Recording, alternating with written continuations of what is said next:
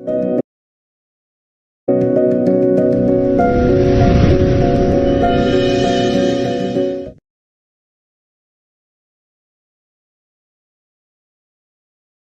friends, myself Durga. I'm working as a Java trainer for the last 16 years in Durgasoft. I worked more than 5 years in IBM as a software engineer, sir.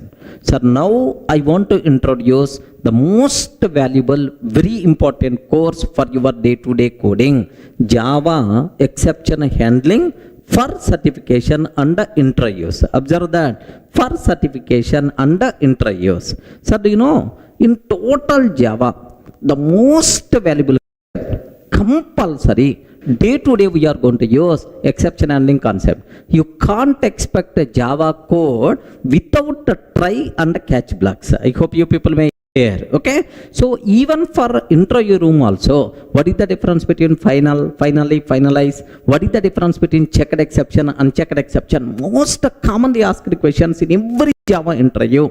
That's why exception handling very important for our day-to-day coding, very important for our interviews, even for certification also. Whether you are planning for OCJA or OCJP, either first level or second level, in both the certifications, this topic is one very important topic. That's why you people should have very clear ideas, sir. Moreover, this exception handling concept is my favorite topic, sir. You people can expect much subject with full confidence from me, yes, especially related to exception handling. So yeah, the part of exception handling, what the things we are going to discuss. Have a look once.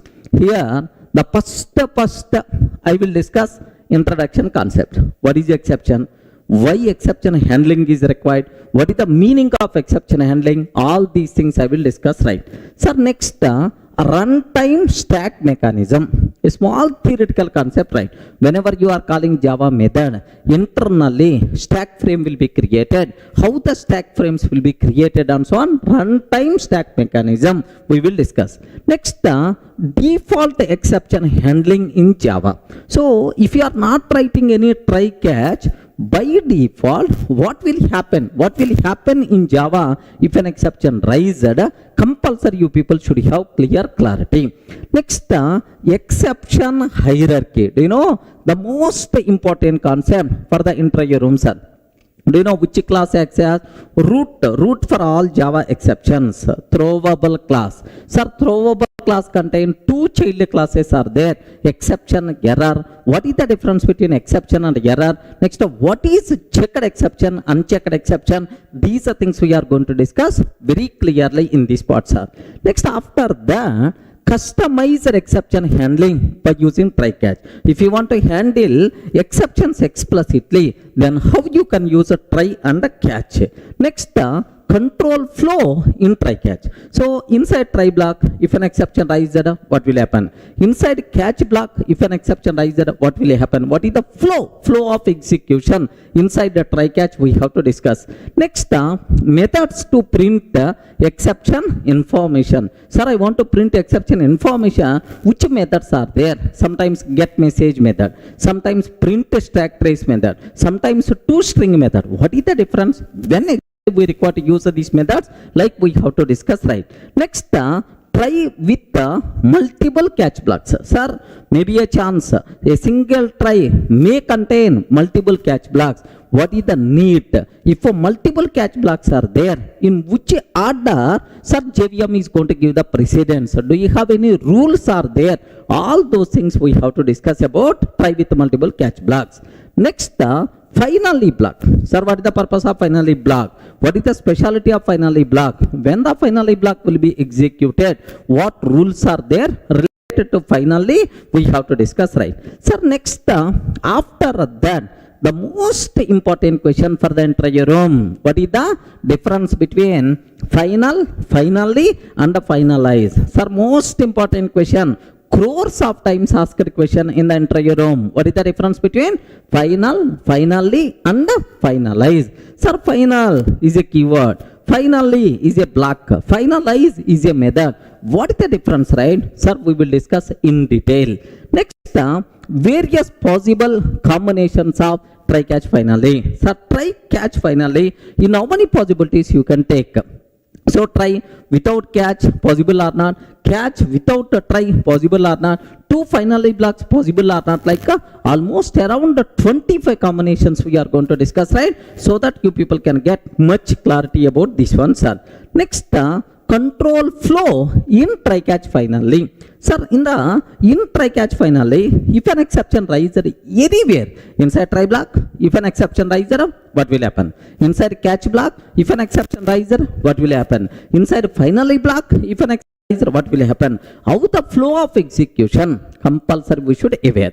Next, control flow in nested try catch finally. Sir, sometime inside a try block you can take try catch finally, inside catch block you can take try catch finally. So if a nested try catch finally is there, sir, how the control flow? Suppose inside outer try block exception riser, or inside inner try block exception riser, what will happen? What will happen? In which order the things are going to be executed? Compulsory we should aware. Clear for all, right? Sir, this is next. And after that, the next important concept for the interview room, we should go for throw keyword.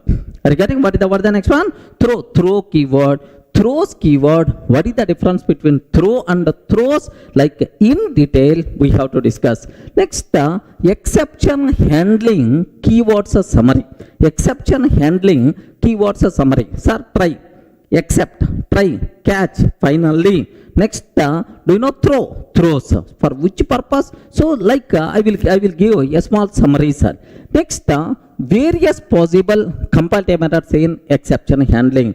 Various possible comparative methods in exception handling. Sir, why I'm listing out all possible comparative methods? Because every comparative method itself is an important conclusion. So for the interview room or for our day-to-day coding, that's why let me list out all possible comparative methods, then all those conclusions we should aware. Next, customized or user-defined exceptions. Sometimes based on our programming requirement, we have to define our own exception, not Java inbuilt exception. We have to define our own exception. Such type of exceptions are called customized or user defined exceptions. How you can define, how you can use, this part we have to discuss. Next, top 10 exceptions. Just oddly most commonly occurred 10 exceptions we are going to discuss with the examples. Sometimes in the interview room, boss, in your previous project, what are the most commonly raised exceptions? Whatever commonly exceptions what you faced, like immediately we should be in a position to answer. Are you getting right? Next, 1.7 version enhancements. Sir, try with the resources. Try with the resources. Second one, multi-catch block. A single catch block that can handle multiple exceptions also. Okay, make sure these are 20 topics we are going to discuss, so that if any person is asking, do you know exception handling, give left and right. You will become king after completing these things, I'm sure, sir. Next, and after that, even I will touch in the 1.9 version related to try with resources, there is some enhancement came. Of course, it is not required as of now for our certification, but still, just I will spend some time so that you will get much clarity. Clear for all of you, right? So at the part of this course, what things you are going to cover, what things you are going to learn at the part of exception handling, this is the agenda. Clear, right? Be ready to give left and right.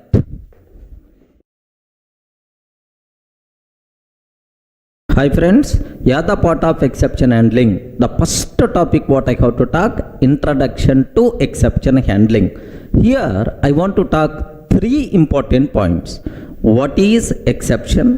What is the purpose of exception handling? What is the meaning of exception handling? These are 3 points we are going to discuss. Sir, can you please tell what is an exception? Ayo, respond. What is an exception? Runtime exception, abnormal termination. What is an exception? If the interview person is asking, can you please define an exception? What answer you are going to tell? Yes, friends? Yes? Best example. I don't want to go for technical terminology. Let me talk our day-to-day normal general life terminology, right? Suppose you are viewing this video, okay, you are viewing this exception earning video. So by mistake net connectivity disconnected, or there is a problem with your system. Array, last half an hour onwards you are listening properly, suddenly something goes wrong, the power problem or net is not working, or otherwise your system problem, something. So immediately you are not in a position to continue listening this video. Are you getting right? Okay, something goes wrong, an unwanted, unexpected event. Sir, I don't want this event, unexpected event that disturbs normal flow of program. Are you getting right?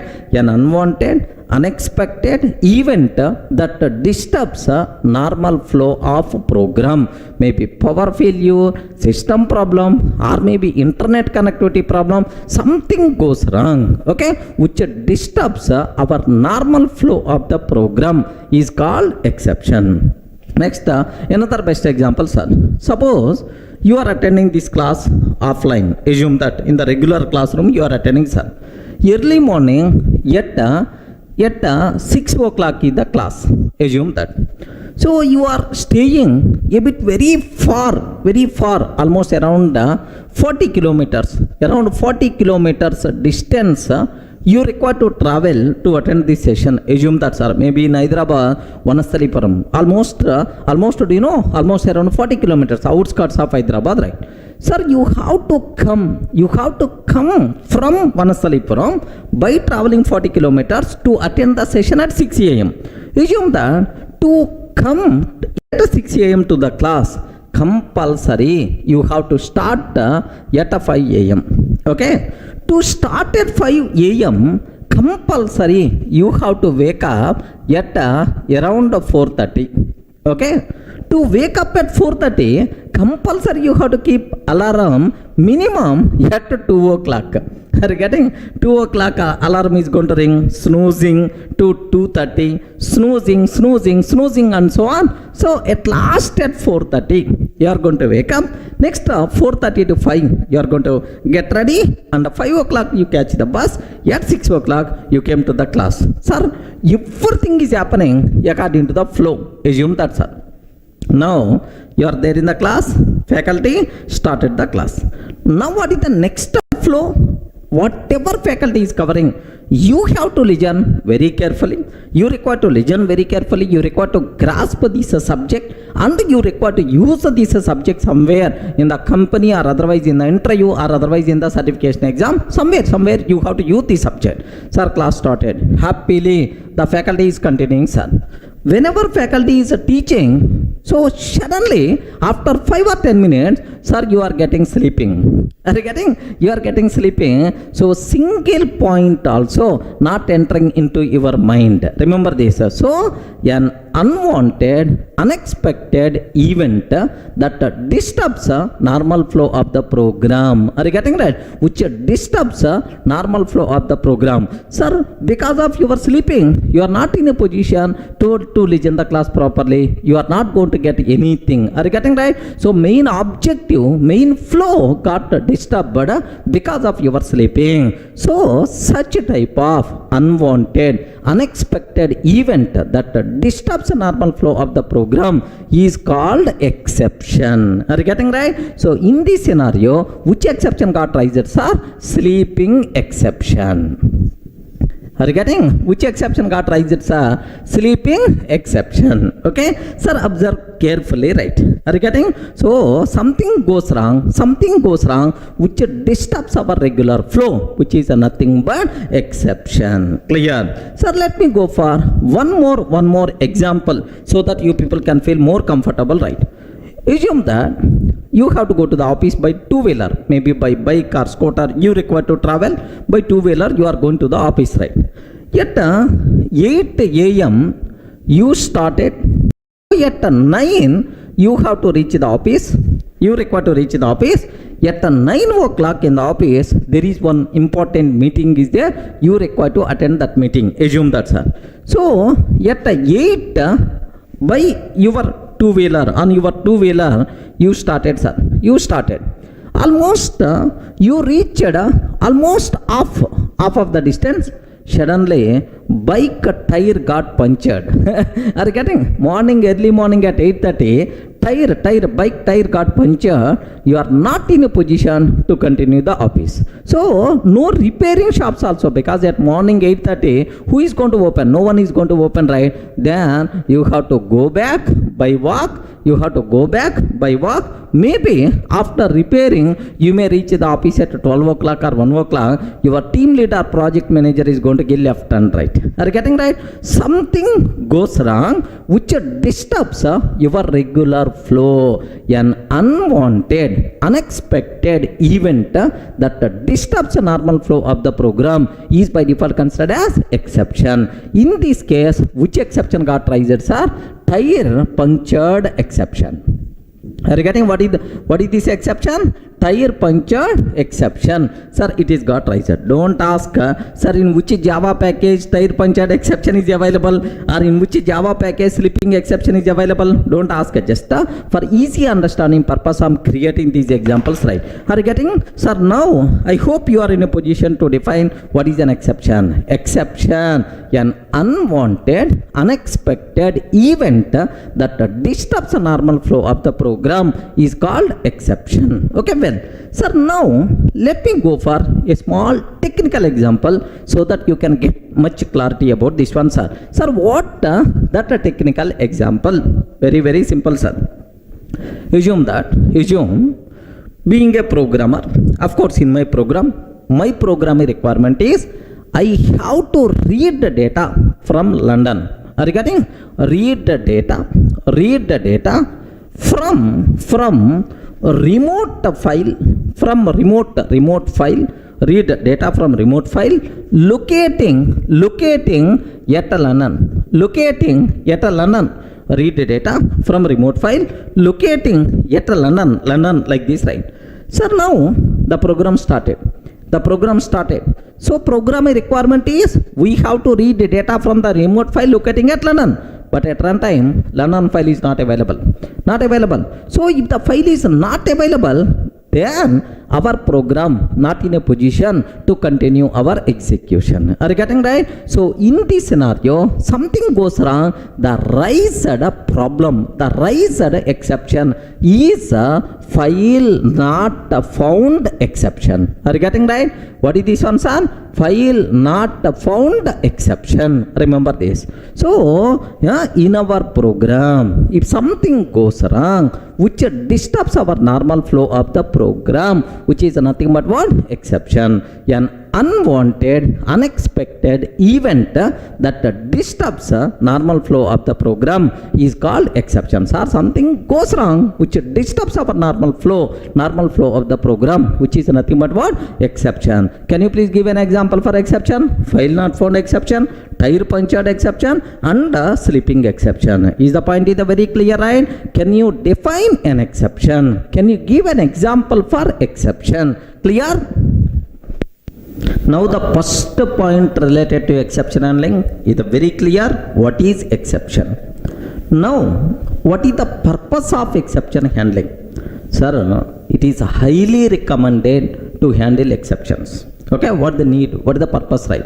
Sir, best example, if something goes wrong, yes, obviously, everything is going to be happen as per our expectations, no such type of thing. So, in our life, it is not going to be happen. In our programs also not going to be happen. Sir, if everything goes fine, as per our wish, you never going to listen this video. I never going to teach this video, sir, because my assumptions are a bit higher. Are you getting? Your assumptions may be a bit higher. You may not. So, if something goes wrong, are you getting? Something goes wrong, we should be in a position to handle the situation. So it is highly recommended to handle exceptions, right? Exception handling must be required. Now my question is, what is the purpose of exception handling?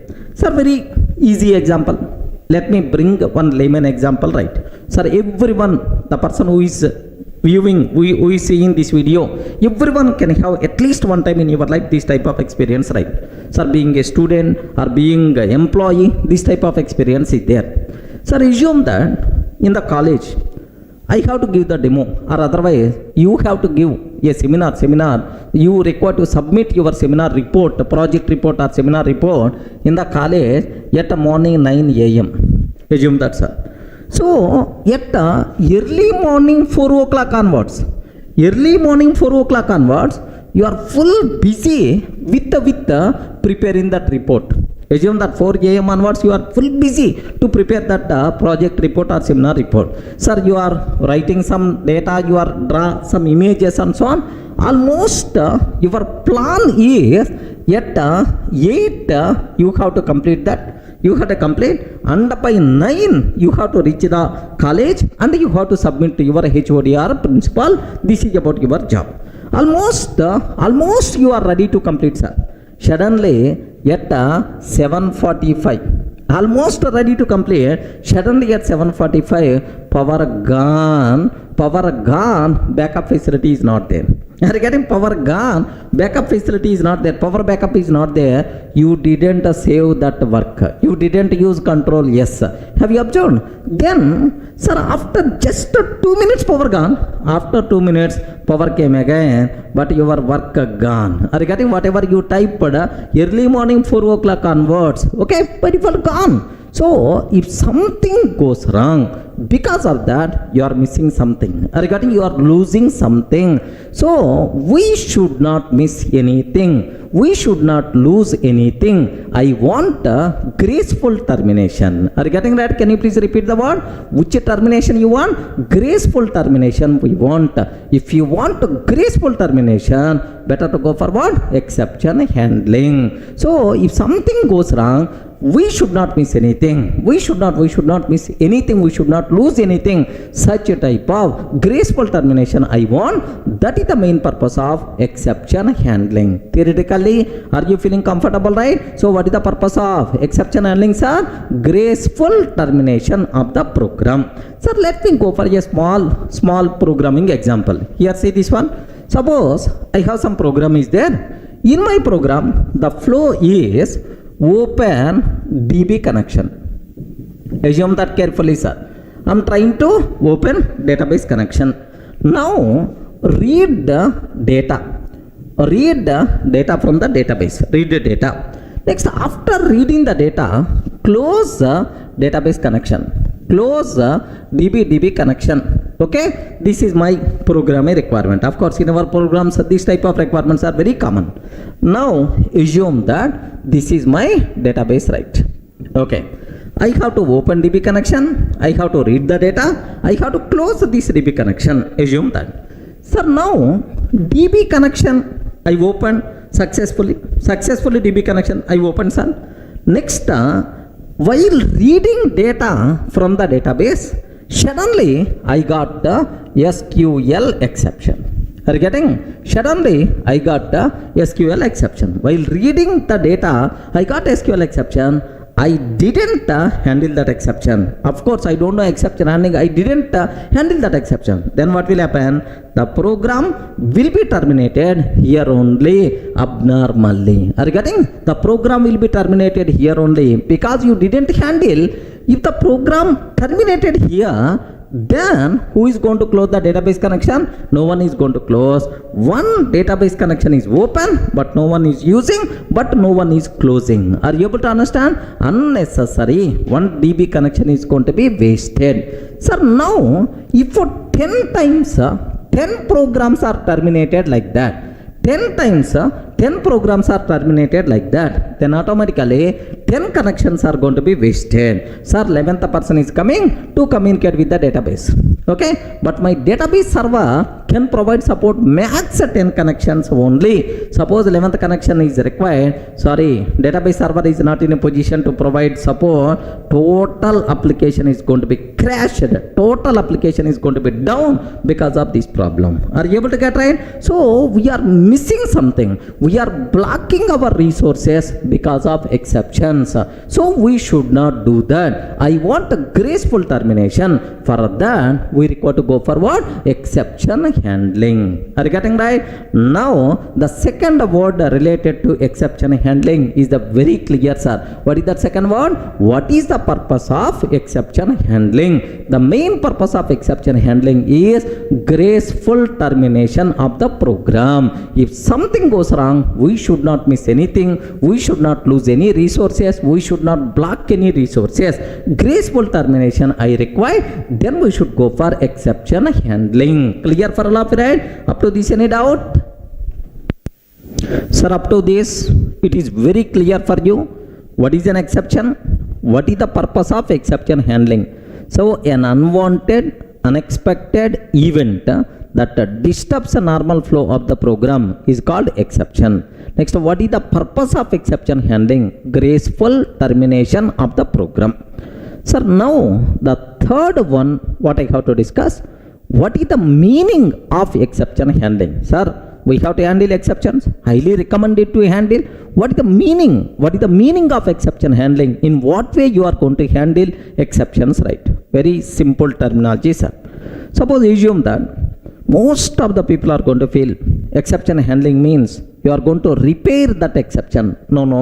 We are not in a position to repair sometimes. That's why. So what it means? Just a small example, layman example I will cover. Sir, I told already, you are preparing your seminar or project report. So almost 3 hours you worked. You didn't save. Power gone. You are missing something. Are you getting? How you can handle this one? Can you please tell? Yes, friends, it is our normal day-to-day life. How you can handle this one? Yes, very simple. You will go for power backup. You are arrange power backup at least for 5 minutes. If the power gone, still the system is on because of your backup power.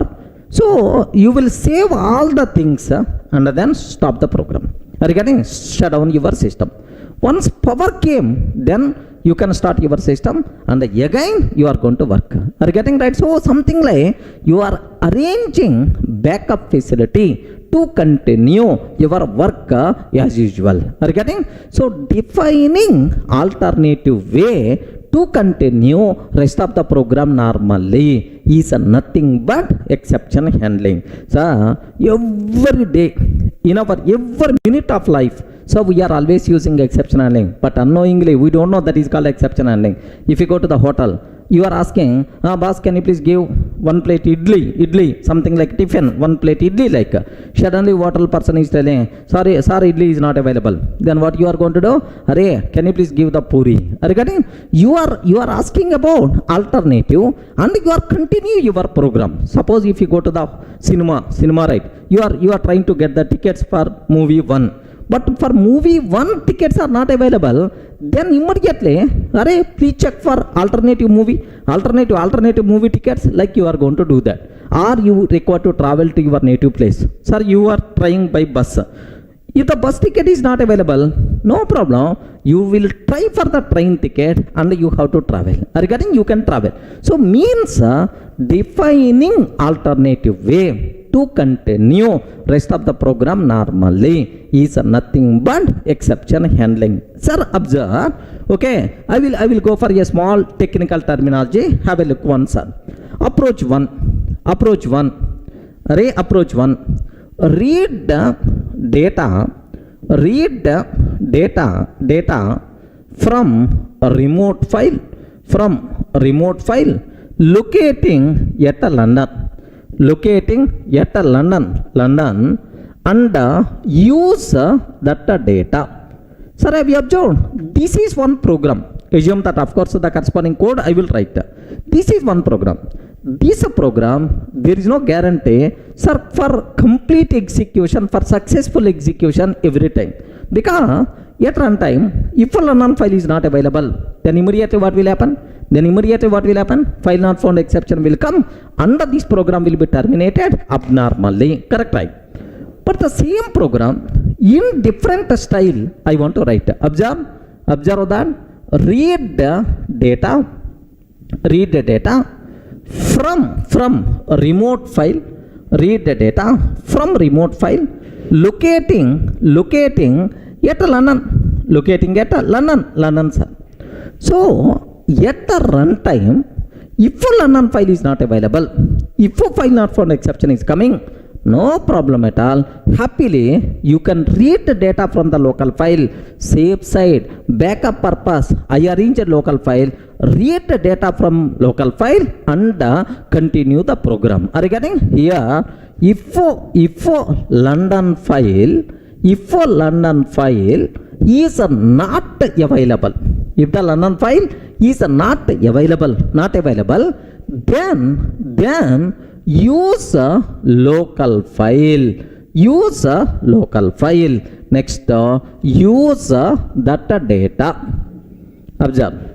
Sir, have you observed? Both programs are going to read the data from the London file, but here have you observed, right? There is no guarantee for successful termination of this program, but this one there is a maximum chance for successful termination, because I arranged alternatives also simultaneously, right? If London file is not available, no problem at all, use a local file and continue rest of the program normally. So defining alternative way to continue rest of the program normally is nothing but exception handling. Everyone can able to understand? Can you please tell what is the meaning of exception handling, sir? We have to define alternative ways at the beginning only. If something goes wrong at runtime, by using that alternative, happily we can continue our rest of the program normally, which is nothing but what? Exception handling. Okay, best, sir, the same thing theoretically, I mean technically syntax wise, I will write like this. Observe carefully, sir. Here, try block I'm taking. Sir, read the data from London file, from remote file locating at London. Okay. Now catch, okay, file not found exception. If the file not found exception is coming, no problem, don't worry, sir, use local file and continue rest of the program normally. Use local file and continue rest of the program normally. Observe that. So I hope you are seeing the thing. So even London file is not available, no problem, use local file, continue rest of the program normally. This is what is the meaning of exception handling.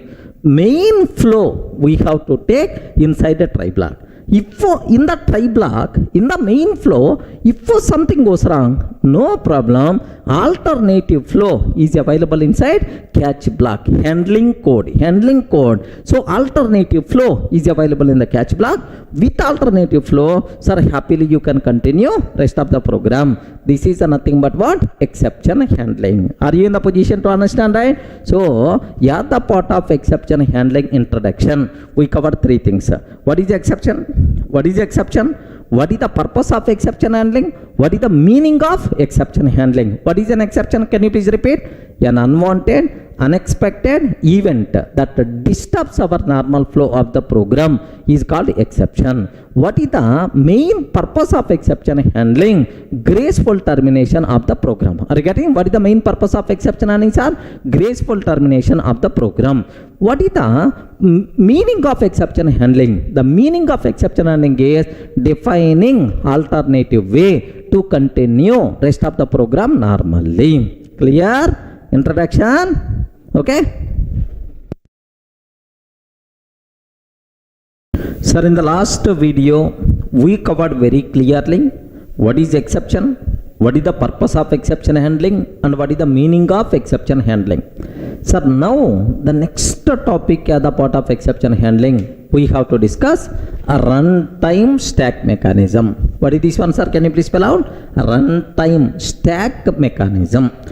Sir, actually, if you have idea about these stacks, in the future, exception handling concepts you can understand very easily. Of course, this one not talks about direct exception handling, but having this knowledge is a highly recommended. The remaining exception handling terminology you can able to understand, right? Okay, well, so now for every, I have one program is there. Assume that I have one Java program is there. In that Java program, there may be a chance of multiple multiple threads are there, but every Java program contain at least one thread. What is that thread? Main thread. I hope you people may have idea. Main thread. Every Java program contain at least one thread. That thread is main thread. Now, for every thread, JVM will create one runtime stack. Remember this one. For every thread, JVM will create one runtime stack. Assume that this is the runtime stack of this T1. This T1 or main thread or some. For every thread, JVM will create one runtime stack. Every method call performed by thread. Every method call, because this T1 may execute M1, this T1 may execute M2 or main method, like each and every method call performed by this T1, one entry will be saved inside the corresponding stack. Regarding for every method call, one entry will be stored inside the stack. This entry is called stack frame. This entry is called stack frame or activation record. Regarding this entry is called one stack frame or activation record. Okay, like, sir, once assume that T1 calls M1. Oh, T1 calls M1, compulsory one entry will be stored in the stack. Once M1 completed, now the corresponding entry from the stack will be removed. Remember this one. Once that method call will be completed, now the corresponding entry from the stack will be removed. Are you able to understand? After completing all method calls, now this thread is going to terminate. Before terminating this thread, the corresponding empty stack will be destroyed by Java virtual machine. JVM is the responsible to destroy this empty stack. JVM is the responsible to create empty stack at the beginning. JVM will destroy this empty stack, right? Sir, observe. Are you able to understand? Just let me use the terminology. Of course, once I explain with an example, then you can able to understand, right? So now, for every thread, JVM will create one stack. Every method call performed by that thread, one entry will be stored in the stack. Once that method call execution completes, automatically that entry by default will be removed from the stack. Once the stack is empty, all method calls completed, now this empty stack will be destroyed by JVM. Any doubt? All the people are in a position to understand, right? Sir, let me go for a small chota example, then you can get much clarity, right? Observe very carefully, sir. Assume I have one class test, sir. I have class test is there. Assume this class test contain public static void main method string array args. Public static void main method string array args. Now this main method is calling do stuff method. Main method is calling which method, sir? Do stuff method.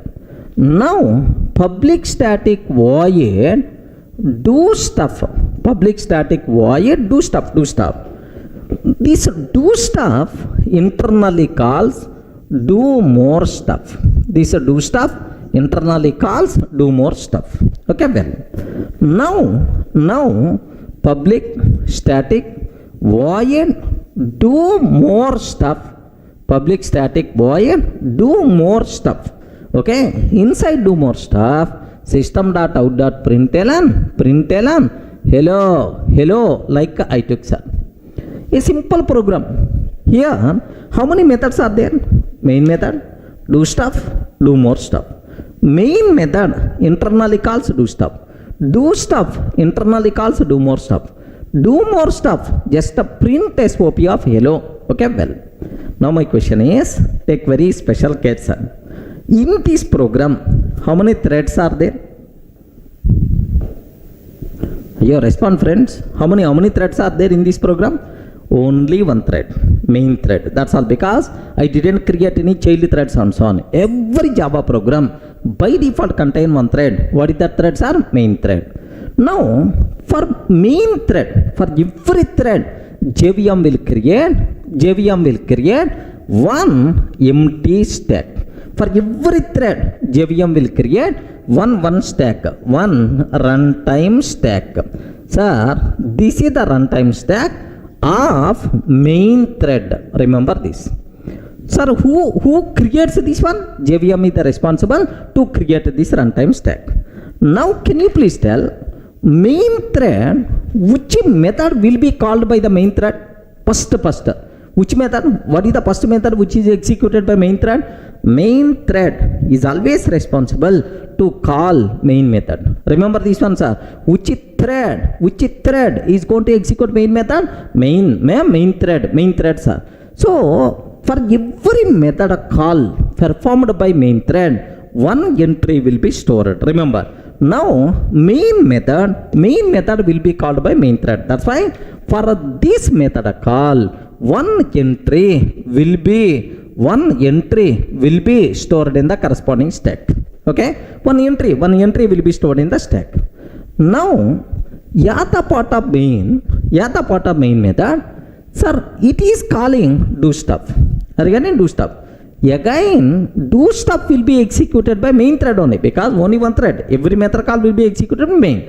Now yata part of main method, sir, do stuff method it is calling. That's why for this do stuff method, one entry will be stored in the corresponding stack. Regarding do stuff also stored in the corresponding stack. Okay, now the control came to do stuff, sir. But at the part of do stuff, now it is calling do more stuff. Regarding at the part of do stuff, now it is calling what? Do more stuff. Okay, remember. Now, sir, it is also a method call. For this method call also, one entry will be stored inside a stack. Do more stuff.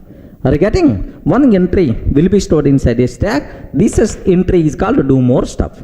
Now the control came to do more stuff. Observe very carefully, sir. Sir, inside do more stuff, just the SOP of hello is there. Are you getting SOP of hello? That's why what output by default we are going to get, hello is the answer. Okay, well. Sir, after printing SOP of hello, is this do more stuff completed or not? Please confirm. This do more stuff completed or not? Yes. Once if any method call execution completed, now the corresponding entry will be removed from the stack. Now which is the corresponding entries are? Do more stuff will be removed from the stack. Okay, removed from the stack.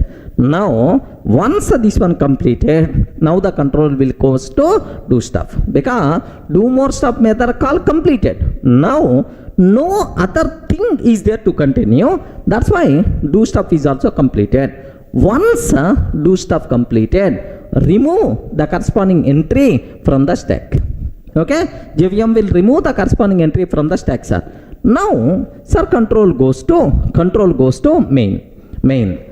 Inside main, other than do stuff call, nothing is there. That's why main method is also completed. If the main method completed, now the corresponding entry will be removed from the stack. Have you observed, right? Now can you please guide? Sir, now the stack will become empty. My main method is also completed. Nothing there to execute. That's why just before terminating main thread, JVM will destroy this empty stack. Are you getting? This empty stack will be destroyed by JVM. Are you getting? So this is what you people should be aware, which is nothing but runtime stack mechanism. Clear for all of you? What is the meaning of runtime stack mechanism? Okay. So for every thread, JVM will create a separate stack. Every method call performed by the thread, one entry will be stored in the corresponding stack. Once that method execution completed, the corresponding entry will be removed, sir. After completing all method calls, now the stack will become empty. Before terminating the thread, JVM will destroy the corresponding stack. This mechanism is nothing but what? Runtime stack mechanism. Next, each entry in the stack is called activation record. Activation record or stack frame. Are you getting? Activation record or stack frame. Each entry is called activation record or stack frame. Is it clear? Any explanation is required about runtime stack mechanism? Of course, you may ask, sir, why you are covering the part of exception handling? Because if you can understand this one, the remaining concepts of exception handling, you can easily understand, sir, because it is the base for remaining topics of exception handling. Clear? Hi friends, in the last video we covered what is a runtime stack mechanism. Sir, now the next topic what we have to discuss, what is default exception handling in Java. Sir, if something goes wrong, if an exception rises, we are not having any exception handling code, by default what will happen? Sir, what is default exception handling in Java? This part I have to discuss. It's a very simple terminology, sir, okay, but acts as a base for the remaining topics. That's why take a bit very special care. Let me explain with a small example, then you can get much clarity. Here, have a look once. Sir, observe, I have class test, public static void main method, string array args. Public static void main, string array args. Main method is there. This main method is calling, assume that it is calling do stuff method. Main method is calling do stuff method. Sir, now public static void do stuff, public static void do stuff internally calls do more stuff. Assume internally calls do more stuff. Next, public static void do more stuff. Public static void do more stuff. Now here I am taking system.out.println hello like this. I am taking, sir. Listen very carefully about this code, sir. Hello like this. I hope you people may already aware this terminology, sir. Sir, do you know? So in this, how many threads are available? I covered already in the last video, runtime stack mechanism. How many threads are available? Only one thread, main thread. For every thread, JVM is going to create one runtime stack. Okay? Well, this runtime stack created, right? Assume that. Now, what is the first method call performed by main thread? Main method will be called by main thread. That's why first main. So main internally calls do stuff. Are you getting? Main internally calls what? Do stuff. Now for that do stuff also one entry added. Next, sir, inside do stuff, now the control came to do stuff. Inside do stuff, do more stuff. It is calling do more stuff, sir. Sir, do more stuff is another method call. For every method call, JVM will add one entry. That's why here do more stuff. Okay. Now the control do more stuff. Now the control came. Sir, inside do more stuff, SOP of hello. That's why output we are going to get hello is the output, sir. Output once hello completed, do more stuff completed. That's why do more stuff will be removed, and now the control go back to do stuff. Inside do stuff, no other extra things I have to do. Do stuff also completed. Now remove the do stuff also. Now the control go back to main method. After do stuff call, nothing is there. No extra code is there. That's why remove. Sir, main method also completed. Remove the entry, and JVM will terminate this thread and the corresponding stack will be destroyed. Okay, it is, if everything goes fine, no problem, hello is the answer, the program will be stopped. But something goes wrong. Regarding something goes wrong, then what will happen? That's what our cinema, sir. Sir, now observe carefully. Instead of SOP of hello, I'm taking SOP of 10 by 0. Are you getting? SOP of 10 by 0. 10 by 0, something goes wrong. Arithmetic exception came, sir. Now what is the flow? How the things are going to be happen? Because I never used any try or catch block. By default, what will happen? This knowledge must be compulsory. You should have. Okay, well, sir, now here let me make my stack is empty. Sir, in this, how many threads are there? Just now I explained. How many threads are there? Only one thread. What is that? Main thread, right? Now, main thread first calls main method. Main thread first calls main method. Main method calls do stuff. Now the control will comes to do stuff. Now, sir, main thread calls do stuff. Now, the other part of do stuff, sir, this do more stuff will be called. That's why the control comes to do more stuff. One entry added. Now, observe very carefully, sir. Do more stuff. Now, the control comes to do more stuff. Sir, currently, control is inside which method? Do more stuff. Have you observed top of the stack is do more stuff only. Now, here something goes wrong. Observe very carefully, sir. Here something goes wrong. Inside a method, if an exception rises, the method in which it is raised is the responsible to create exception object. Remember this one, sir. The method in which this exception raised, that method is the responsible to create exception object, of course with the help of JVM only. Exception object created. In this object, what information added? Name of the exception. Can you please spell out what is the name of the exception? Sir, what is the name of exception? Sir, arithmetic exception. What is the description of the exception? Description of the exception. Description of the exception is division by 0. Is that description, sir? Division by 0. Next, what is stack trace?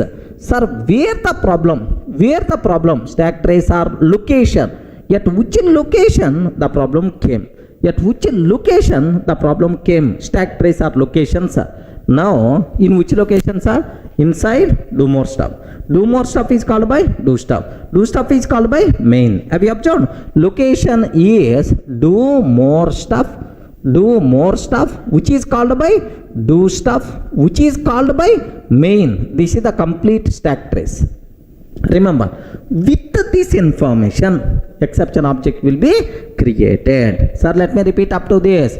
So, inside a method, if an exception raised, the method in which it is raised is responsible to create exception object. Remember, this is the responsible to create exception object. Okay, well, exception object created by the method with the help of JVM internally, right?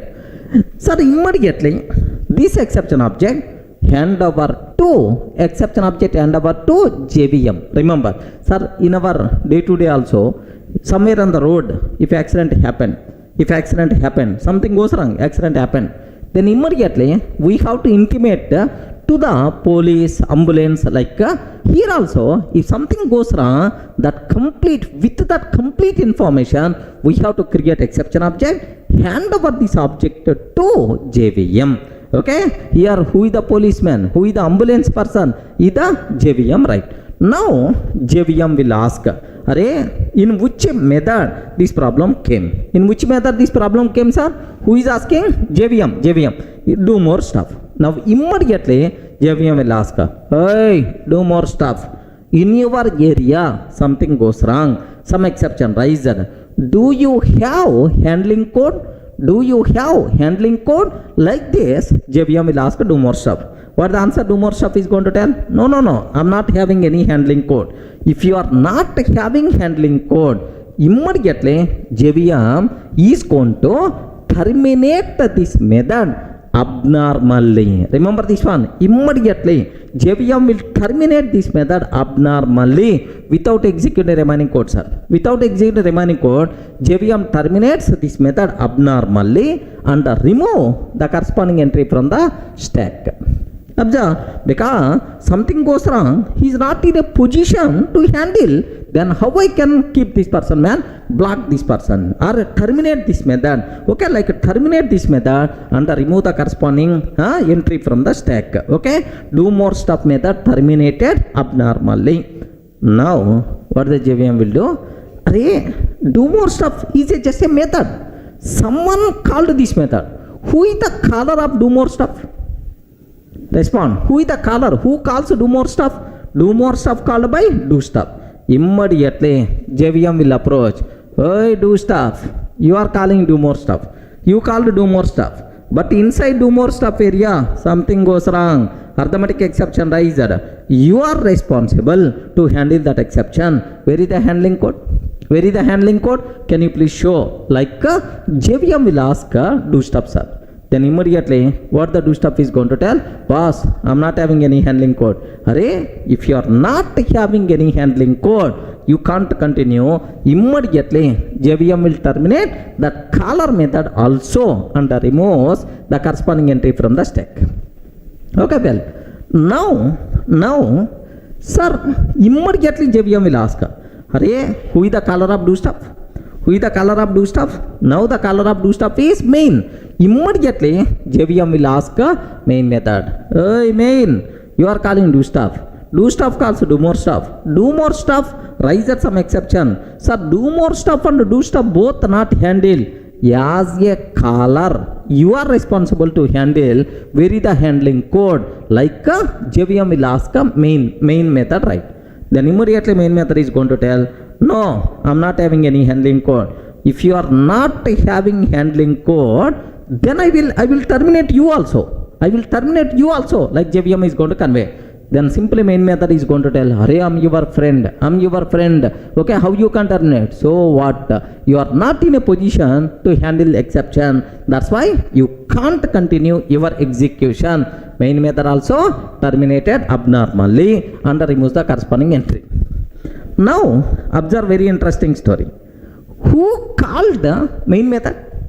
Can you please confirm? Who is calling main method? Main method is called by JVM only. Now, who is the responsible to handle this one? Finally, JVM is the responsible to handle. To handle such type of things, JVM will maintain one assistant. Who is that assistant? Is default exception handler. Who is that assistant, sir? Can you please spell out?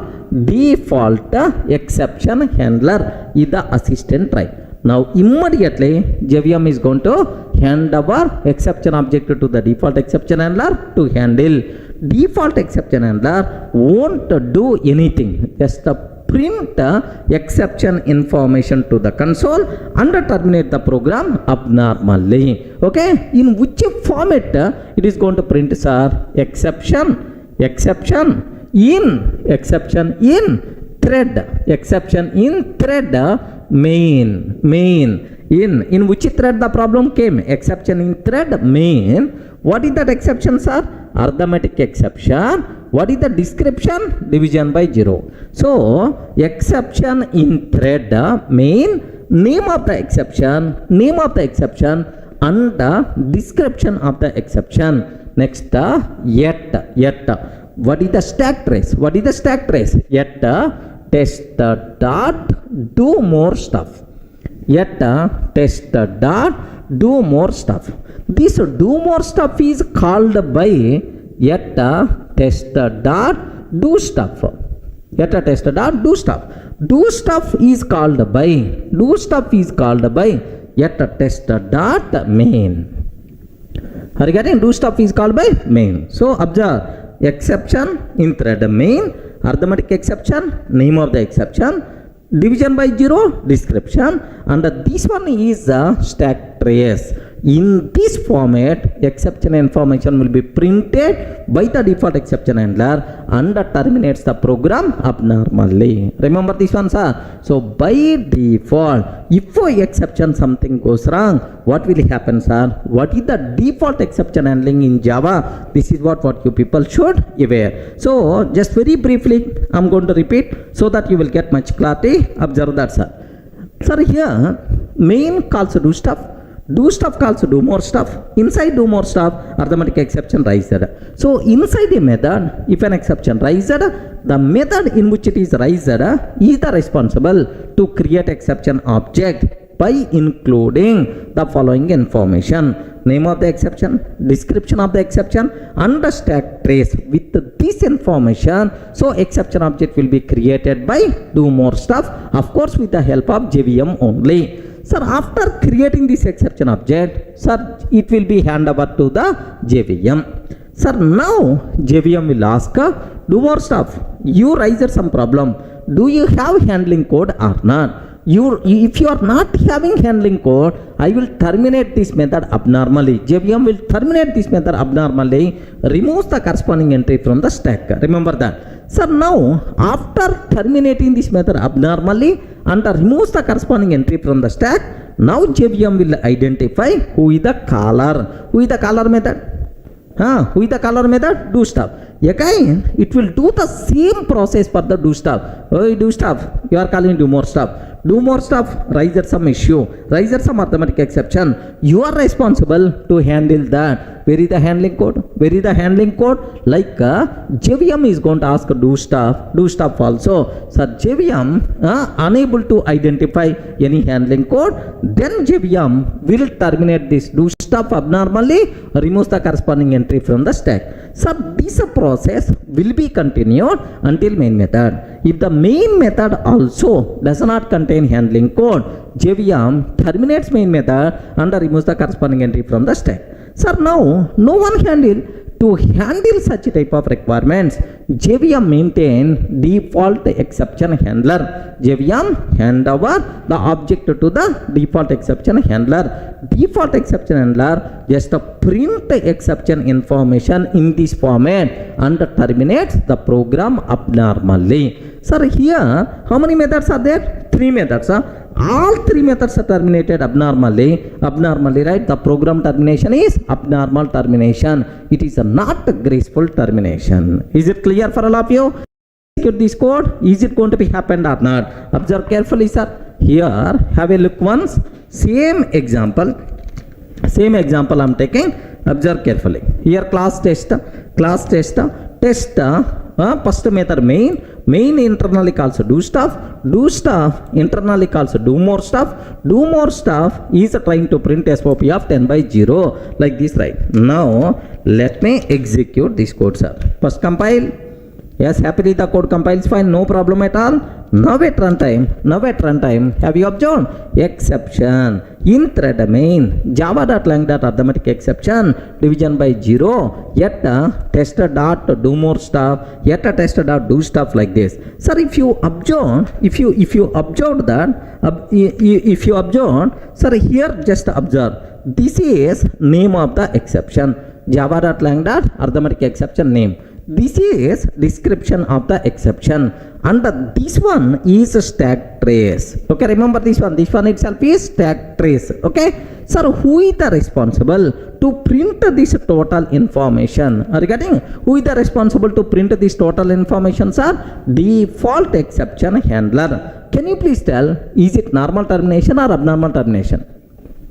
Okay, respond. Is it normal termination or abnormal? Abnormal. Something goes wrong. It's not normal termination. Abnormal termination never be recommended. Clear, right? So, if something goes wrong, by default, how the things are going to be happen? What is the default exception handling in Java? This is the story, sir. Now, sir, make sure. Total, how many methods are there? 3 methods, sir.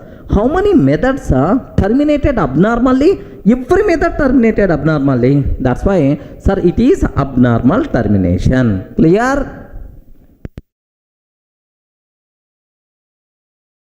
Now, I will explain second example related to default exception handling so that you people can get much clarity. Observe that. Here, class test, public static void main string array args. Sir, main method calls do stuff method. Do stuff method calls do more stuff. Sir, same as previous example only, but where is the difference, right? Do more stuff.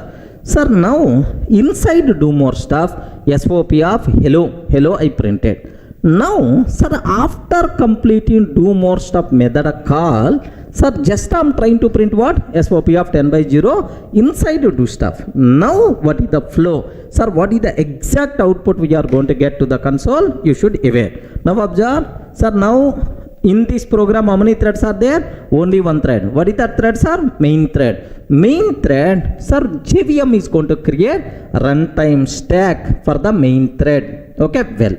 Now, here observe, first method, which is going to be called by the JVM, sir, main. Okay, main thread. Main thread is the responsible to call main method. Yeah, the part of main method, it is calling which method? Do stuff method. Now, yeah, the part of that, it is calling do stuff method. Do stuff method. Now, sir, do you know, yeah, the part of do stuff, now it is calling do more stuff. Are you getting? Now it is calling which method, sir? Do more stuff. Now, do more stuff. Do more stuff. Okay, like. Now, do more stuff will be called, okay, like. Can you please observe, whenever the control, whenever you are calling do more stuff, now the control entered into do more stuff. Inside do more stuff, what is the line is there? SOP of hello. That's why just the print output will become hello. Hello, that's all. Observe, output will become hello. Sir, now after SOP, any other statement I have to execute? Nothing. That's why do more stuff completed normally. Sir, if a method completes normally, sir, removes the corresponding entry from the stack. Now do more stuff, this method execution, is it normal termination or abnormal termination? It is what? The normal termination. Correct, right? Normally completed. Now the control goes to do more stuff. Yes, it is already completed. Now, what is the method? What is the method? SOP of 10 by 0. Sir, SOP of 10 by 0, here arithmetic exception raised. Remember this one. So inside which method arithmetic exception raised? Okay, inside do stuff. Do more stuff already completed. No more do more stuff. Do more stuff already completed, sir. Only inside do stuff, SOP of 10 by 0. Sir, now there is no handling code. That's why JVM is going to terminate this do stuff abnormally and removes corresponding entry. Okay, sir, have you remembered? So inside do stuff, if an exception raised, sir, an object exception object will be created by do stuff. Correct or not? Now this sir, exception object hand over to the JVM. JVM will check whether this do stuff having any handling code or not. No handling code. That's why JVM terminate this method abnormally, removes the corresponding stack. Sir, now JVM will identify who is the caller method. Which is the caller method? Can you please spell out? Main. Main method also doesn't contain handling code. JVM terminate this main method also abnormally and removes the corresponding entry from the stack. Now, who is the caller of main method? JVM is the caller. Now JVM is the responsible to handle this exception. Sir, what the JVM is going to do is, JVM delegate this responsibility to default exception handler. Default exception handler just print exception information to the console and terminate the program abnormally. Sir, in which format default exception handler will print exception information? Can you please tell, sir?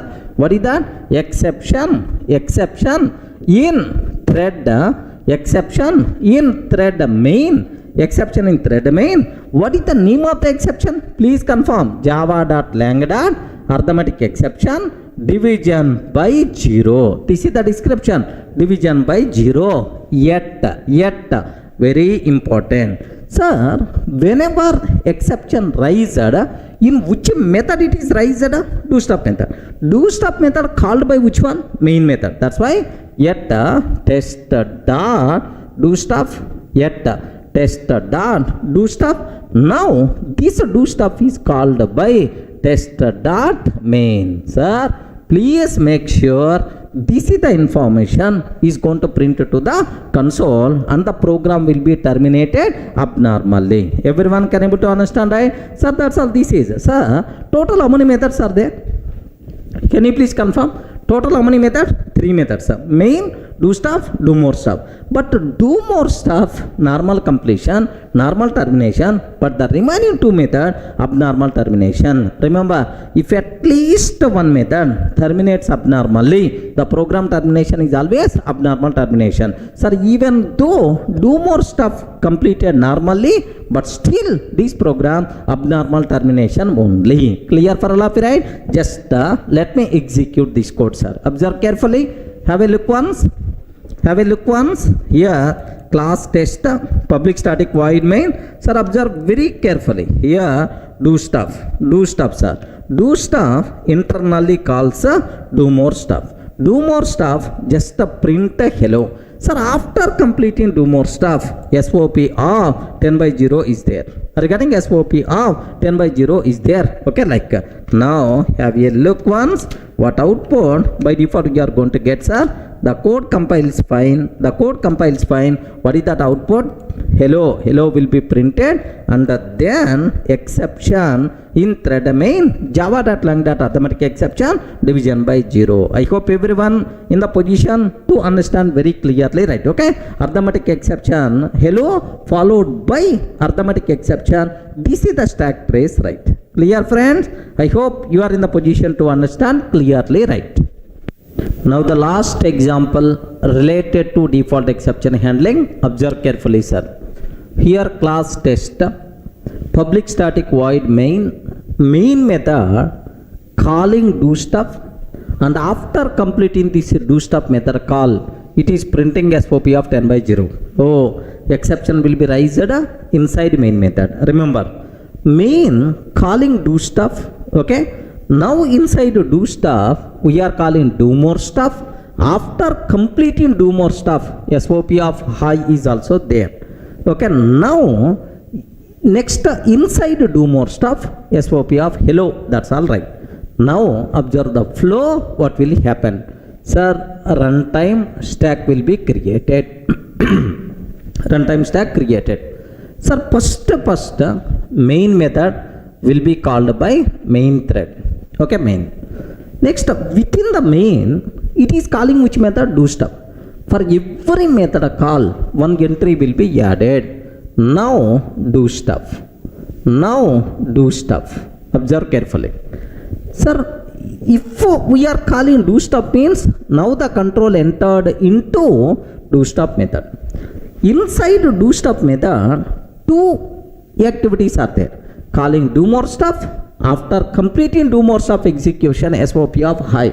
Now calling do more stuff. Now it is a method call. Compulsory one entry will be added. One entry will be added. Added, right? Calling do more stuff. One entry will be added. Sir, inside do more stuff. Now SOP of hello. Hello. That's all. Sir, now just print hello. What is the output we are going to get, sir? Hello. Hello will be printed, or otherwise output hello. Hello will be printed. Next, do more stuff. After printing hello, any other activities I have to do? Nothing. Do more stuff completed normally. Now removes the corresponding entry from the stack. It is a normal completion of this method. Now the control go back to caller. Caller is the do stuff. Sir, inside after completing do more stuff method call, SOP of high is there. Now print that high. Print that high. Now, sir, after completing high, SOP of high, can you please tell, is this do stuff completed or not? Completed. Is it normal completion or abnormal? Normal completion. Once a method completed, now removes the corresponding entry from the stack. Are you getting? Now the control goes back to caller like main method. Sir, now take a bit very special care. At this point, do stuff and do more stuff methods completed normally and removes from the stack also. Okay. Now, sir, after completing this do stuff method call, SOP of 10 by 0. Oh, exception got raised. Arithmetic exception got raised, sir. Now, sir, immediately exception object created, hand over to JVM. Regarding hand over to the JVM. JVM will check whether this method contain any handling code or not. Sir, this main method doesn't contain handling code, then JVM terminate this method abnormally and removes the corresponding entry from the stack. Regarding terminate this method abnormally, remove the corresponding entry from the stack. Okay, sir, now who is the responsible to handle?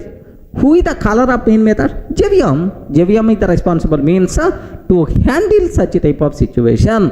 JVM hand over this responsibility to default exception handler. Default exception handler just print exception information to the console. Do you know? Exception in thread main. Exception in thread main. What is the name of the exception? Java.lang. Arithmetic exception division by 0. Description java.lang arithmetic exception division by 0. Yet can you please tell inside which methods are? Yet test dot main. Are you getting? Yet test dot main. That's all. So do more stuff completed normally. That's why they won't be included in the stack trace. Okay, that's all. This is what you people should aware. Let me execute this code. Have a look once, sir. Observe carefully. The same program, right?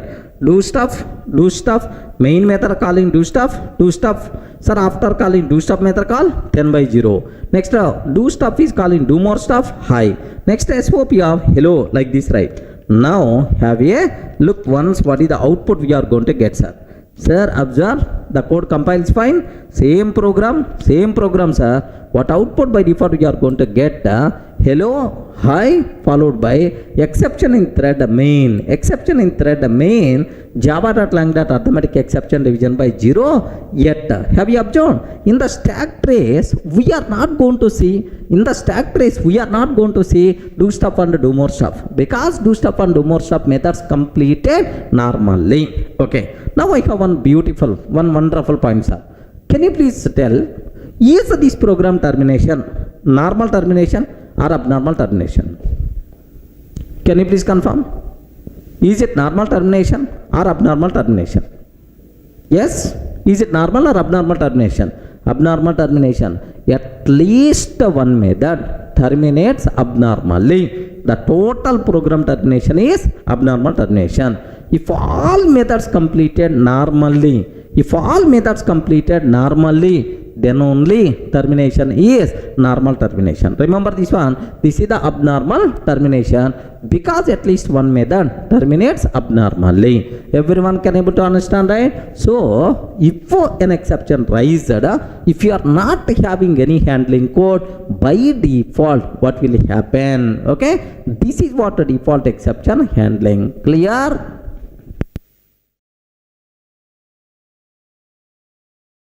Hi friends, in the last video we covered default exception handling in Java. If you are not writing any try catch, how the flow of execution? Sir, it's very clear. I covered 3 examples, right?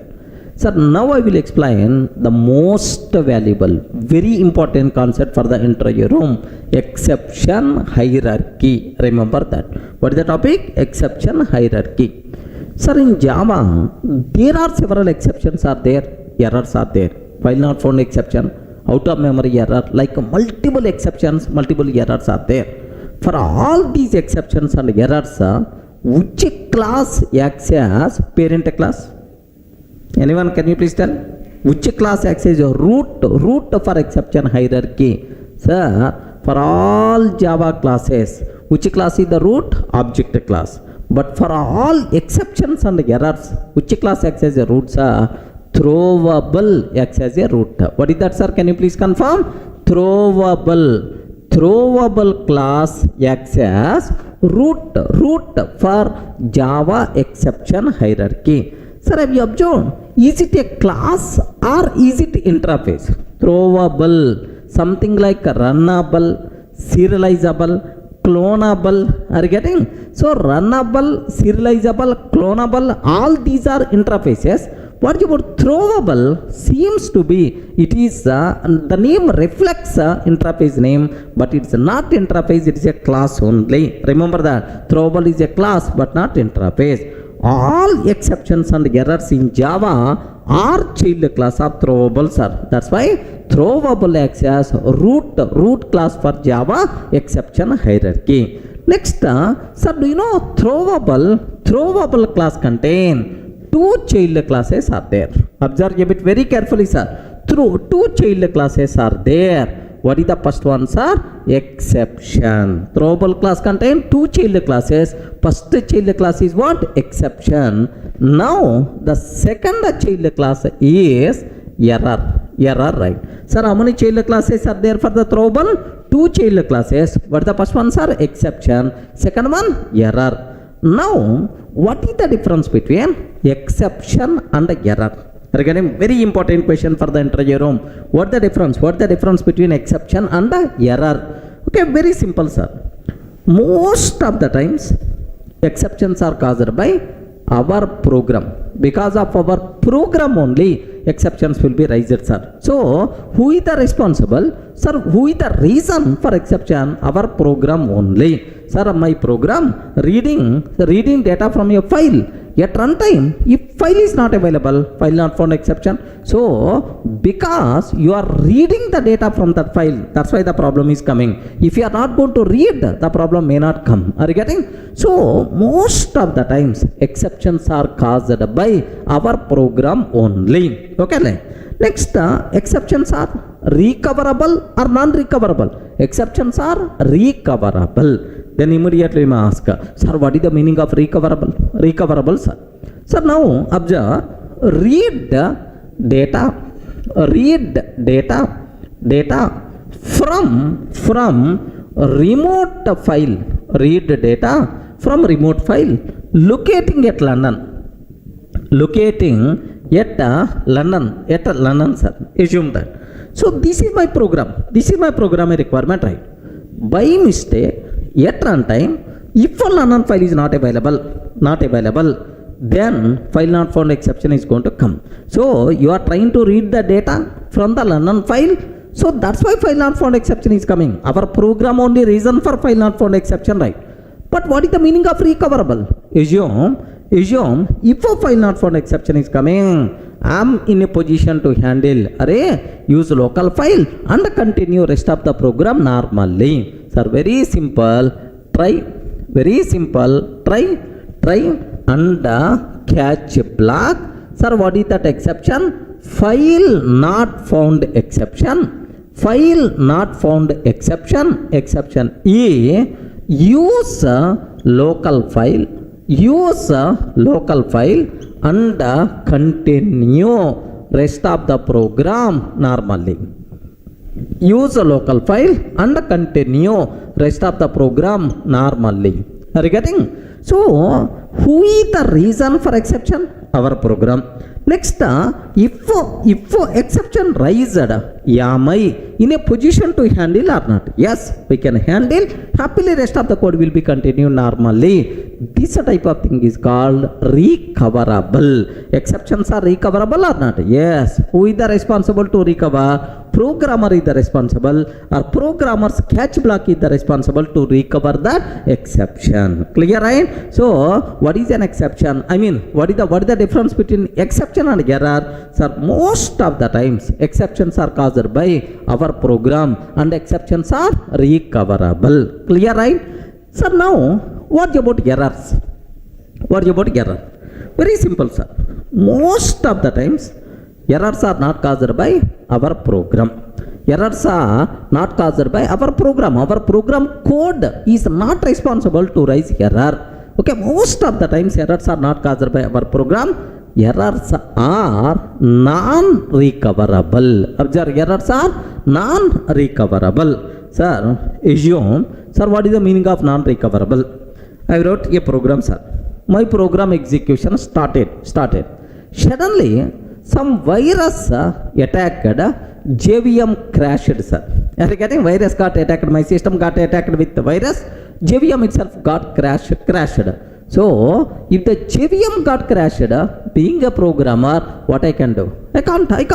Then we have to install again Java or again JVM, and then we have to run our program. Are you able to understand, right? Sir, same way. If my program is executing, if out of memory error is coming, sir, out of memory error, sufficient memory is not there.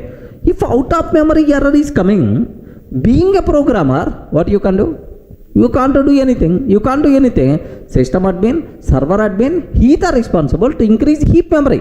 Out of memory error is coming. What programmer is going to do? Programmer simply seeing, that's all. Okay? Because being a programmer, we can't do anything if error occurs. That's why errors are non-recoverable. Errors are not caused by our program. Errors are caused due to lack of system resources. Regarding just due to lack of system resources. Observe a bit very carefully, sir. Due to lack of system resources, errors got caused. Okay, so maybe sufficient heap memory is not available. Maybe my system attacked with virus. That's why virtual machine got crashed. These type of things are by default considered as errors which are non-recoverable. Clear for all of you, right? Sir, can you please tell which class acts as root for exception hierarchy? Respond, man. Which class acts as root for exception hierarchy? Throwable class. Throwable class contain how many child classes are there? 2 child classes are there. What is the first child classes are? Exception. Second one, error. What is the difference between exception and error? Exceptions are caused by our program. Exceptions are recoverable. Even exception occurs, no problem. I can write catch block to handle that exception. Rest of the code will be continued normally. What about the errors, sir? Errors are caused by, okay, not our program, due to lack of system resources. Maybe memory problem, hardware problem, virus attack. These type of things are by default considered as errors. Errors are non-recoverable. If out of memory error came, if virtual machine error occurs, being a programmer, we can't do anything. We have to see, that's all. Our program will be terminated abnormally, which is nothing but what? Error. Sir, very important question for the interview room. What is the difference between exception and the error? You people should have clear clarity. Clear, right? Sir, now it's very clear what is the difference between exception and error. Sir, throwable class contain 2 child classes. Exception, second child class is what? Error. Clear, right? Now, under exception, again, there are several child classes are there. Sir, runtime exception. Runtime exception. Under exception, there are several child classes are there. Runtime exception. Next, do you know IO exception? IO exception. Next, interrupted exception. Very important, sir. In the multi-threading, you will get interrupted exception. Interrupted exception. Next, do you know IO exception? Interrupted exception. Next, remote exception. Remote exception, like there are several child classes are there, like servlet exception, SQL exception, like multiple child classes are available, right? Sir, observe, under exception there are several child classes. Runtime exception, IO exception, interrupted exception, remote exception, like there are multiple child classes are there. Next, under runtime exception, again several child classes are there, sir. Do you know? Sir, arithmetic exception. Sir, we saw multiple times in our last example. Arithmetic exception, division by 0. Next, null pointer exception. Next, class cast exception. CCE, class cast exception. Okay. Next, do you know here index out of bounds exception. Index out of bounds exception. Index out of bounds exception. Index out of bounds exception. For the child classes are, do you know, sir, array index out of bounds exception. Array index out of bounds exception is the child class of index out of bounds exception. String index out of bounds exception, which is the child class of index out of bounds exception. Remember this one, sir? Sir, like, so runtime exception. For that, multiple child classes are there. Arithmetic exception, null pointer exception, class cast exception, index out of bounds exception, array index out of bounds exception, string index out of bounds exception. Similarly, illegal argument exception. Illegal argument exception. Illegal argument exception under the number format exception. Number format exception is the child class, right? Like, are you getting? So these are under runtime exception, right? Same way, under IO exception also, there are multiple child classes are there, sir. Okay, something like EOF exception. Something like EOF exception. What is the meaning of EOF, sir? End of file. End of file while reading we can use, but original name is EOF exception only. EOF exception, file not found exception. File not found exception. Okay, like this. Are you getting EOF exception?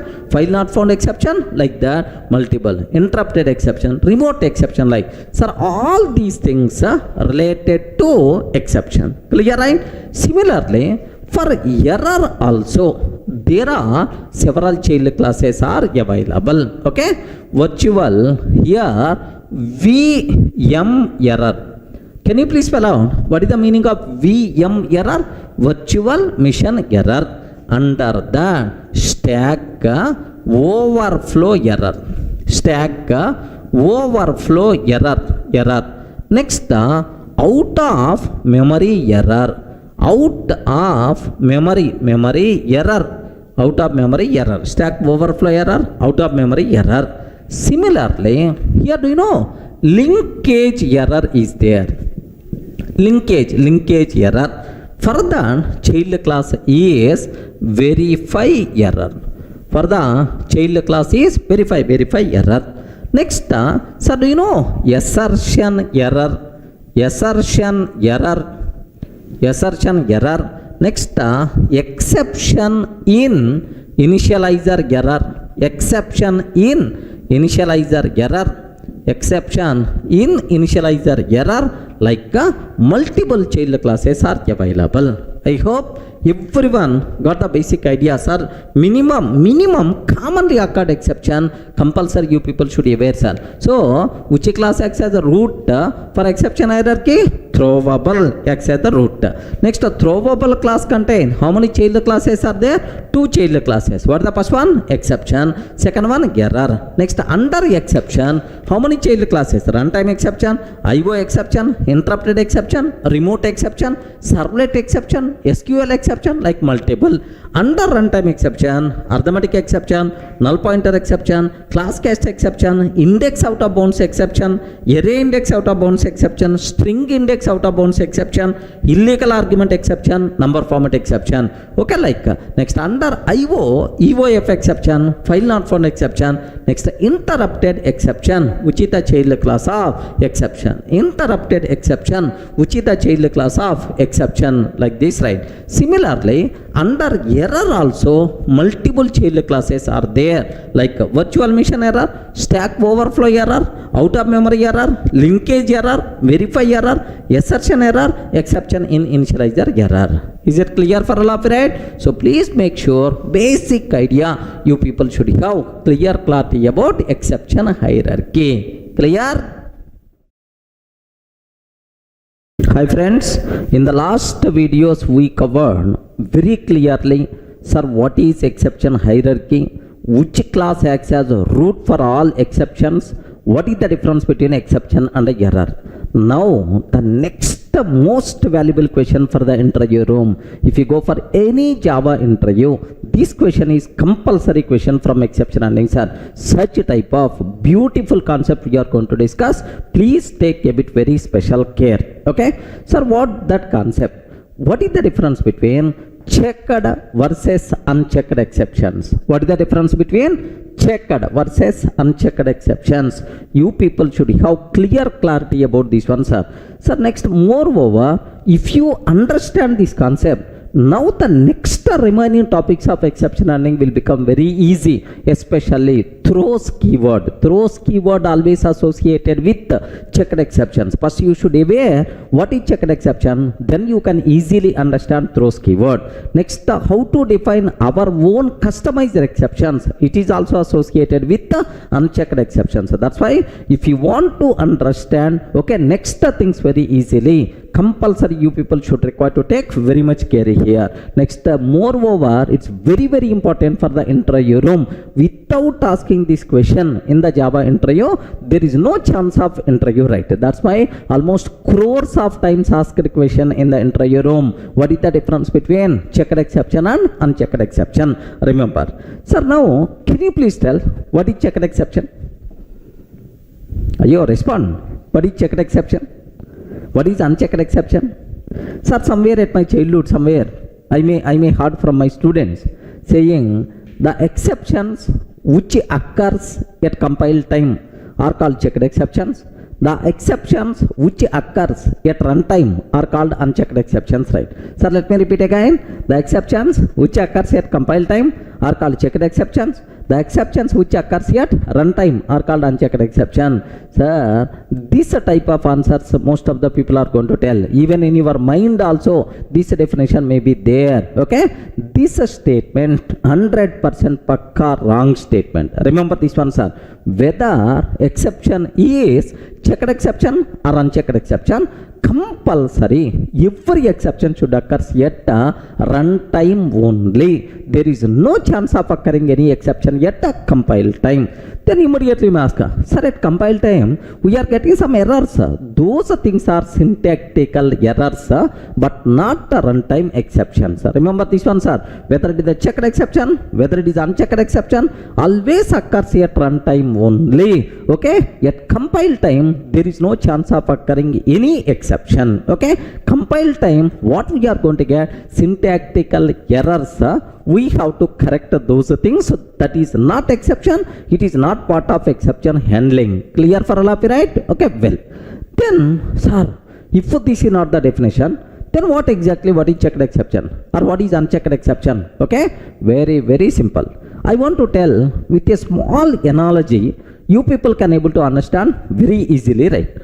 Sir, do you know, I hope you people remember your 10th class days. In our life, first time, do you know, we have public exams. Everyone is a bit panic about 10th class exams, okay, because they are, which is going to decide our life, our future, the 10th class exams, right? Everyone, including parents, also a bit panic. Assume that first day, you are ready to start for the first exam. Do you know? I hope you people just remember your 10th class days. So you are ready to go for first day exam. Then at the house, n number of formalities are there. Do you know? Special puja with the god. They're getting special puja. Hurry, if I'm going to get 500 marks or 10 out of 10, then automatically I will come to directly Tirumala. I will hand over special agreement with the god. Special puja we are going to do that. Your all ticket, your pen, everything is going to take nearby god and special puja we are going to do that. Next, you are ready to start for the exam. Assume that. Then automatically your mother or your sister is coming. Okay, sentiments are there like all those. Do you know, just ready to start. Then immediately your mother is going to ask, Arey, can you please cross check? Have you took all ticket or not? Okay, usually whenever we are ready to go for the exam, most of the times our mother or father, they will alert, Arey, can you please cross check whether you took a hall ticket or not? Okay, like, now I have one small doubt, sir. If I am not taking hall ticket, the problem at a runtime, invigilator is not, examiner is not allowed to exam hall. Okay, but there is no problem at the house. Are you getting? At the beginning, no problem. At runtime, there is a problem. If my mother is going to ask, Arey, can you please cross check whether you took hall ticket or not? If the mother is going to ask that, if we are checking whether I took hall ticket or not, then there is no chance of hall ticket missing. Are you getting that? There is no chance of hall ticket missing. Happily at runtime my execution will become very smooth. Are you getting right? So hall ticket missing exception is a very common exception. If someone is going to alert about this hall ticket missing exception, then at runtime my execution of the program will be very smooth. Now my question is whether you took hall ticket or not. Who is checking? Who is checking here? Your mother is checking or your father is checking. The same way compiler will check. Compiler will check whether you are handling this particular exception or not. Boss, at runtime maybe a chance of a particular exception is there. There is a possibility, man. Whether you are handling or not, compiler will check. If you are not handling, immediately compiler will give left and right. Remember that the exceptions which are checked by compiler for smooth execution of the program at runtime, these exceptions are by default considered as what? Checked exceptions, right? So checked exceptions should be handled by programmer. How the programmer is going to handle? Try, catch, throws, that part we are going to discuss. The exceptions which are checked by compiler for smooth execution of the program at a runtime, whether programmer handling or not, these things are going to be checked by compiler. Such type of exceptions are by default considered as checked exceptions. All the people are in a position to understand, right? Who is going to check? Checked exception. Checked exception. Who is going to check? Compiler will check whether the programmer handling this exception or not. Such type of exceptions are by default considered as what? Checked exceptions, right? Clear? Not required to keep any explanation. That's why. So first exception, hall ticket missing exception. Are you getting? Hall ticket missing exception. This is the checked exception, right? Okay, mother can check, compiler is checking, forget about compiler. Mother is always going to check because it's a very common exception for the exam student. The people who are going for the exam, minimum in a center 10 to 20 members are always going to miss hall ticket, right? If the mother is going to alert, then there is no such type of problem. So the exceptions which are checked by mother, which are checked by compiler, whether the programmer handling or not, for smooth execution of the program at runtime, these exceptions are by default considered as what? Checked exceptions, right? Yes, friends, all the things are very clear. Let me go for one more example just to get the clarity, right? Sir, suppose, best example, this is also one example related to the exam only. Mother, first question she is asking, Arey, can you please cross check? Can you please cross check whether you took hall ticket or not? Okay, first case completed. You showed immediately, mother, I took already hall ticket. Don't worry, like you are telling, sir, you gave the bharosa. Okay, well, now the next thing, immediately mother will check. Arey, while writing exam, pen may not work. Are you getting? Pen may not work. It's a very common thing. In our regular class only, sometimes pen may not work. Okay, in the exam, it's also very common. Arey, while writing exam, pen may not work. So pen not working exception is a very common exception for the exam student. Correct or not? Pen not working exception. Arey, maybe a chance, man, your pen may not work. Are you taking extra pen or not? Mother asked, sir. Are you getting? So mother just asked, are you taking extra pen or not? So now I have one doubt. If my pen is not working in the exam, then the problem is at runtime. But why the mother is asking at the beginning, Arey, have you took extra pen or not? Why the mother is going to ask? If the mother alert me about this situation at runtime, yes, even pen is not working, I have alternative pens also, so that happily my program execution will become very smooth. Are you getting right? The exception which are checked by compiler, whether programmer handling or not. For smooth execution of the program at runtime, these exceptions are by default considered as what? Checked exceptions. I hope everyone in the position to understand, right? So whenever mother asks, if the pen not working, exception occurs, how you can handle? Then immediately I showed mother, so I have 3 extra pens are there. By using these 3 extra pens, I can able to handle. Don't worry, like you told. So mother satisfied with all the answers, whatever answers you provided, then you are ready to start for the exam. Are you getting right? So same way here in our programming, compiler is going to check whether you are handling most commonly raised exceptions or not. So if compiler is going to check if you are already prepared to handle at runtime, if really that exception is going to come, no problem at all. We are in a position to handle. Smooth execution of the program is guaranteed. Such type of exceptions which are checked by compiler are called checked exceptions. Clear for all of right? So pen not working exception, pen not working exception, not working exception. Okay, these things are checked exceptions, right? So theoretically, okay sir, can you please show with a small program so that we are in a position to understand clearly, right? You people may ask. Very simple sir, have a look once, observe a bit carefully sir. I'm taking a small program, class tester. I'm taking a small program, class tester. Public static void main method, public static void main method, string array args. Public static void main, string array args. Now print writer pw is equal to new print writer pw is equal to new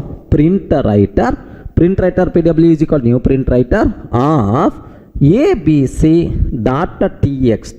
Observe carefully. Print writer pw is equal to new print writer of abc.txt. pw dot print ln of hello, like this I took sir. pw dot print of hello, print ln of hello, like this I'm taking. Now print writer present inside java.io package. Are you getting right? That's why import java.io.star also I'm taking. Observe carefully sir. A small program I wrote. Now take a bit very special care. Sir, who is the responsible to check exception? Who is the responsible to check? Compiler will check whether the programmer handling or not. If the programmer not handling, compiler won't accept the code to compile. Immediately compile method you are going to get. Observe that. Now I will ask, what activity I am doing? Just simply I am writing hello to abc.txt. That's all I am doing. Hello to abc.txt. This is what I am doing, right? Now I will ask the compiler. Hey, compiler, can you please compile this code? Are you getting? Compiler, can you please compile this code? Like this I'm asking the compiler. Then immediately compiler is going to tell, Durga, sorry, I can't compile. I can't compile. Then I will ask what is the reason. Durga, you are trying to write hello to abc.txt. If abc.txt file is not available, then there may be a chance of file not found exception. Correct or not? In your program, there is a possibility of file not found exception where you didn't take care about this one. That's why, sorry, I don't want to handle. I'm not going to compile this code. I won't compile this code like compiler is going to tell. Are you getting? So compiler checking whether you are handling file not found exception or not. Okay, remember. So what compile time errors are? Exact compile time error. Observe. Unreported exception.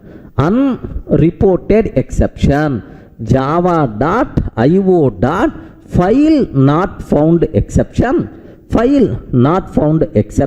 Java.io.file not found exception must be caught or declared to be are declared to be thrown. Are you getting? Must be caught or declared to be thrown. This is the comparative error we are going to get. I hope you are in the position to understand, right? So simply compiler is asking, hey Durga, you didn't report about file not found exception. Okay, there is a possibility of file not found exception. So must be caught or declared to be thrown. This is the exact comparative error you are going to get. Sir, now I will ask one question. Is it file not found exception occurs? No, it is not exception in thread main file not found exception. Compiler is telling Durga, there is a possibility of file not found exception. You didn't report about this exception. That's why I can't compile this code. This is like this compiler is going to ask. So means that file not found exception, whether you are handling or not handling, compiler is checking, right? That's why this file not found exception is considered checked exception, sir. File not found exception is the best example to understand what is the checked exception, right? Let me execute this code. Let me show this comparative error. Have a look once, sir. Very simple terminology here. Legend this. Sir, what is the code? Can you please guide? I forgot. Array print writer pw is equal to new print writer of abc.txt. Print writer pw is equal to new print writer of abc.txt. pw.println or print anything you can take, no problem at all. Sir, hello, like this, right? And sir, print writer is available inside IO package import java.io.start.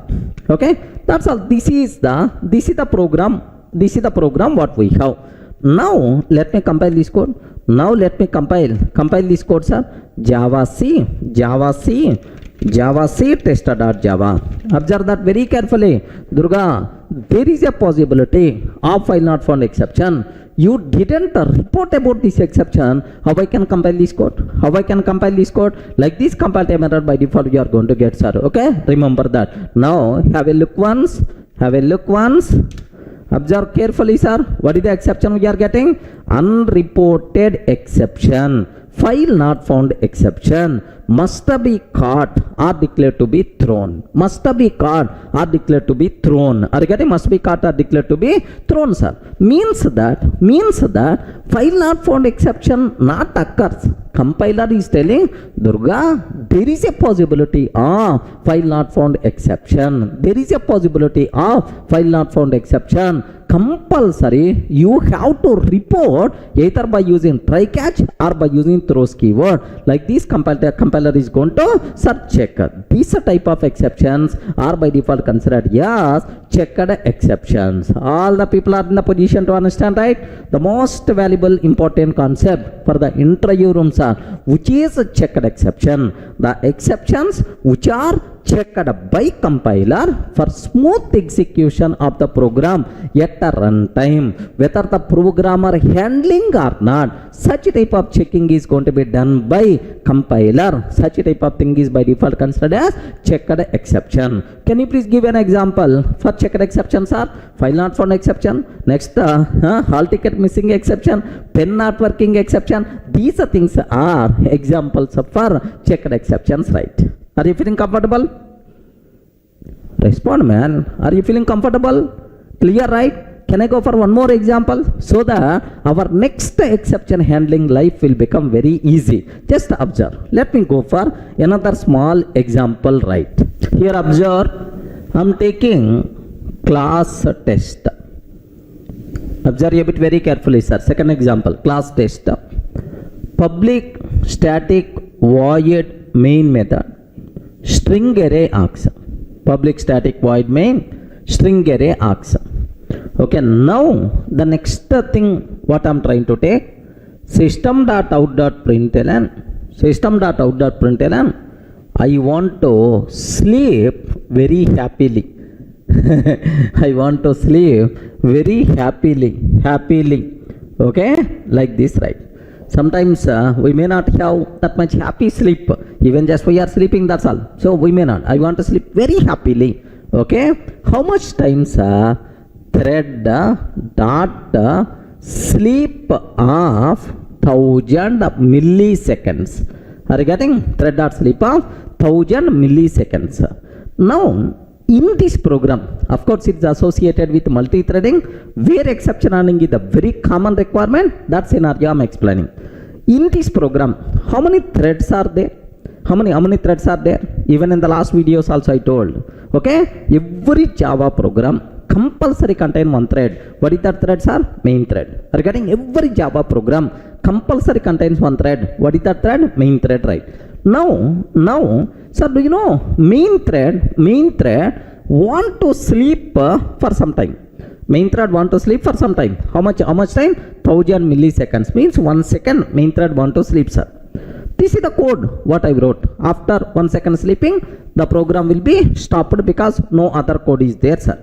Now my question is, I will ask, Array compiler, can you please compile this code? Compiler, can you please compile this code? Like this I will ask. Simply, compiler is going to tell, Durga, I can't compile. Durga, I can't compile. Array, what is the problem? Simply compiler is going to ask, Durga, you are calling thread.sleep method. Main thread will entered into sleeping state. Are you getting? Main thread will entered into sleeping state. If the main thread entered into sleeping state, then there may be a chance other threads may interrupt this sleeping main thread. Yes, suppose you are in sleeping, man. In the room you are in sleeping. Your friend, Array, please wake up. Shall we go for movie? Or shall we go for chai? Or shall we go for class? Maybe a chance. Yeah, someone is going to interrupt. You are sleeping. So, some other thread may be a chance of interrupting this sleeping person. Sir, if a sleeping person got interrupted, immediately interrupted exception we are going to get. What is that exception? Interrupted exception we are going to get. Now the compiler will ask only one scenario, only one question. Durga, in your example, there may be a chance of interrupted exception.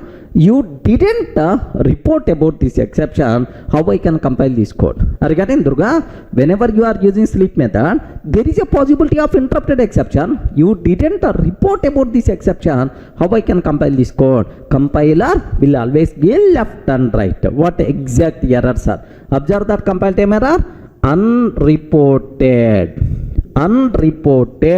exception. Which exceptions are? Interrupted exception.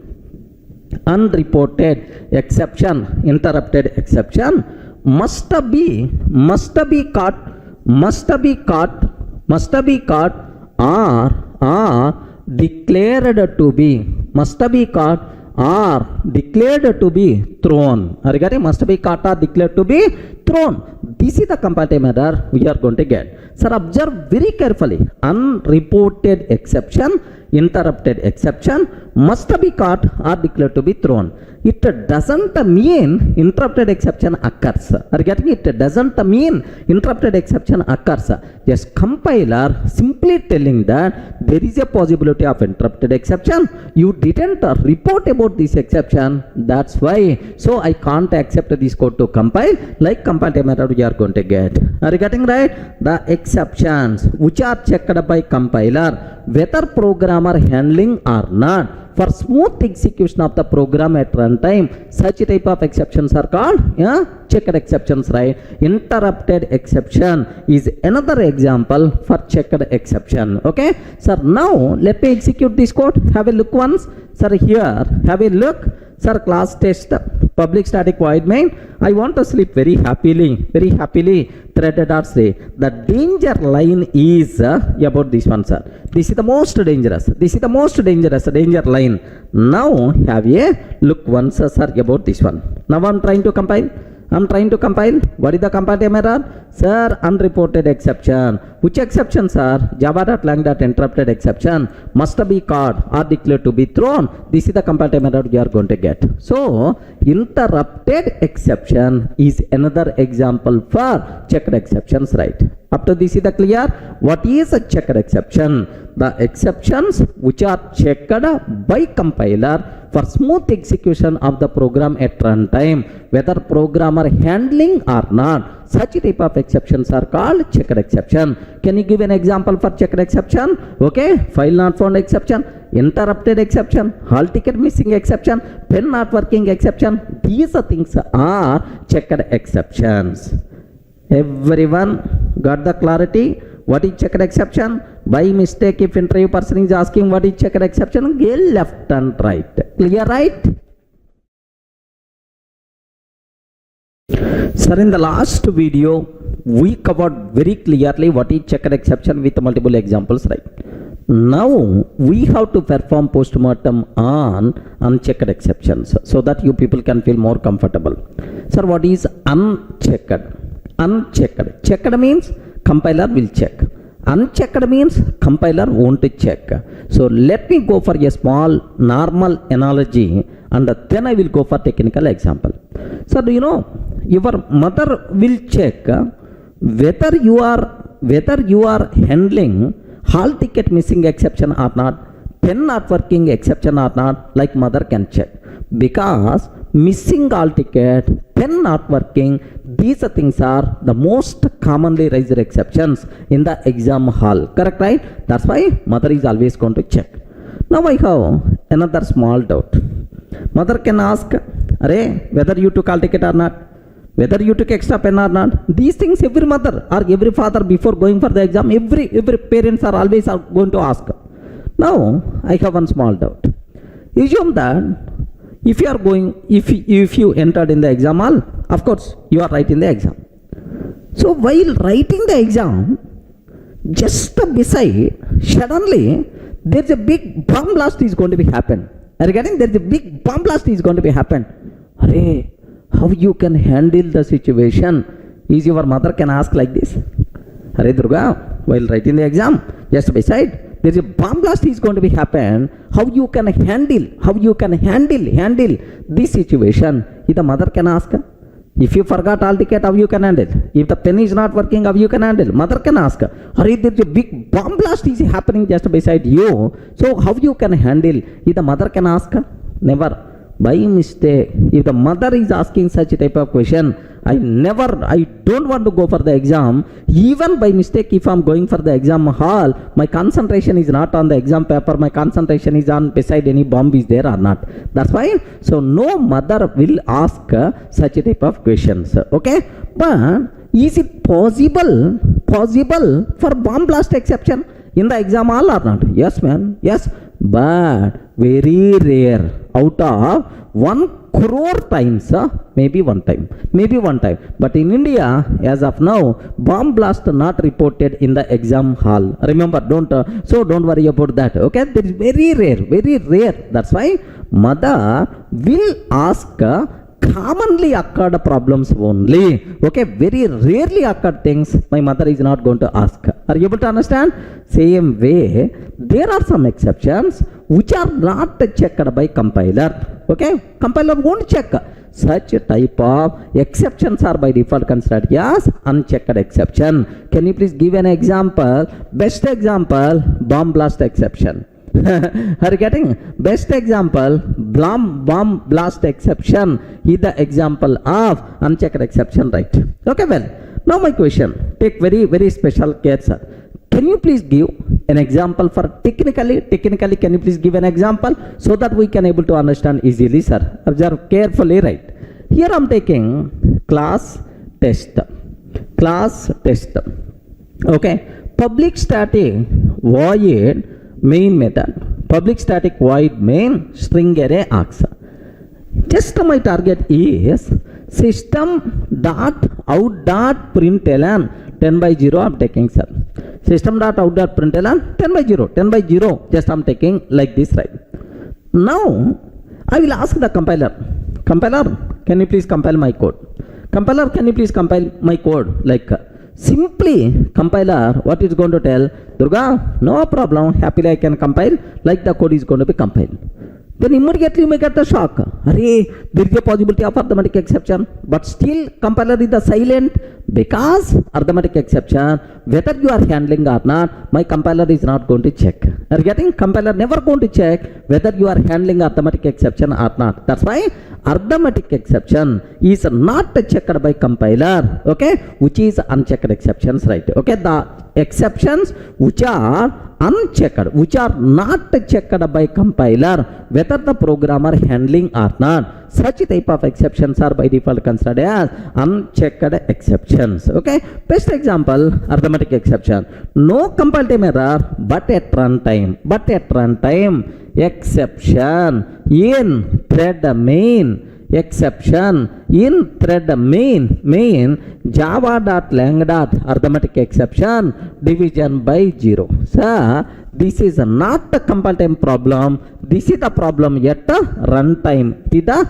runtime exception, right? That's why arithmetic exception is not a checked exception, it is unchecked exception. Clear, right? Okay, so just take a bit very special care. Let me execute this code, sir. Have a look once here. Class test I'm taking, class test 10 by 0. Have a look once, class test public static void main 10 by 0, like this I'm taking, sir. Now I will ask the compiler, can you please compile my code? Compiler, can you please compile my code? Java C test.java. Happily the code compiles fine, no problem at all. Happily the code compiles fine, no problem at all. Now Java test. Are getting Java test. If I can ask like this, at runtime I'm getting exception in thread main java.lang. Arithmetic exception division by 0. So even arithmetic exception is coming at runtime, but my compiler never going to object about this one, because compiler never worry about arithmetic exception, because it is unchecked exception, right? Are you getting? The most commonly raised exception, sir, compiler is always going to check. Rarely occurred exception, compiler won't check. Such type of exceptions are by default considered as unchecked exceptions. Is it clear for all of you, right? So can you please give an example for unchecked exception? Bomb blast exception, arithmetic exception. These things are examples for unchecked exception. Can you please give an example for checked exception? The exceptions which are checked by compiler, whether programmer handling or not. Such type of exceptions are called checked exception. Hall ticket missing exception, pen not working exception, file not found exception, interrupted exception. These examples are checked exception, but these arithmetic exception, bomb blast exception, these are examples for unchecked exceptions. Up to this is the clear for all of you, right? If you feel comfortable, then I will go for which are checked exceptions, which are unchecked exceptions, right? Sir, let me go for another small example to get much clarity on checked exception, so that you people can feel more comfortable. Do you know, have you ever heard about Safari? Okay, Safari team, South Africa team is called Safari team. Safari. What it means, Safari? Safari means you can go into the forest to see wild animals. Do you know that tour name is called Safari, right? Here, assume you took the ticket for Safari. There is a special vehicles will be there. Okay, even animals are going to attack, protection by default will be there. Like you have to take 600 rupees or something, like you have to take the ticket. And you have to enter into that vehicle, right? Now 10 kilometers or 15 kilometers through inside deep forest, they will bring, so that you can see wild animals live directly, naturally, right? That is called Safari. Do you know, one time I went somewhere in Bandipur, near Karnataka, Mysore, Bandipur. Just I went for the Safari, sir. I took the ticket, just I approached, I came nearer to the vehicle. Then there are some security people are there. Security people just objected me, sir, you are not allowed for Safari, like. Then immediately I asked, why I not allowed? I have the ticket, like. Sir, you are not allowed for the Safari, like. Then I asked, what the reason, like. Sir, you used a very dark color shirt, okay, very dark blazing color shirt. If this type of shirt is there, if a blazing color, okay, what shirt if you are using, maybe animals there is a maximum chance to attack. Are you getting? Wild animals maybe a chance to attack. That's why. So you can't use this dark color shirt. Compulsory you require to change your shirt. Then only we are allowed for the safari, like they told. Hurry, it doesn't mean animals came and attacked me. No. The security people are alerting me, sir. You didn't, you are using so very blazing color or dark color shirt which are going to be so attracted or feared by animals. There is a maximum chance to attack. That's why, sorry, with this dress we are not allowed. Then immediately, so my luggage is very far. Then immediately nearby one cloth showroom is there. Then I took the new shirt, I changed my shirt. Then they are allowed me. Observe a bit very carefully, right? So have you observed, right? So why security people object me? Because at runtime there may be a chance of problem. Okay, to prevent that, these people are going to alert me. Such a type of exceptions are by default considered as checked exceptions, right? Are you getting right? Animal attack exception. There is a possibility. Animal attack exception, which is the checked exception, man. Compiler will check whether you are in the position to handle or not. Clear, right? Okay. Come back. In the last session, I covered about exception handling hierarchy. Which class acts as root for exception? Total Java exceptions and errors are throwable. Throwable class acts as a root, right? Now this throwable contain two child classes. One is exception, the second one is error.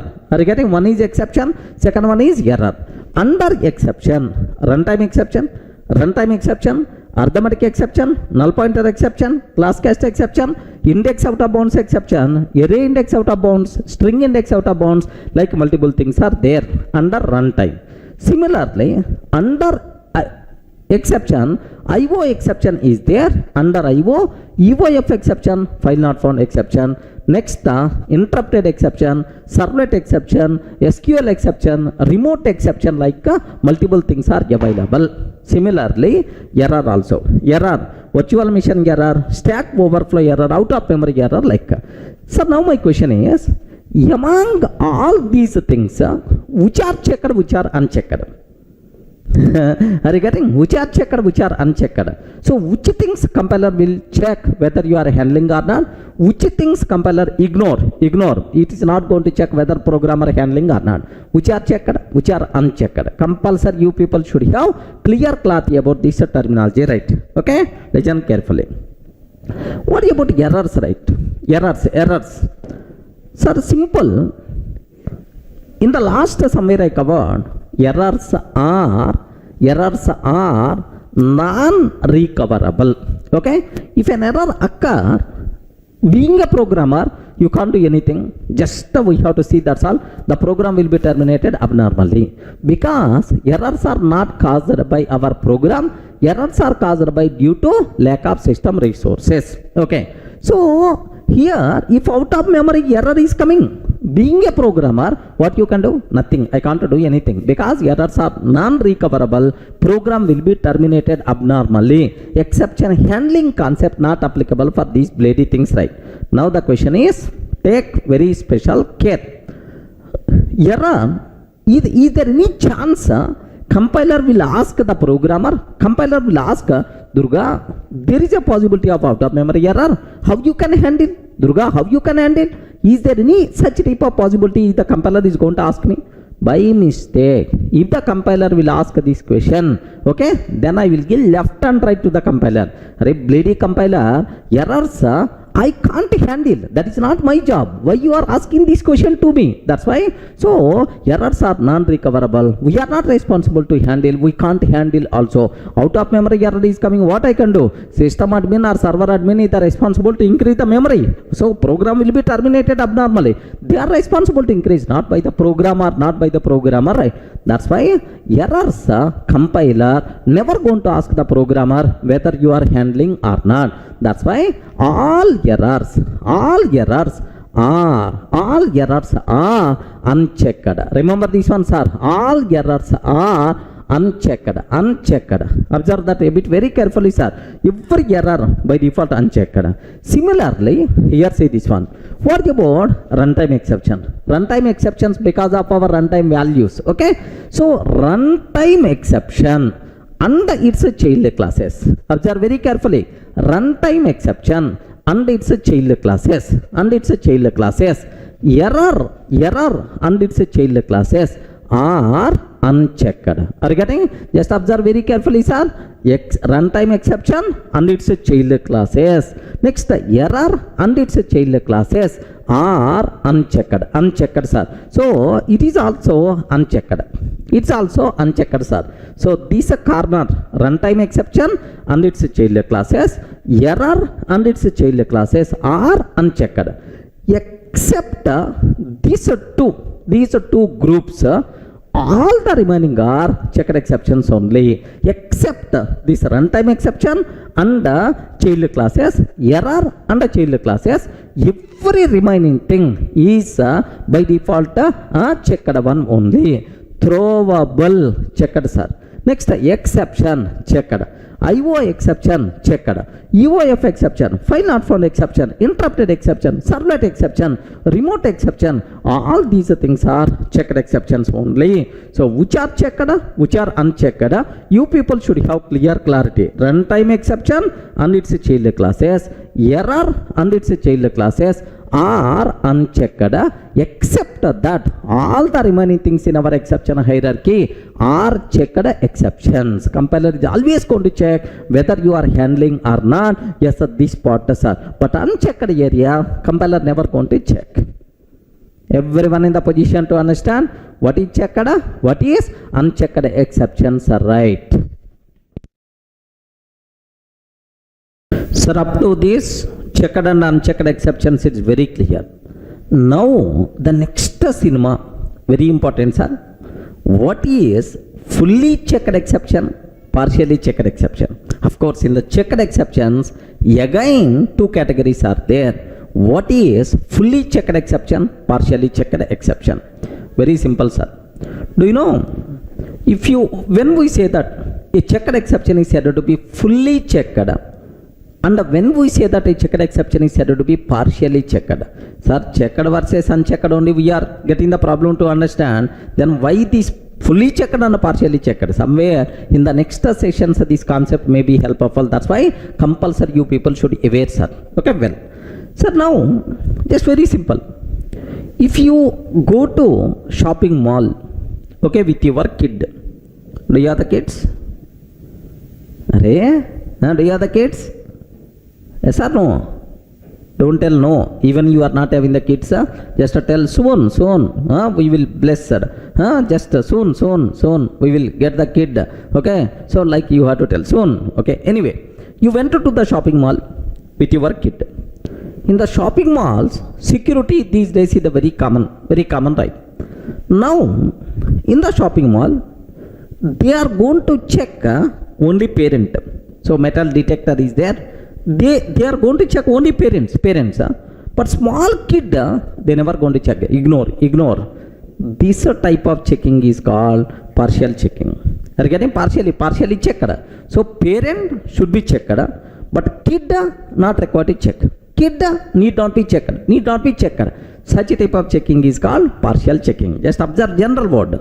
Full checking means if you go to the airport to travel to some other place with your kid.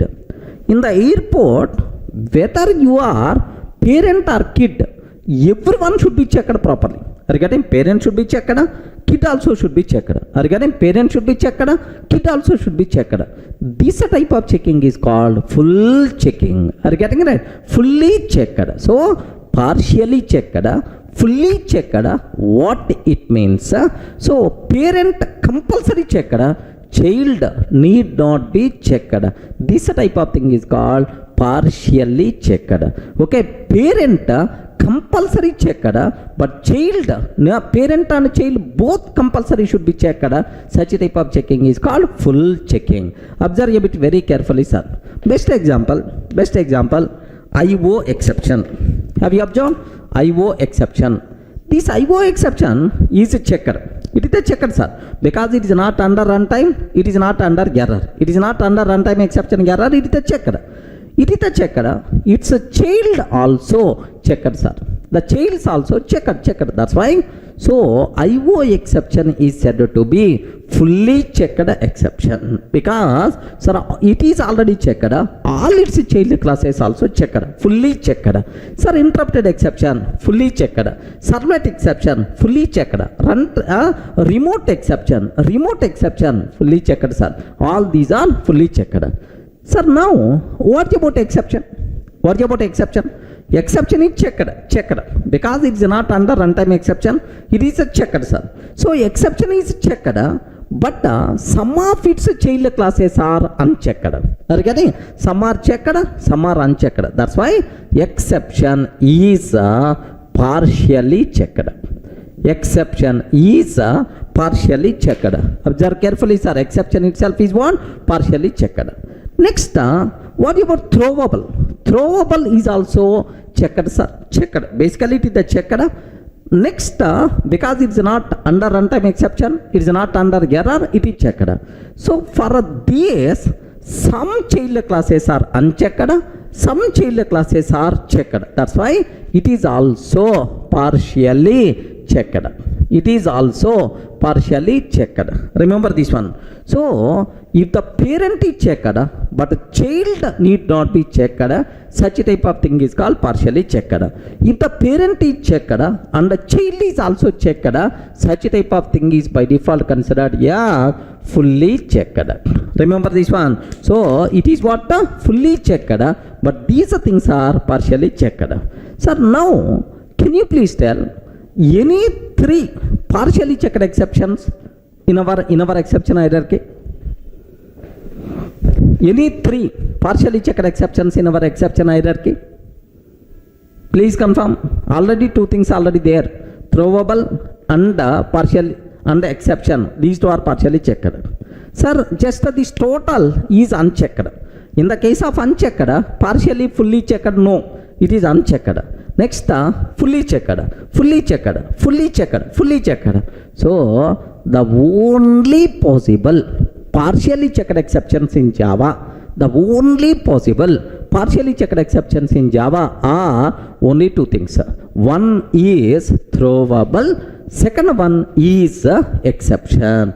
Only these two are partially checked exceptions. Except these, all the remaining are fully checked only. Remember that. I mean, fully checked exceptions only. But, sir, except that unchecked. Unchecked already you people aware.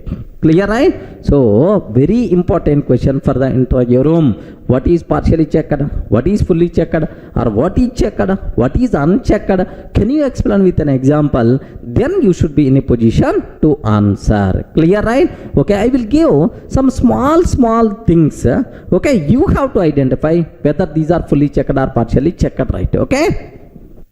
Sir, up to this it's very clear what is checked, unchecked, partially checked, fully checked, right? Sir, now I have some exceptions are there. You have to tell which are checked or unchecked or partially checked or fully checked, sir. Can you please observe? First one, IO exception. Is it a checked or unchecked? Can you please confirm? Is it a checked or unchecked? It is checked because it is not under runtime exception. It is not under error. IO exception is checked, sir. Next, IO exception is checked and all its child classes also checked. That's why this one is fully checked. Remember this one. So, the first one, if you observe, it is checked. It is checked. Of course, it is fully checked. Are you getting? It is a fully checked exception, right? Okay. So, it's very clear about first one. First one, IO exception, checked, fully checked. Next, what is a runtime exception? Just now I told runtime exception and all its child classes. Runtime exception and all its child classes are unchecked. That's why. So simply it is unchecked, sir. Simply this one is unchecked. Unchecked. Okay. Sir, now what about interrupted exception? What about interrupted exception, right? interrupted exception, okay, is not under runtime exception, is not under error. That's why it is a checked, and it is not having the child. If any child is there, it is also checked. That's why it is a fully checked. Interrupted exception is what? Fully checked exception. Okay, let me take, sir, here it is interrupted exception is also fully checked, sir. Okay, like it is the checked at the same time fully. Sir, what about error? What about error? Error, sir.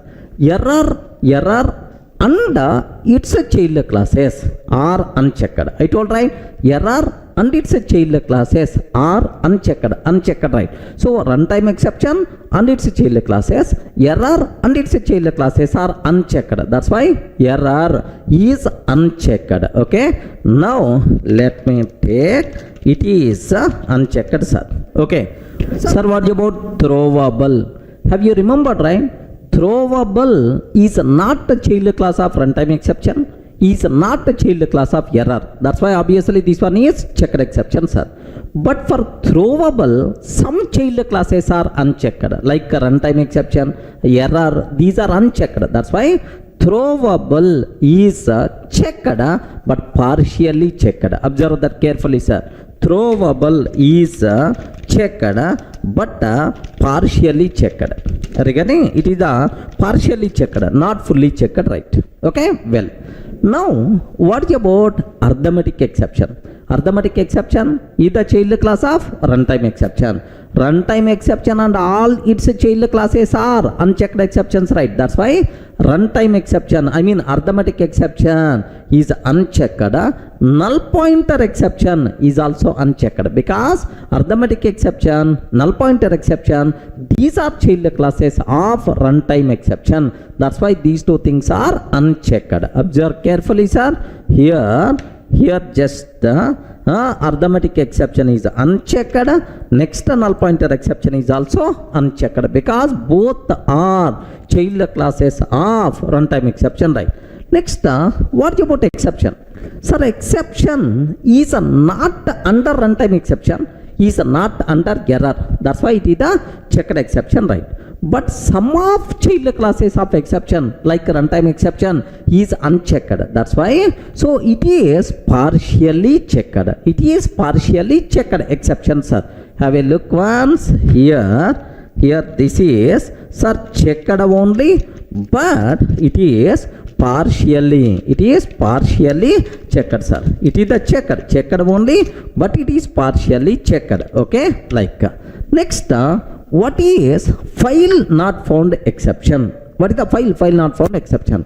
File not found exception is a child class of IO which is not under runtime, which is not under error. Obviously it is a checked, sir. So no child class is there for file not found exception. Obviously it is fully checked exception. File not found exception is what? Fully checked exception. Okay, have a look once, sir. So it is checked, but this one is fully checked exception. Any doubt about this one, sir? So just my intention of covering all these things, so your concept will get much clarity. At the same time, yeah, if you are having any doubts, automatically will be clarified. That's all, sir. This is about what is checked and unchecked exceptions. Most valuable, important concept for the interview, even to learn the next topics in exception handling. Take a bit very special care about this concept. Clear? Hi friends, in the last videos we covered very clearly what is the difference between checked exception, unchecked exception, exception hierarchy, default exception handling in Java, next runtime stack mechanism, next general introduction to exception handling. Up to this we covered all these things, right? So now whatever we covered, just the theoretical things.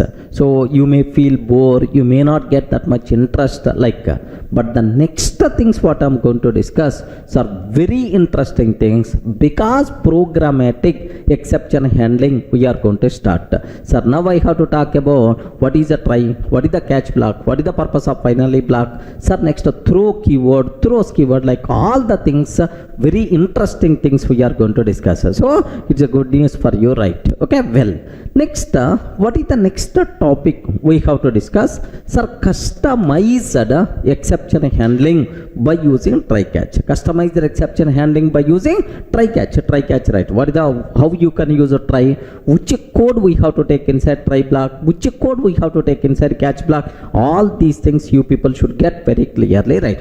So now let me go for a small example. Without a try catch, what problem we are facing? So to overcome this problem, how you can use a try catch? Just have a look once. I don't know, sir, try catch. Without try catch, try catch, sir. Sir, very simple example I'm taking. Class test, public static void main method I'm taking. String array args, public static void main string array args. Now system.out.println SOP here just I'm taking system.out.println statement 1 I'm taking, sir. Statement 1. Next system.out.println 10 by 0 system.out.println statement 3 I'm taking, sir. Statement 3, that's all. So I don't know exception handling, I don't know try catch, that's why I didn't use like this, right? I didn't use. Can you please tell what is the output we are going to get? What is the output we are going to get if I execute this code? Is it normal termination or is it abnormal termination? Very simple. So if I execute this code, statement 1 will be printed normally. But while executing this line, SOP of 10 by 0, arithmetic exception will be raised. But there is no handling code. You are not having any handling code. Immediately the program will be terminated here only. Are you getting? The program will be terminated here only. Runtime exception, arithmetic exception, division by 0, like this, right? Sir, this is abnormal termination. The program stopped in the middle only. That's why I can use the word, this one is abnormal termination, right? Sir, abnormal termination never recommended. It is highly recommended to handle exceptions, right? Sir, why it is not recommended? Very simple. Because of abnormal termination, we may miss something, we may lose something, we may block our resources. That's why abnormal termination is a non-graceful termination, which is never be recommended. In the last videos I explained very clearly, sir. Of course, here observe. Suppose assume that sir, this code is first line open DB connection. Assume the first line open DB connection. Second line SOP of 10 by 0. Of course, here second line read the data from DB. Third one, sir, okay, close DB connection. Connection like this, right? Observe carefully. So what is the first line? Assume open database connection. Next the second line, sir, read the data from database. Third one, close DB connection, right? Sir, I open database connection successfully, but while reading data from the database, assume that I got SQL exception. Assume that I got SQL exception. While reading data from the database, I'm getting SQL exception, but you didn't handle, the program will be terminated here only. If the program terminated here, who is going to close the DB connection? No one is going to close the DB connection. That's why, okay, so one database connection will be wasted in this abnormal termination. So because of abnormal termination, we may block some resources, we may miss something, we may lose something. That's why never recommended abnormal termination. Highly recommended, compulsory we should handle exceptions, right? Is it clear for all of you, right? So, is it a normal termination or abnormal termination? Abnormal termination. Is it graceful termination? Non-graceful termination. Non-graceful, because we are missing something. Non-graceful termination, right? Okay. Same example with exception handling I want to discuss so that you people can feel more comfortable, right? Okay, here with the exception handling means with the try catch. Are you getting? With the try catch. Observe carefully, sir. With the try catch. Now, do you know in this total code,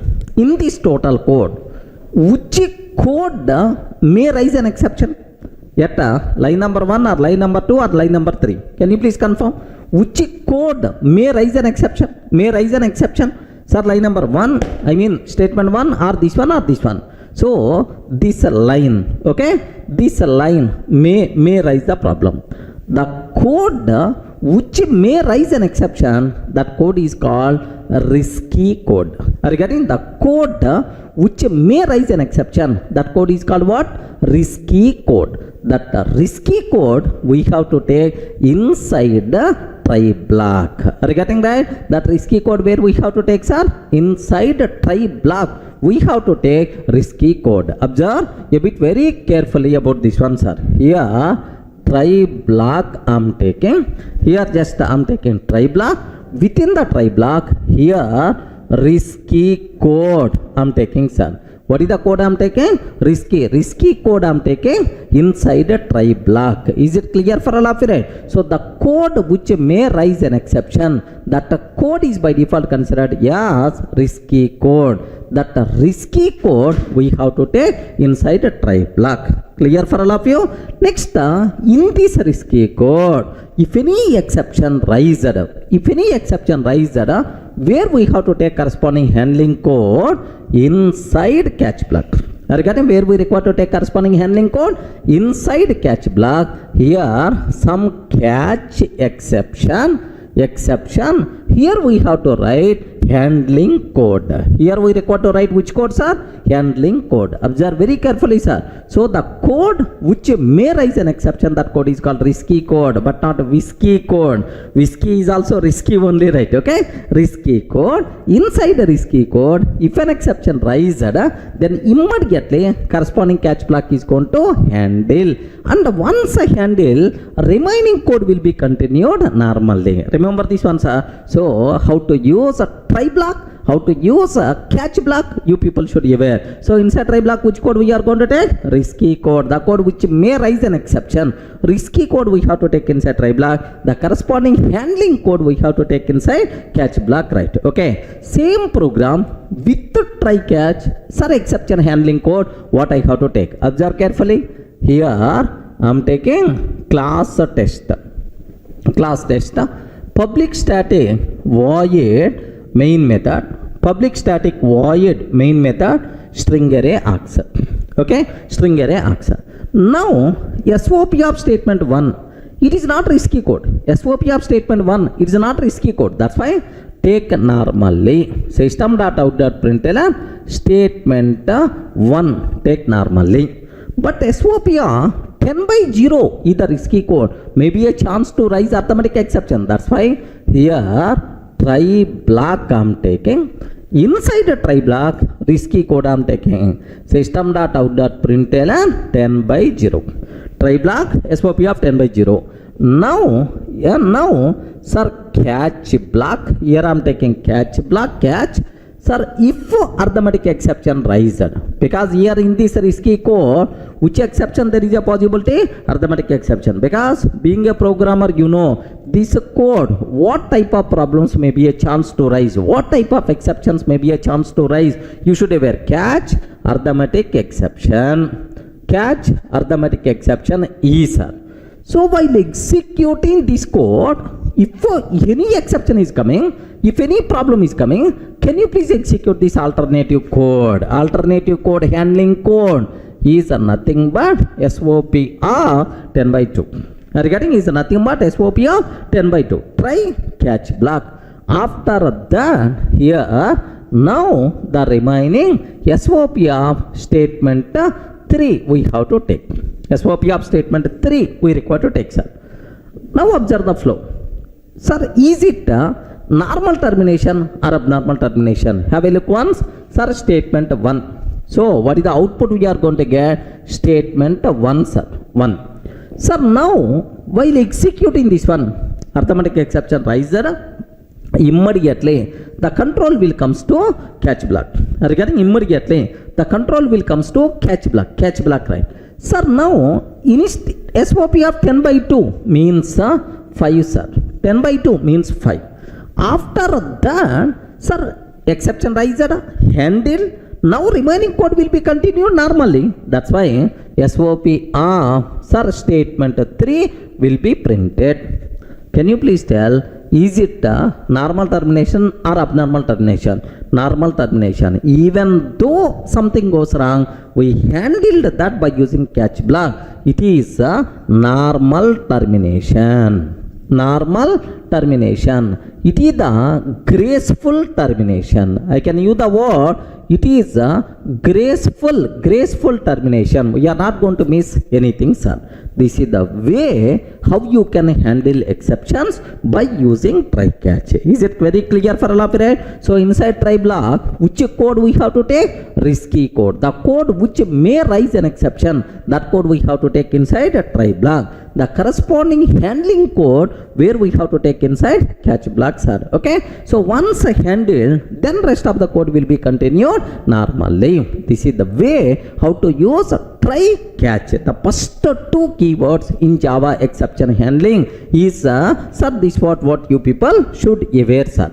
Sir, now let me execute this total scenario. Have a look once, sir.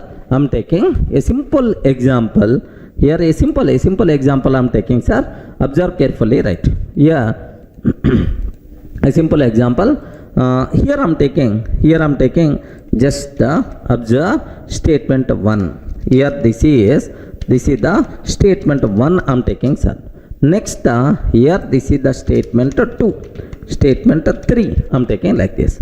Can you please tell, is it normal termination or abnormal termination? Obviously this one is abnormal termination. What is the reason for that? Because you didn't write any try catch blocks yet this line, arithmetic exception will be raised, terminated abnormally without executing third line. Okay, have a look once.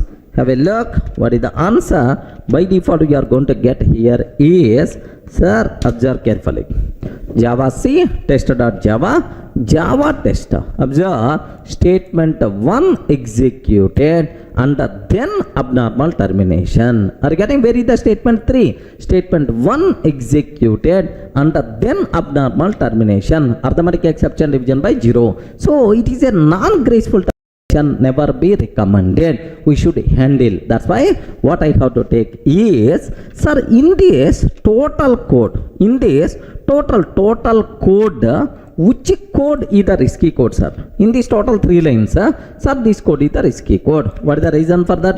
This code may raise an exception. That's why it is called a risky code, right? Okay. Now Java's here this risky code we have to take inside a try block, sir. Just observe a bit very carefully, sir. We are taking inside try block. Next handling code where we have to take, sir, inside catch block. Okay. Now arithmetic exception. If arithmetic exception is going to come, now instead of this line, can you please perform? Can you please execute alternative line? Regarding, can you please execute alternative line? Next statement 3 will be executed, right?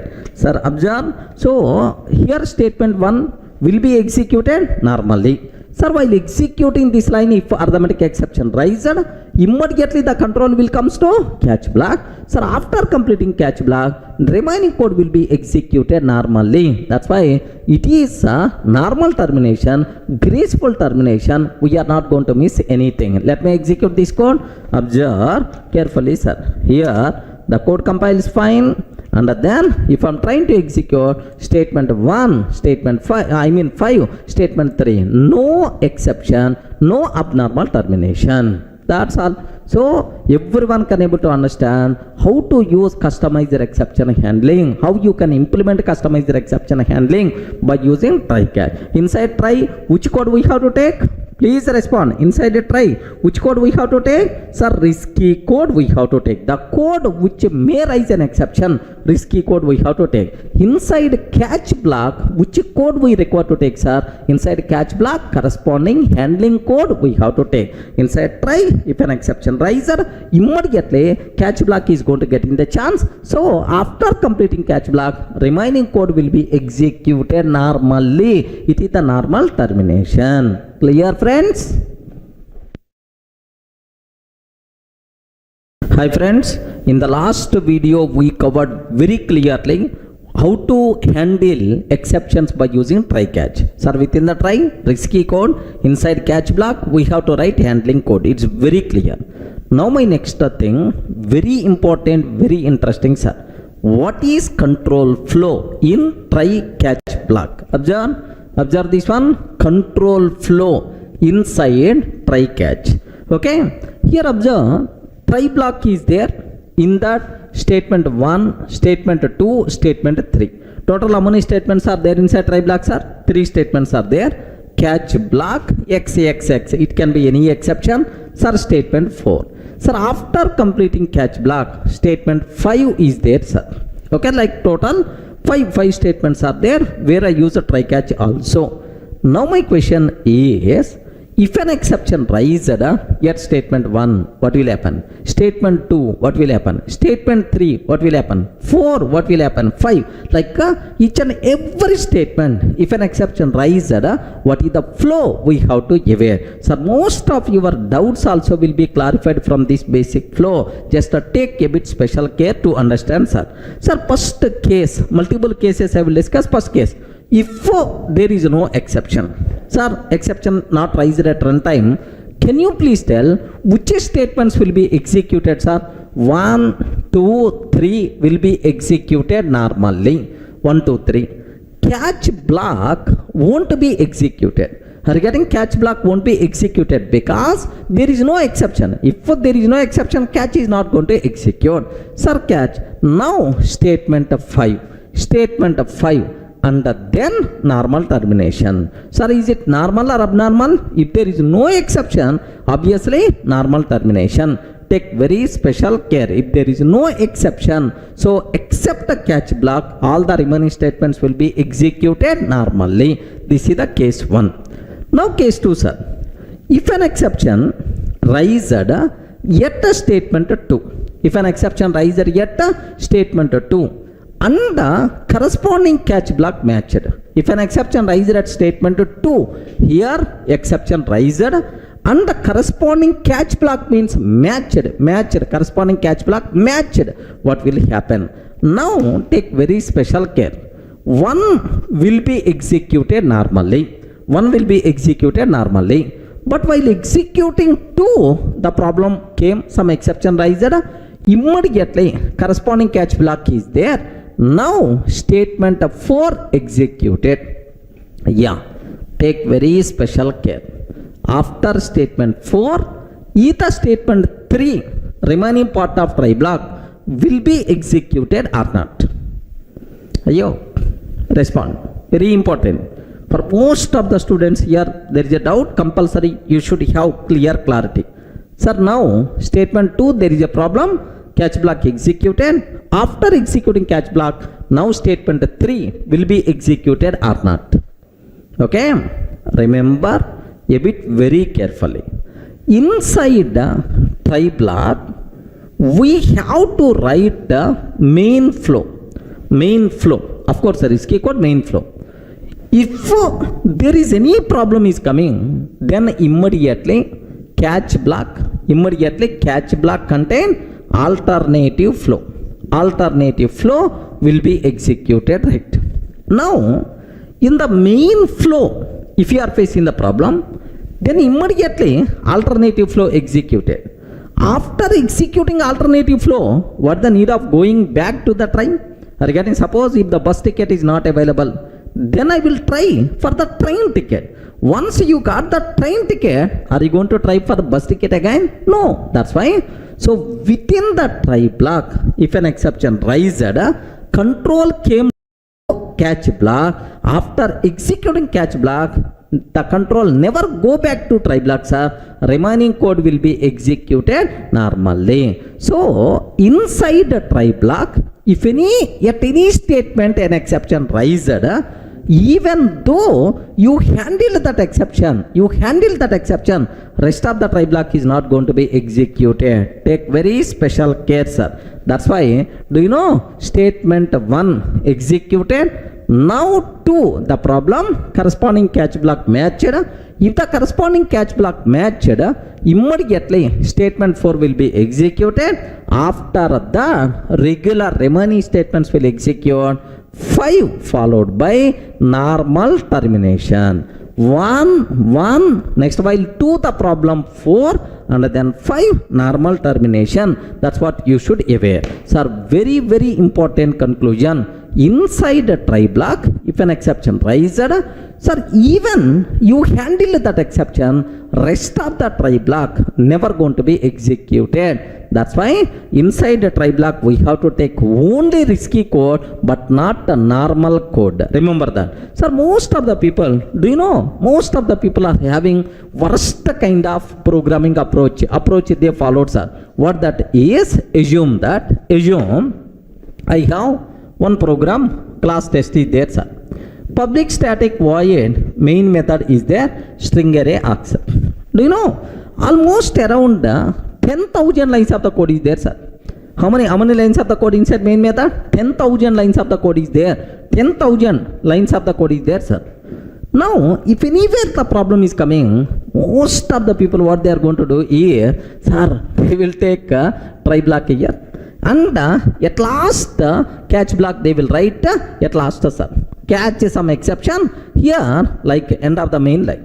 So total 10,000 lines of the code they will keep inside a try block, inside a single try, and then catch block right. It is a very worst kind of programming practice. What the reason for that is, suppose unfortunately at line number 1 only exception raised, sir. At line number 1 exception raised, immediately the control will comes to catch block. Sir, with the rest of the try block is not going to be executed. Without executing 9,999 lines of the code, sir, without executing these many lines of the code, what is the use of executing catch block? That's why inside the try block we have to take only risky code but not normal code. Length of the try block should be as less as possible. Very very important, sir. Then immediately we have, sir, multiple risky areas are there inside my main method. Okay, like here this is my code. Here one risky area, here also one risky area, here also one risky area is there. Multiple risky areas are there. Don't take a total thing inside a single try. What you have to take? Better to take try and then catch block here. Try catch block. Next try and then catch block here. Try catch block. Next try and then catch block. So for every risky area you can take separate try block, separate try catch, separate try catch. This type of thing is recommended, but don't include normal code inside the try block. The length of the try block should be as less as possible. Remember this good programming practices, right? But anyway, as per our requirement, okay, inside the try block, if anywhere an exception raised, rest of the try block won't be executed even though we handle that exception. Are you clear for all of you, right, up to this? So that's all. This is the case 2, sir. Now case 3. If an exception raised yet statement 2, sir, here an exception raised and the corresponding catch block not matched. Sir, there is no corresponding catch block. Sir, here riser exception is arithmetic exception, but this catch block for null pointer exception. So the problem riser is a heart problem, but doctor is available, eye specialist is available. Are you getting right? So riser problem, arithmetic exception, but here catch block is available for null pointer exception. The corresponding catch block not matched. If the corresponding catch block not matched, it is always abnormal termination. Remember this one, sir. It's always abnormal termination. That's why 1 followed by abnormal termination. Remaining code never going to execute. Sir, after 1 at statement 2 only, the problem will be stopped. The program will be stopped by raising that exception. Are you in the position to understand up to this, right? Next, fourth one, sir. If an exception raised yet a statement 4 or statement 5, take very special care. Sir, now statement 4 is available inside catch block. Regarding statement 4 is available inside catch block. Catch block, sir. Sir, first thing what you should aware, don't feel exceptions will be raised only in the try block. Exceptions may be a chance of rising inside catch block, inside finally blocks also. Exception, don't feel it's always going to be raised only in the try block. Inside catch also contains Java code only, finally also contains Java code only. So anywhere there is a possibility to raise an exception. Next, one more very important thing, sir. Suppose I have try block is there. Now there are some statements are there, sir. Okay, there are some statements are there. Now catch block is there. Assume that catch block is there, like here, if there is a problem among these lines anywhere, so if there is a problem among these lines anywhere, immediately the corresponding catch block will execute. So this catch block acts as guard to these try statements, right? Suppose here there is a problem at statement 1 outside of try. Can you please confirm? Is this catch block is responsible for that? No. This catch block responsible to handle exceptions which are raised because of try block statements only. So catch is always associated with the try, but not for the remaining statements. Okay? If there is a problem at a statement 1, there is a problem at a statement 1, do you know this catch block is not responsible to handle? It is always abnormal termination. Best example, sir. For your house, you kept one security person. If there is any problem is coming in your house, maybe some robbery or maybe some robbers are coming, like your security person can handle, sir. Suppose there is a problem in the neighbor's house, your security person is not responsible. Are you getting right? This catch block responsible only for these statements, okay? Only for the try block statements, not for the remaining statements. So the conclusion is, if any statement which raises an exception, exception outside of try block, then catch blocks are not responsible. It is always abnormal termination. Remember that, sir. Okay? Now, sir, here this statement, is it inside the try block or outside try block? Outside try block. So these are the only things inside a try. Are you getting? These statements are inside try, but this catch block statement outside a try. Are you getting? If any statement raises an exception which is not inside a try block, then it is always abnormal termination. So if any statement raises exception inside catch block, believe me, it is always abnormal termination. Then, sir, you may ask how you can handle. Simple. Inside catch block, you can take again try catch. Possible, sir. By using this one, if you want, you can handle. Okay, like now, have you come back to our scenario? Sir, inside catch block, if there is an exception raised, it is not a part of try statement. That's why it is always abnormal termination. Are you getting right? So because it is not there inside the try, abnormal termination. Can you please tell, if there is an exception raised at statement 5, if an exception raised at statement 5, is it normal termination or abnormal termination? Please confirm. Is it normal or abnormal termination? Abnormal. because it is not part of statement, it is not part of try block. Okay, if any statement raising an exception not a part of try block, it is always abnormal termination. That's why if an exception raised yet a statement 4 or statement 5, it is always abnormal termination. You should aware. Even in the next classes also I will use this concept, so that's why you have to aware clearly, right? So yet 1 or 2 or 3 anywhere problem is coming, then if the catch block matched, it will execute. If the catch block not matched, abnormal termination. Inside catch block, if an exception raised, abnormal termination. Sir, outside catch block, if an exception raised here, abnormal termination. Next, the length of try block should be as less as possible. Okay, normal code don't try to include inside try block, because inside try block, if anywhere an exception raised, then the rest of the try block is not going to be executed even though you handle that exception. That's why try block length should be as less as possible. Clear, right? So all these things are included in our material. Happily just go through so that you people can feel more comfortable, right? Clear for all of you, right?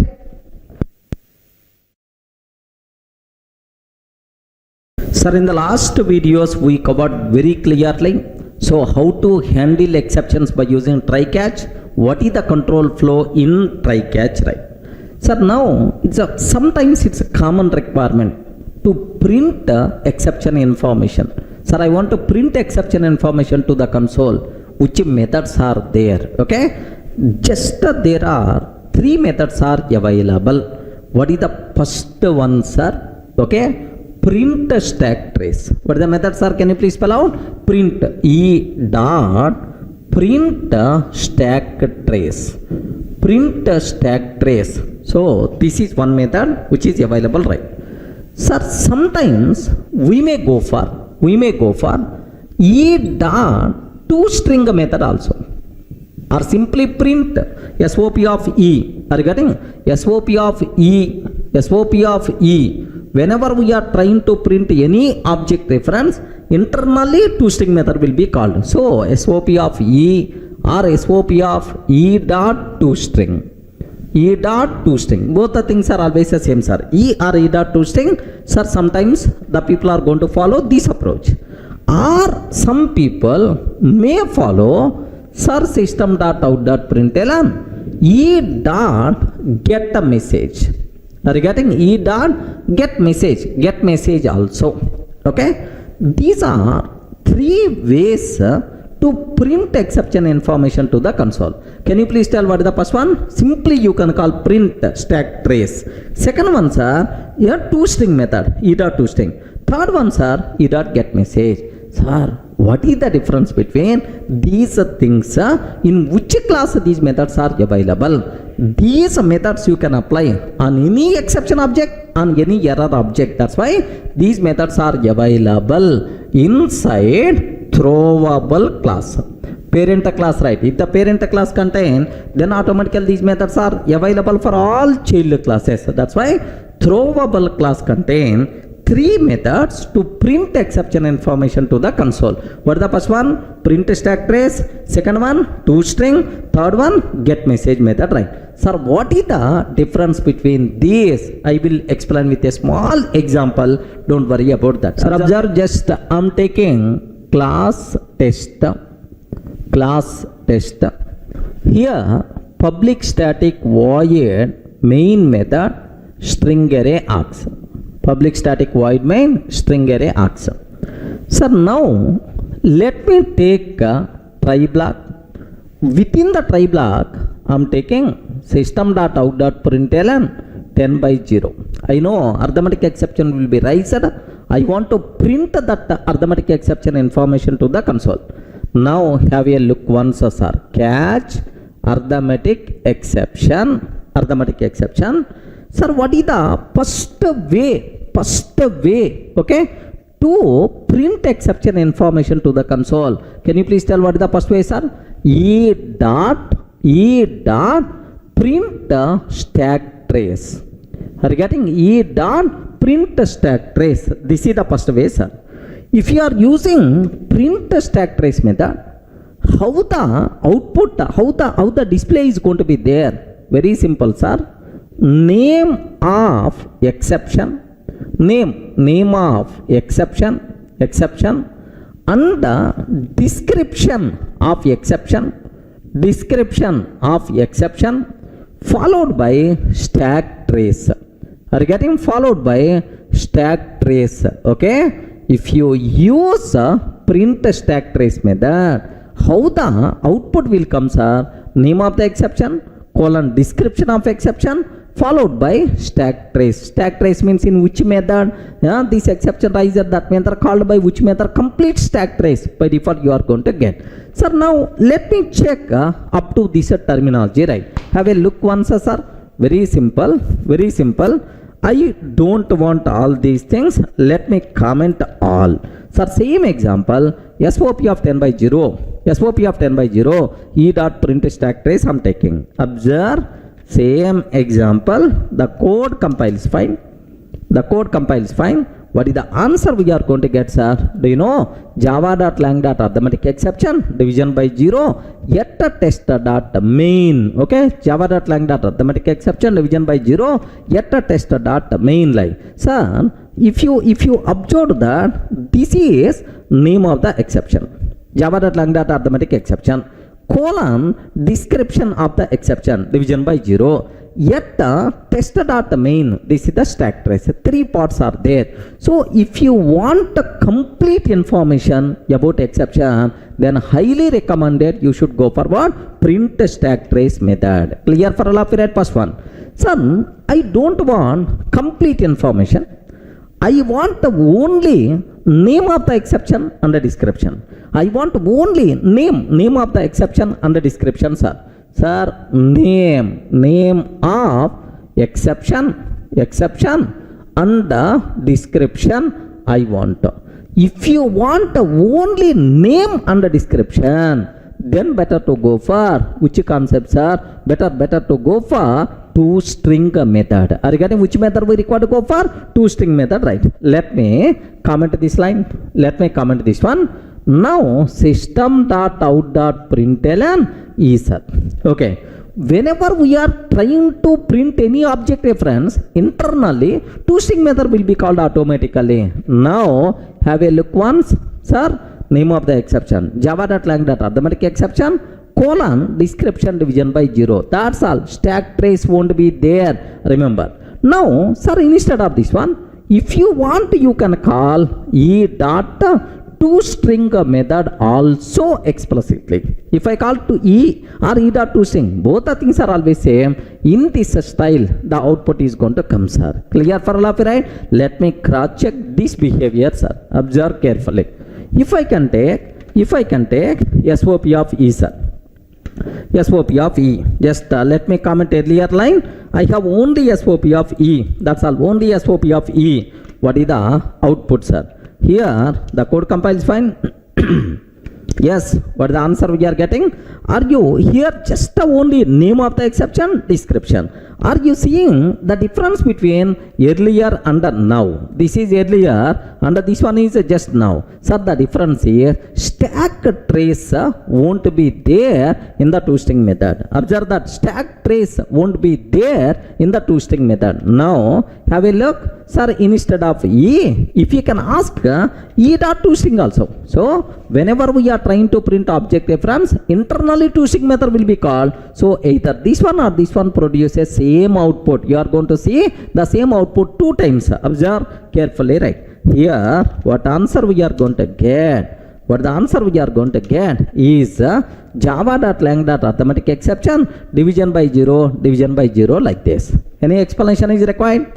Friends, any explanation is required? All the things are very clear for you about the toString method, right? Now the next method, what is the third method we have, is a get message method. Do you know what is the difference between get message and toString? Very simple, boss.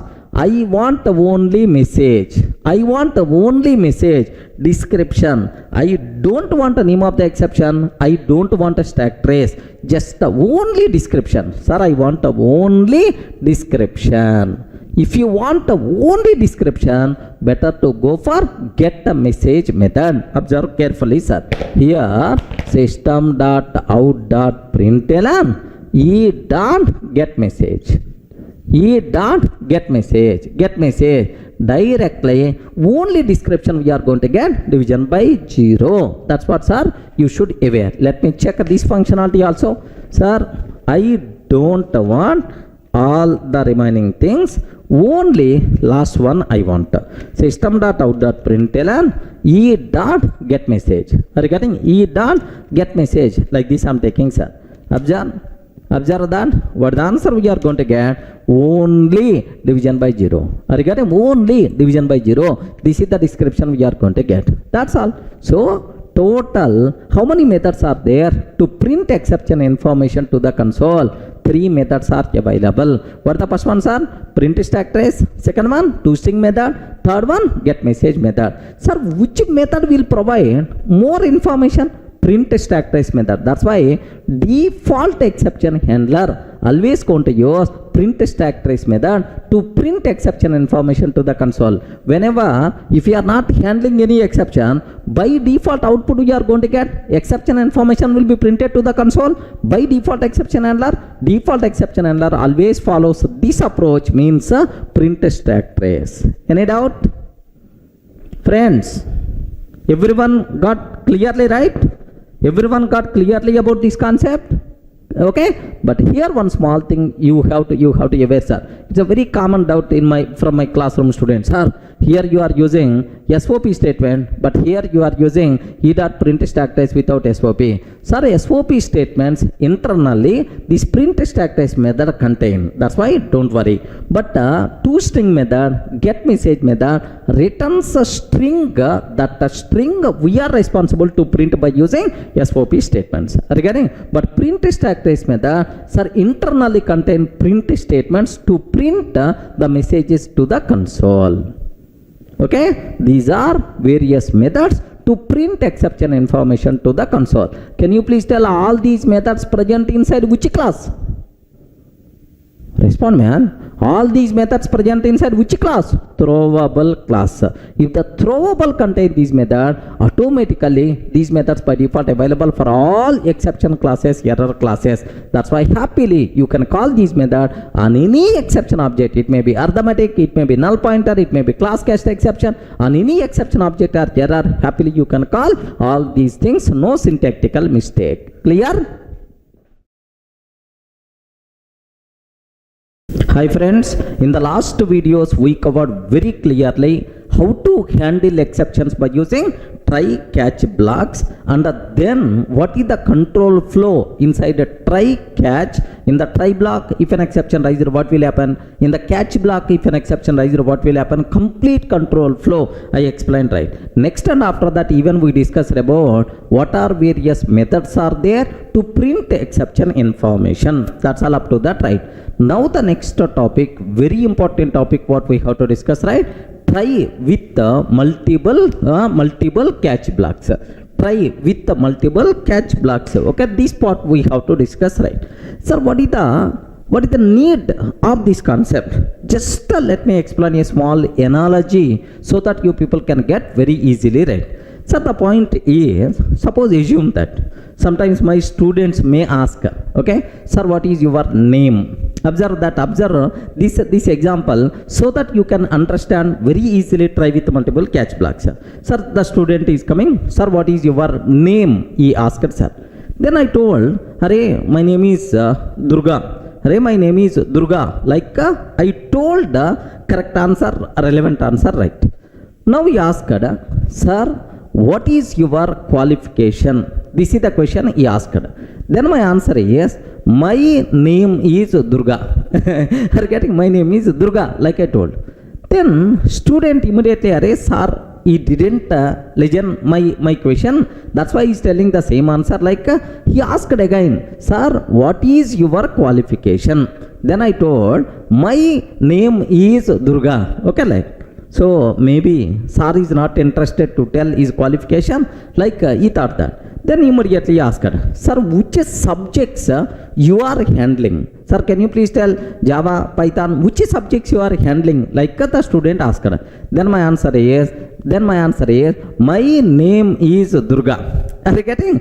So if the student is asking any question, for any question, I'm telling the same answer. Then automatically after asking 3 or 4 questions, the student is going to fail. Hare Durga sir, pagal ho gaya, mental, he got maybe mental. Like definitely he is going to get the feeling. Are you getting right? So same, why don't you, if you are using single catch block, okay, for the try, so the person who is going to see the code definitely is going to get the same feeling. The reason for that is, sir, observe that most of the times we are going to write this type of syntax. Try, sir. Next catch block. Next catch block of exception I'm taking. Catch block of exception like this I'm taking. Now, array in the try block, arithmetic exception is coming. Which catch block is the responsible? Array this catch block is the responsible for arithmetic exception. Array file not found exception is coming. Okay, arithmetic exception is coming. This catch block. So instead of arithmetic, file not found exception is coming. Then the same catch block. Are you getting? Next, SQL exception is coming. SQL exception is coming. Then the same catch block. So observe that the way of handling an exception is varied from exception to exception. The same, the answer is varied from question to question. If arithmetic exception is coming, one type of handling we have to tell. So if a file not found exception is coming, another type of handling we require. Sir, if I can take a single catch block, sir, with exception, there it can handle any type of exception. For all types, this is the same handling code, is nothing but worst kind of programming practice. Remember, the way of handling an exception is varied from exception to exception. That's why for every exception type, separate catch block must be required. Are you getting? So taking a single catch block means for any type of question, telling the same answer, which never be recommended, right? Sir, in your academic exams, do you know, in the academic exams, so out of 5 questions we require to answer, assume that. So there are some people are there, of course, you may be, I may be, or your friends, they never going to see the question paper, sir. Any question, same answer they are going to write. In the academics, it is going to work out, but in the programming, it is not going to work. Take a bit very special care, sir. For every exception, the way of handling is the different. That's why for every exception type, we have to write separate catch block. Try with the multiple catch blocks is possible, recommended to use. Sir, observe that. Sir, this approach, is it recommended or not recommended? Not recommended. What is the reason? For all exceptions, same handling code. That's why I can use the word, it is not recommended. Are you getting? This approach is not recommended. Then which approach is the recommended, sir? Sir, observe carefully, sir. Here, try block is there. Okay, risky code. Try block is there. Now, sir, if arithmetic exception is coming, sir, now perform alternative arithmetic operations. Perform alternative arithmetic operations. So this code will be executed within the try block if arithmetic exception is going to come. Sir, similarly, catch, okay, file not found exception is coming, sir. File not found exception is coming. If a file not found exception came, then use a local file instead of remote file. Like I will show some alternative file. From that you have to read and continue rest of the program normally. Here use a local file. Instead of remote file. Use a local file instead of remote file, right? Sir, same. If SQL exception is coming, assume that if SQL exception came, if SQL exception is coming, use Oracle database instead of MySQL DB. Sir, use Oracle database instead of MySQL DB. Okay, like. Sir, now these are most commonly occurred exceptions with respect to this risky code, sir. Other than this, if any other exception is coming, then automatically, sir, catch exception. This is default handling code. Default handling code like this I have to take, sir. Now take very special care. For every exception, the corresponding, for separate catch block I'm going to maintain. If arithmetic exception is coming, this is the handling code. If a file not found exception is coming, this is the handling code. If a SQL exception is coming, this is the handling code. So, for every exception, separate handling code is there. That's why, so I'm maintaining multiple catch blocks, right? So, if other than this, if any other exception is coming, this catch block is there. This catch block by default is going to take care. Clear for all of you, right? So try with multiple catch blocks, possible or not. Possible, recommended or not, highly recommended to use this approach. Everyone can aware, sir? So try with multiple catch blocks, possible or not? Yes, possible, because the way of handling an exception is varied from exception to exception. That's why try with multiple catch blocks we have to take and highly recommended to use. So this is the recommended approach, but very unfortunate, most of the people are following this approach, which will never be recommended. Clear for all of you, right? So if try with the multiple catch blocks are there is one very important loophole is there. Let me talk about that. Observe carefully, sir. Listen. Here I am taking try block, try system.out.println 10/0. Of course, arithmetic exception will be raised. Now, here I am taking catch exception. I am taking catch exception. I'm just taking here system.out.println exception. SOP of exception like I took, sir. Next, catch arithmetic exception. Observe very carefully about this one, sir. Catch arithmetic exception. I'm taking arithmetic exception. System.out.println. Okay, arithmetic exception like this I took, sir. Now try with how many catch blocks are there? Please respond. How many catch blocks are there? 2 catch blocks. This is the first catch block. This is the second catch block, right? Same way, here let me take, sir, same example with a small change in the code. Observe carefully, sir. Try. Very important conclusion I'm ready to explain. That's why more concentration must be required from your side. Okay, try. Here, catch block. Arithmetic exception I'm taking, sir. Of course, full form arithmetic exception only. System.out.println arithmetic exception like this I took, sir. Catch arithmetic exception. Now, sir, catch block I'm taking. Now exception I'm taking, sir. Exception E. System.out.println exception like. Sir, now my question is, among these two, which is valid, which is invalid? Ayo, respond. Which is valid, which is invalid among these two? First one is valid or not?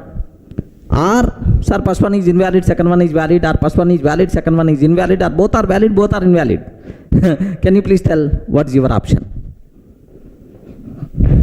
Yes, friends, a bit dangerous combination. Please confirm. Okay? So take very special care. If a try with the multiple catch blocks are there, then JVM is always going to consider the catch blocks from top to bottom. Are you getting catch blocks from top to bottom? Next, catch block parent exception can handle child exceptions also. I hope you may aware in the last sessions, right? Now observe carefully. Here, SOP of 10/0. Which exception will be raised, sir?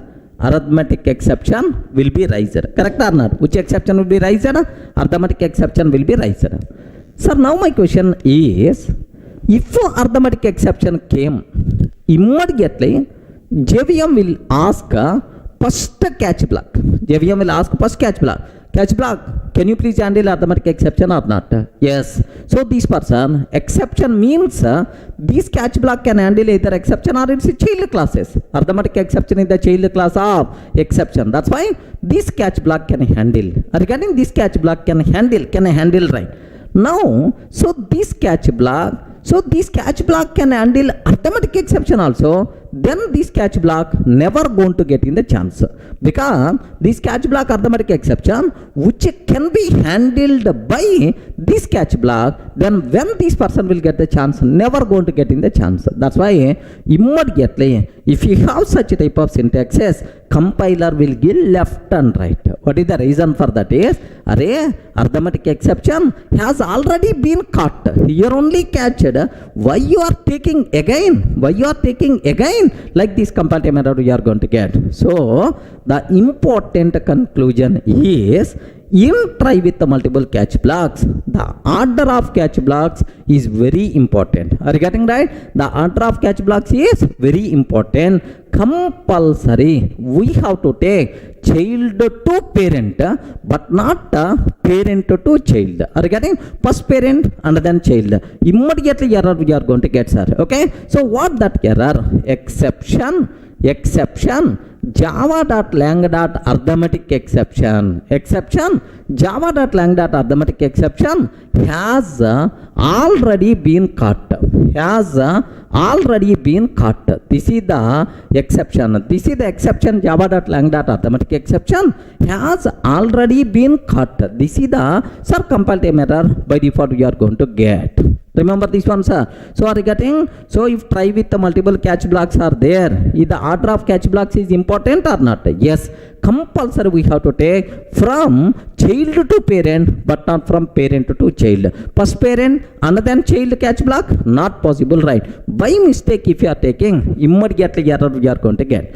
But what about this one? Before going second half, let me execute this code, sir. Have a look once.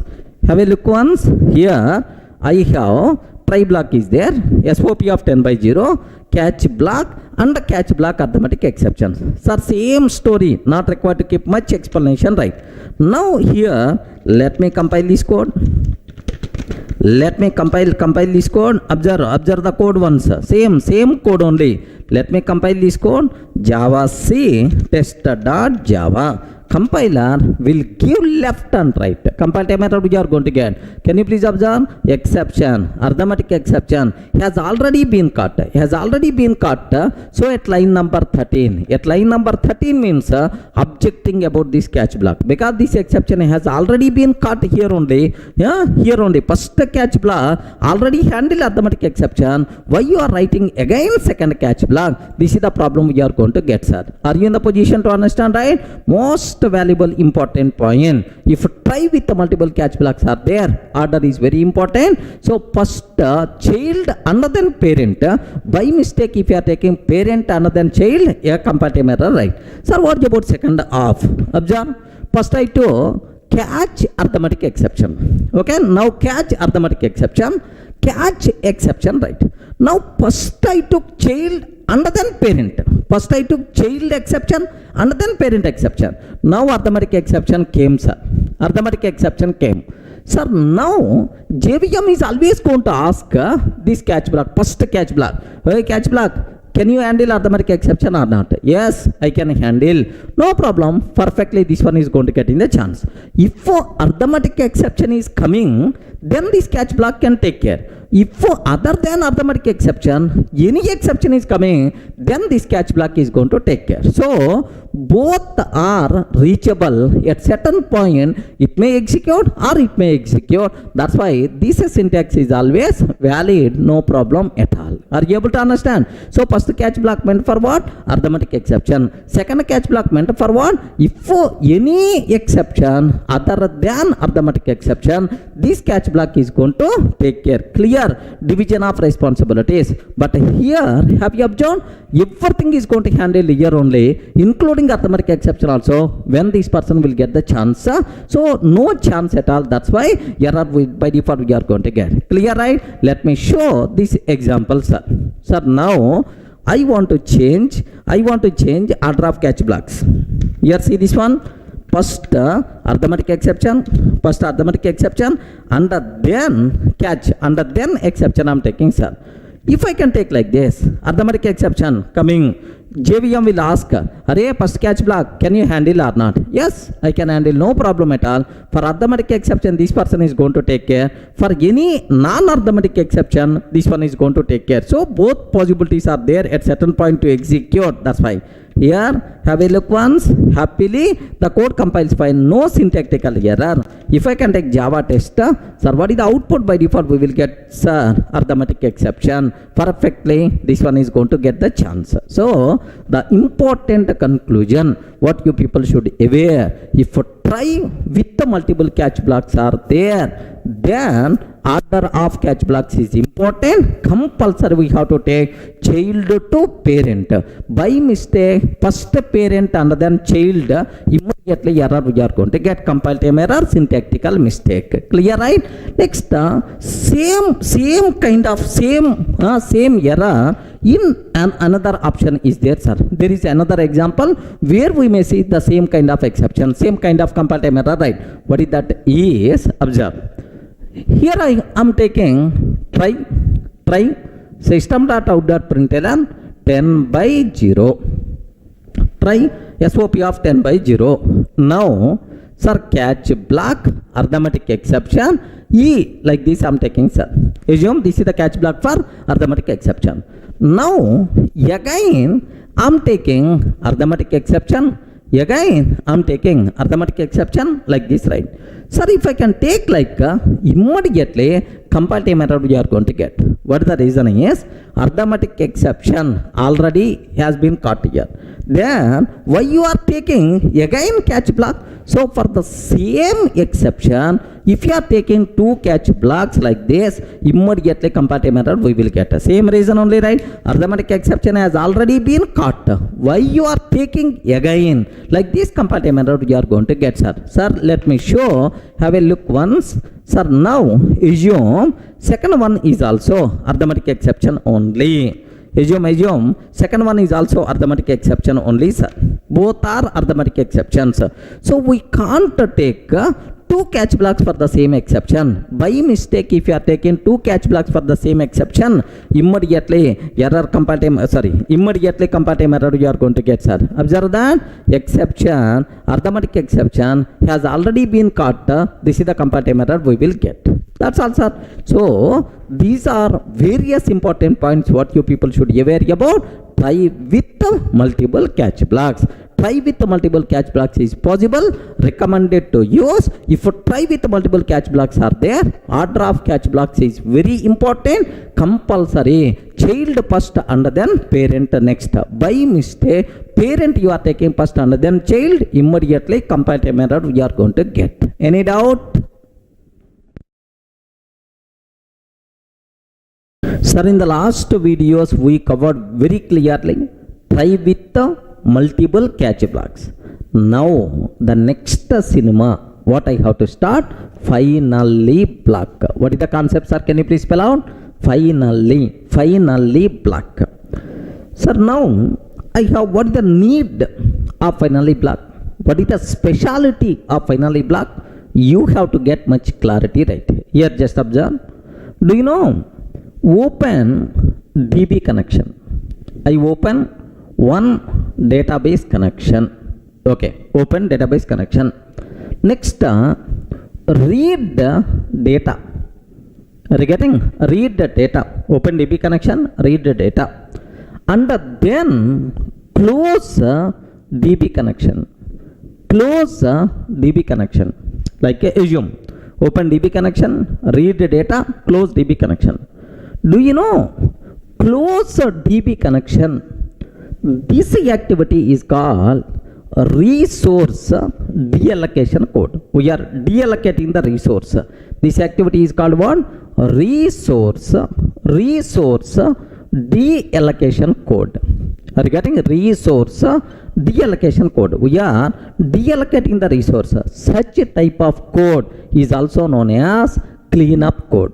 Such a type of code is also known as cleanup code, not close up. Close up is also meant for cleanup only. Okay, sir, it is a cleanup code. Okay, well, first clarity, which is called cleanup code. Okay, resource deallocation code, like closing DB connection, closing the file. Okay, like this type of things are by default considered as resource cleanup code. Okay, sir, resource deallocation code, cleanup code, right? Now my question is, observe carefully, sir. Here I am taking try block. Sir, now open DB connection and read data, followed by close DB connection like this. If any exception is coming, now catch exception, corresponding handling code is there. Can you please tell, is this approach, is it recommended or not? You respond. Is this approach either recommended or not? Approach means, so writing cleanup code inside a try block, is it recommended or not? Okay, so it's a never recommended. Okay, write a cleanup code inside a try block, never recommended. What is the reason for that is, suppose you open DB connection successfully. While reading data, some exception got raised. Here some exception got raised. Immediately the control will go to catch block. So if the control will goes to the catch block, who is going to close a database connection? Regarding who will close my DB connection, it is the problem. Correct or not? Okay, here only the control goes to catch block, then who is going to close my DB connection? It is always a problem. That's why it is never recommended to maintain cleanup code inside a try block, because if there is no guarantee for the execution of every statement inside a try block. Sir, before this, if an exception rises, then this line is not going to be executed. Who is going to close DB connection? So no one is going to close. One database connection will be wasted. Is it clear, right? So try block never meant for cleanup code. Okay, well, so now I'm taking one more approach. Here try block I'm taking. Within the try block, open DB connection, read the data like. Now catch block I'm taking, okay. Inside catch block, let me write close DB connection. Close DB connection like this I'm taking, sir. Can you please tell, writing cleanup code inside catch block, is it recommended or not recommended? Can you please confirm? Writing cleanup code inside catch block, is it recommended or not recommended? Again, not recommended. What is the reason for that is, sir, if there is no exception, then catch block won't execute. If the catch block is not going to execute, then who is going to close DB connection? Are you getting that? That's why, so to close DB connection, compulsory we have to raise exception, meaningless. That's why this approach is also not at all recommended. Clear for all of you, right? Okay, so we never recommended to write cleanup code inside a try block, because there is no guarantee for every statement execution inside a try block. Before this line, here if an exception is coming, then this line is not going to execute. Okay, next, never recommended to write cleanup code inside catch block. What is the problem? Here is, what is the problem? If there is no exception, catch block is not going to execute, then who is going to close my DB connection? That's why this approach is also not recommended. Okay, well, sir, we require some place to maintain cleanup code. I want some place to write cleanup code. which should be executed always, which should be executed always, whether exception raised, not raised, handled or not handled. Sir, in any case, my cleanup code should be executed, sir. Do you have such a type of place? That place is nothing but finally block. Remember this one, sir. Finally block, specially designed concept to maintain cleanup code. Okay, observe the approach. Observe the approach here. Try block. Now open DB connection, open DB connection, and read the data. Okay, now catch block, some handling code, exception E, some handling code, some handling code we can take. Next, finally block. Regarding next one, finally block, inside finally close DB connection. Regarding finally block, inside finally close DB connection. Like this I'm taking, sir. Sir, now the biggest advantage of this finally block is this finally block will be executed always, whether exception raised, not raised, handled or not handled. Even in abnormal termination also, finally block will be executed. That's why, so the main objective of finally block is to maintain cleanup code. The biggest specialty of finally block is, what is the specialty of finally block, sir? So this block will be executed always, irrespective of whether exception raised, not raised, handled or not handled. Such a type of best place is nothing but finally block. Everyone can able to understand, right? What is the need of finally block? What is the specialty of finally block? Okay, like now observe this one. Inside a try block, which code we can take? Respond. Which code we can take? Risky code. Inside a try block, which code we can take? Risky code. Next, inside catch block. Inside catch block, which code we can take? Handling code. Next, inside finally block.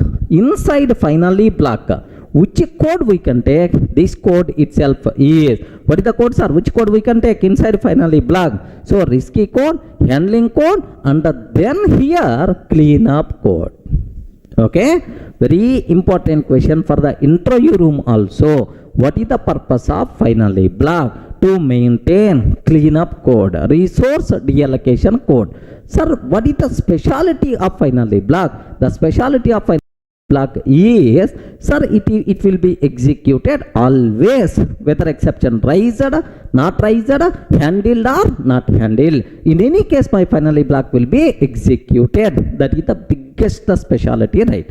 Sir, if you feel comfortable, I will explain all these things with respect to an example. Then you can get much clarity on the concept. Clear up to this? Sir, up to this, it is very clear what is the purpose of finally block. Now let me go for programming example so that you will get much clarity. Have a look once. Here, case 1. I want to take case 1. If there is no exception,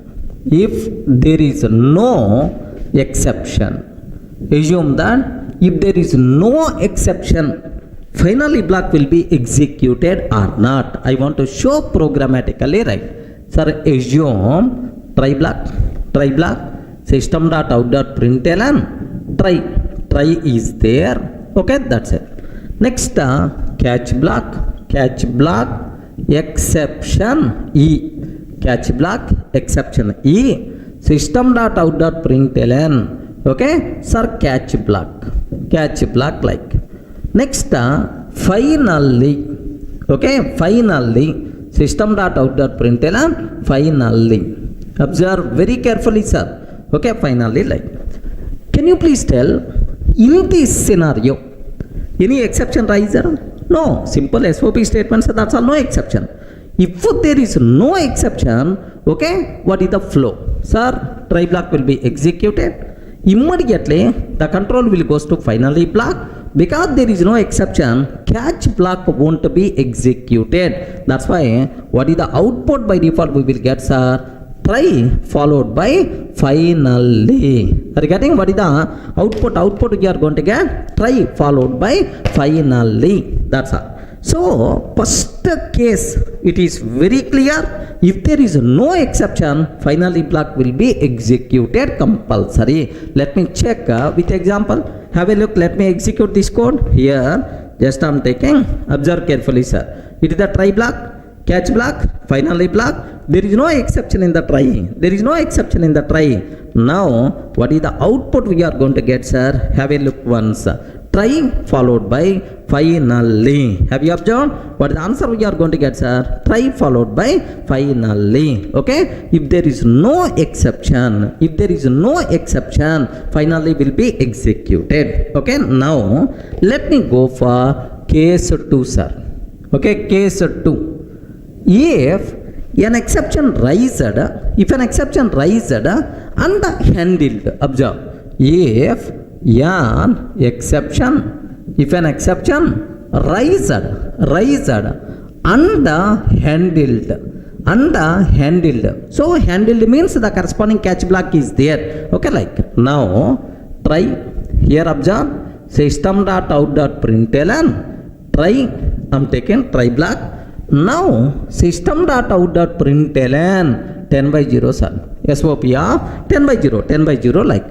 Now catch, okay, arithmetic exception E, catch block, arithmetic exception E, system.out.println, okay, this is the catch block, sir.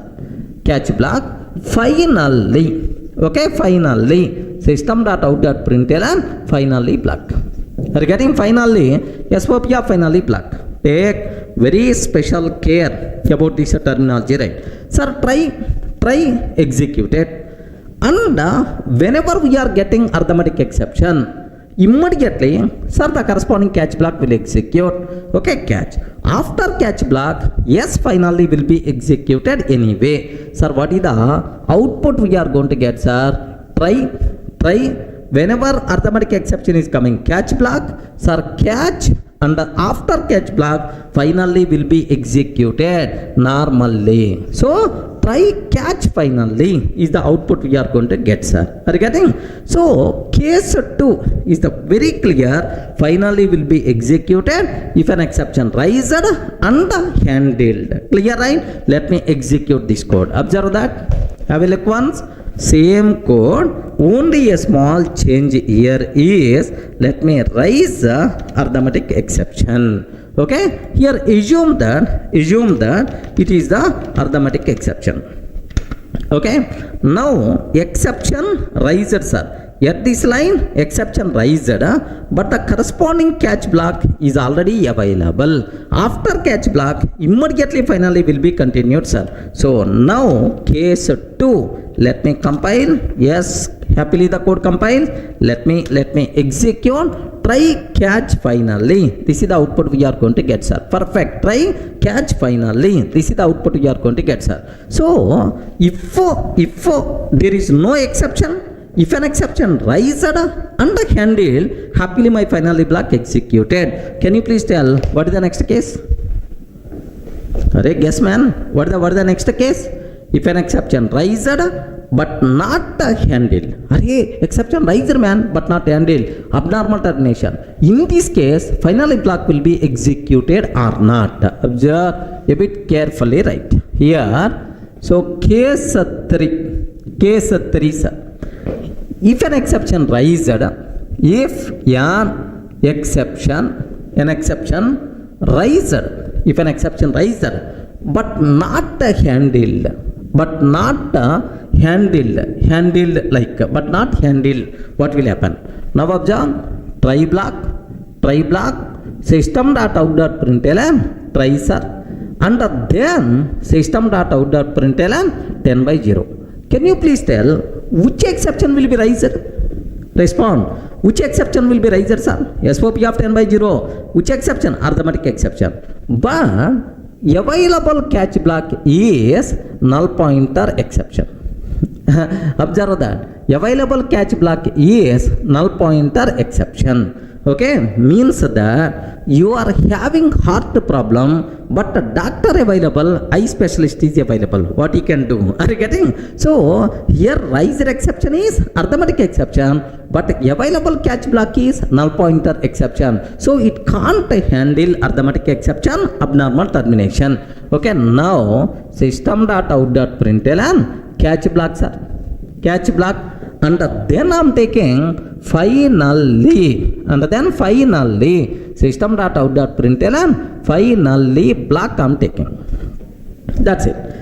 Sir, take a bit very special care about this. Sir, this example is the very important when compared with the last two. Sir, flow you should aware. Now observe SOP of try.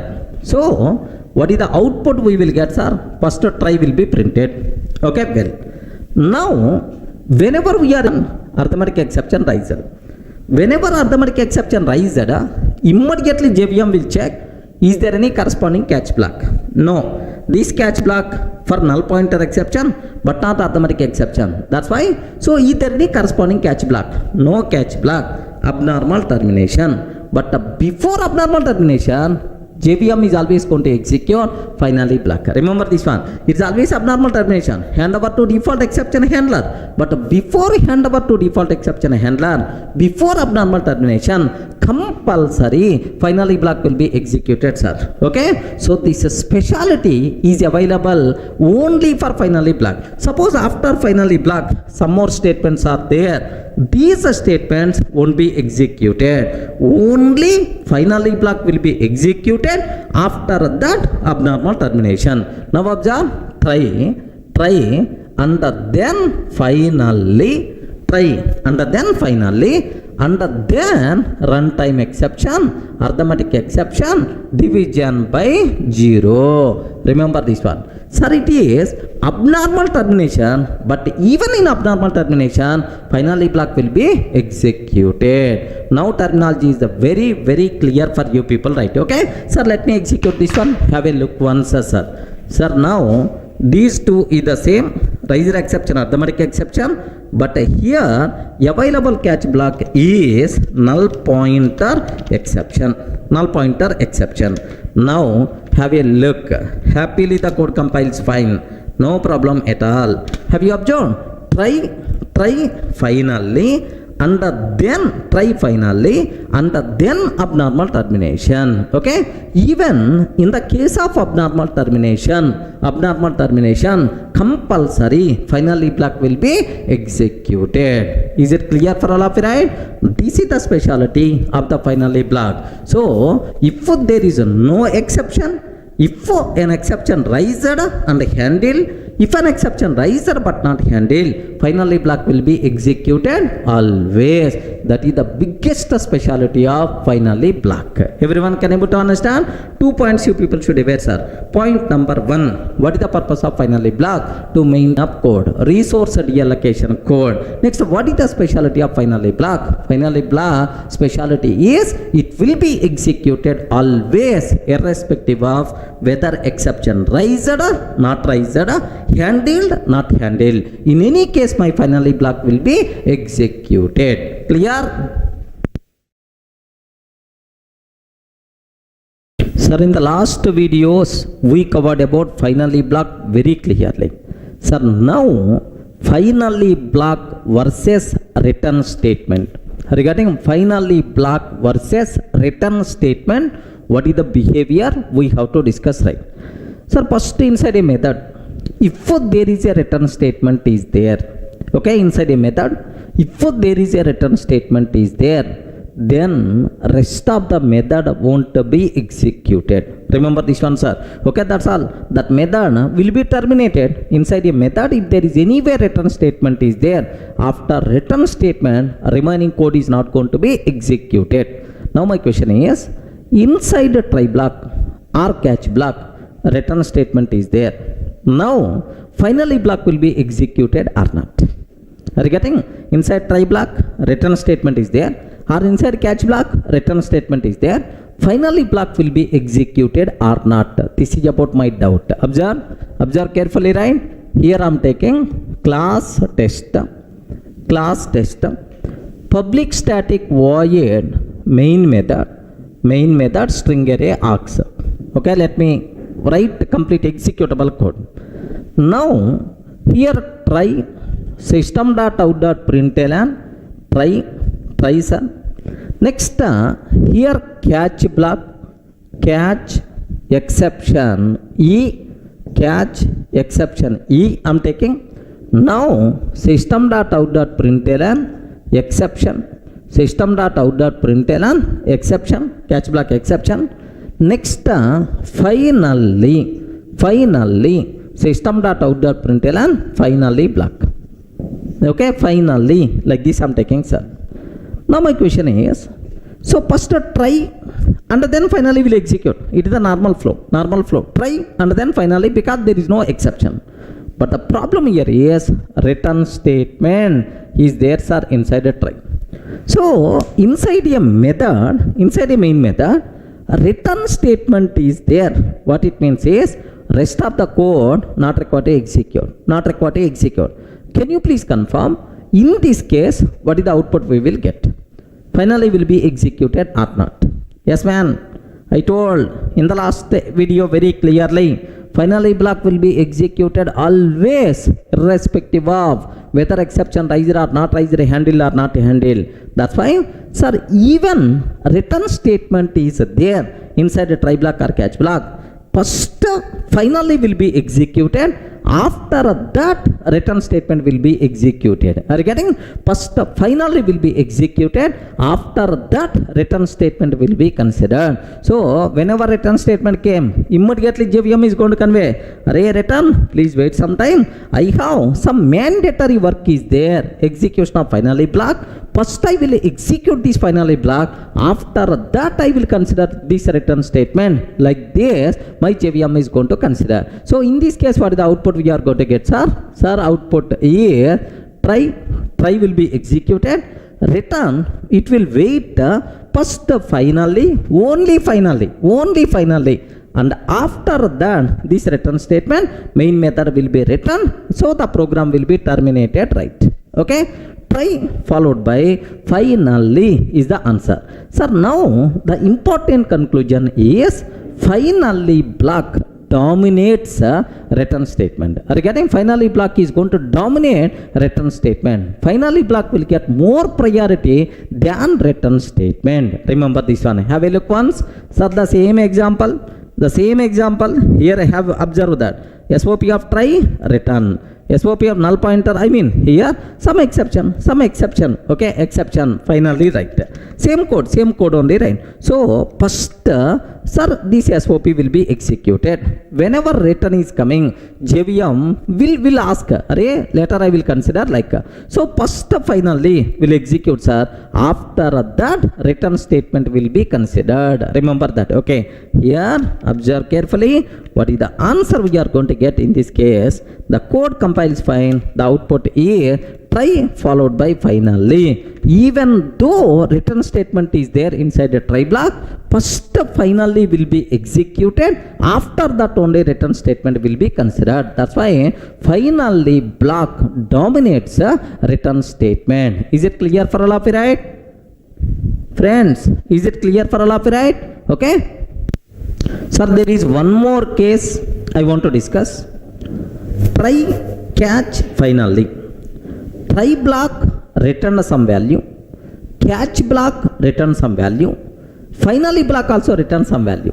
Array, all the three blocks returning some values, which return statement will be considered? Okay, remember that highest priority finally block return statement will be considered. Observe that carefully, sir. Here I'm taking, here just I have one method is there, public static int m1, public static int m1 method is there, sir.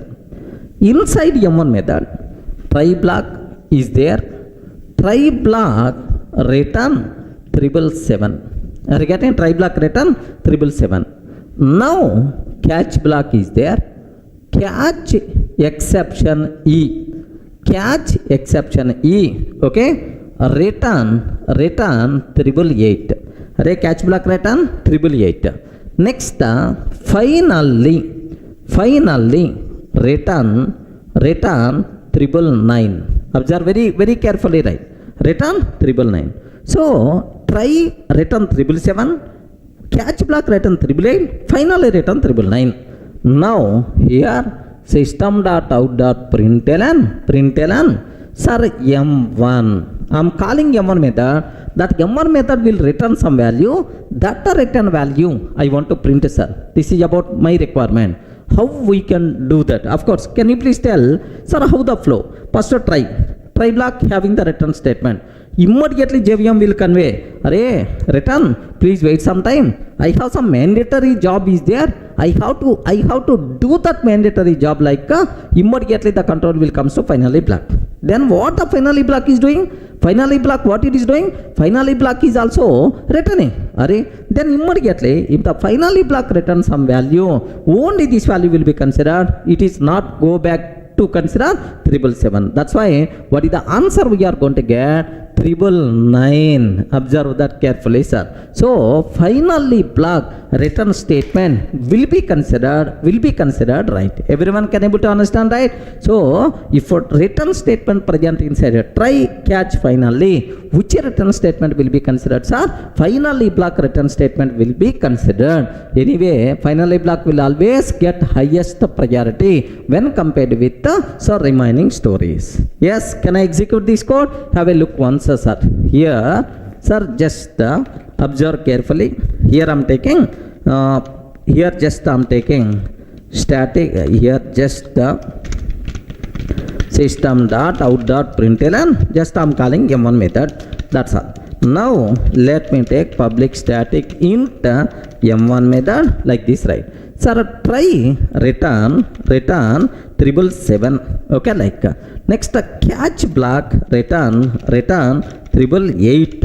Next finally block return 999 like this, right? Same example, whatever I wrote on the board is the same example only. Try block return 777. Next catch block will return 888. Finally block returns 999. Okay, now have a look once.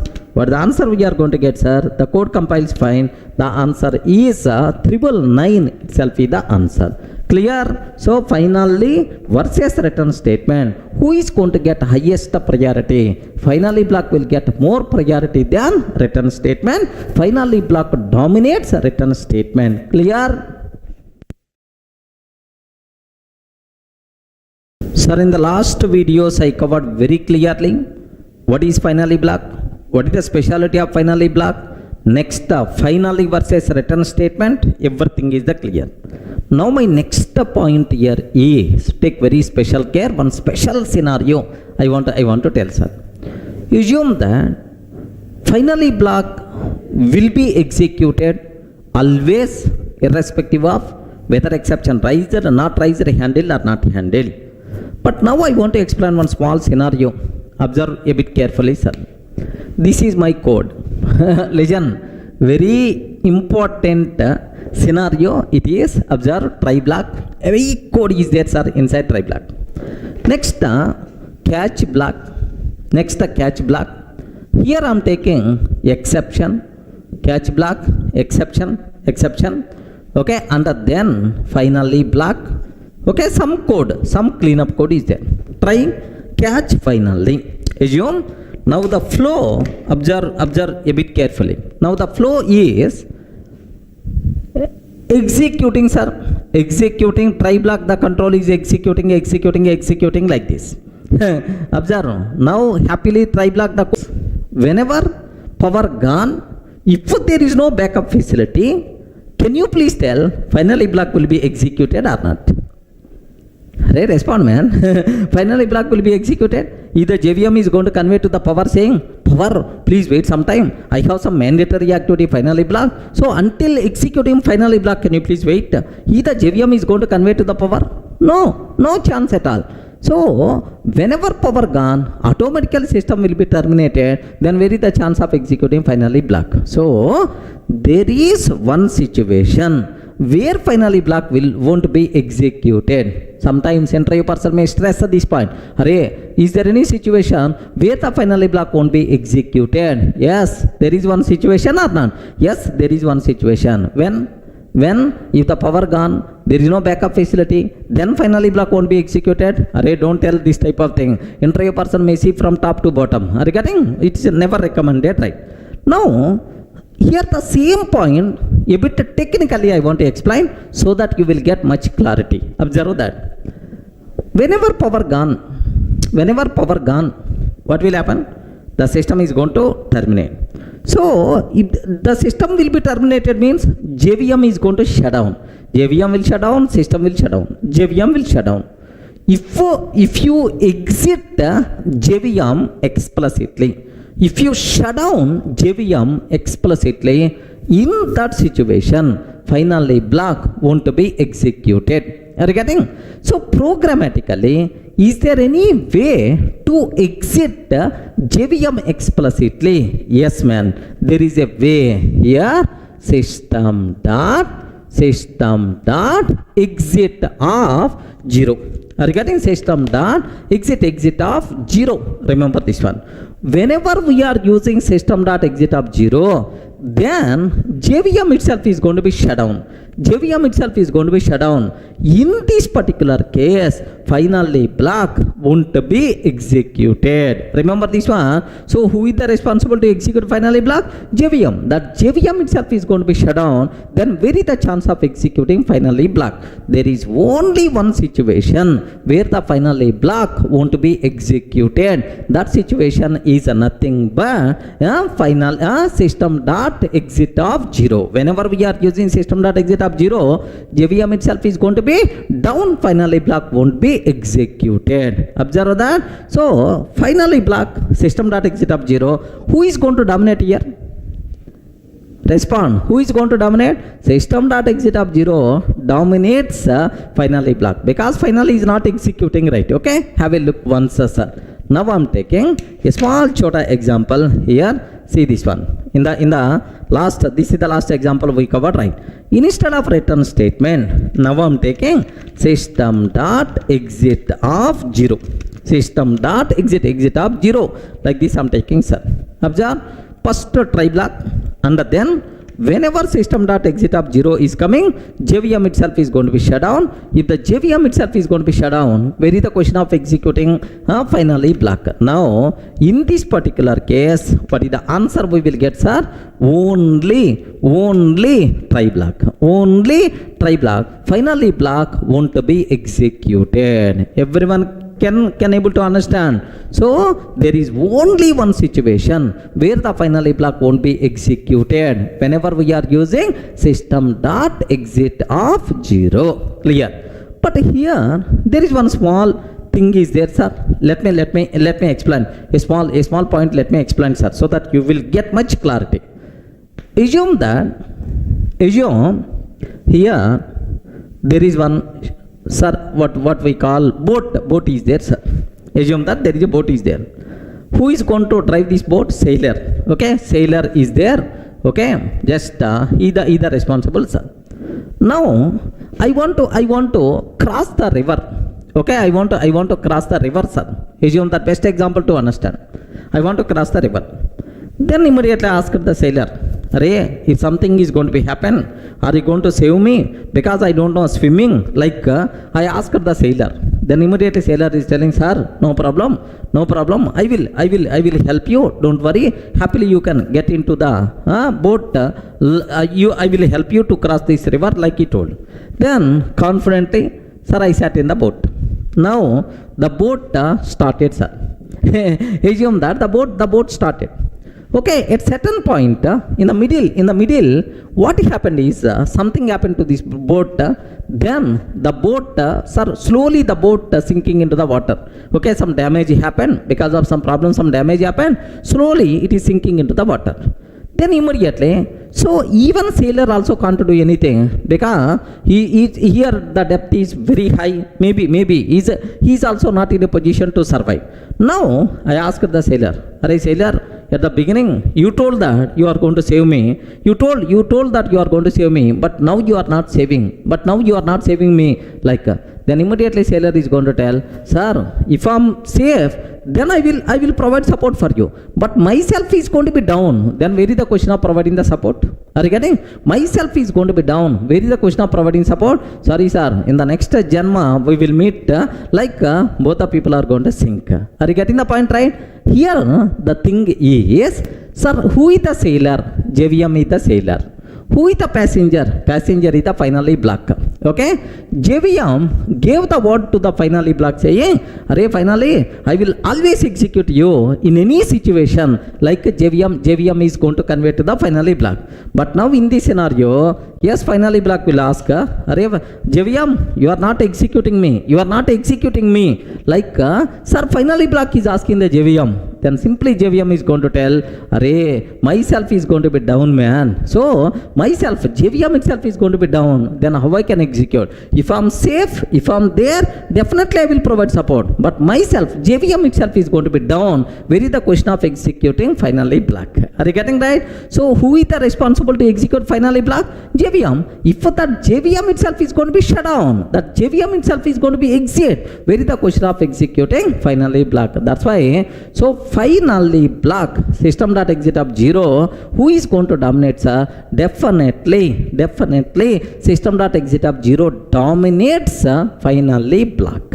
Clear for all of you, right? Sir, this is one special case you people should be aware for the interview room sake. Okay? Next. Sir, I have one small point about system.exit of 0. Let me talk 2 or 3 points. Whenever we are using system.exit of 0, JVM itself is going to be shut down, then the program will be stopped. Next, this 0, whatever number we are passing, argument represent status code. Argument represent status code, sir.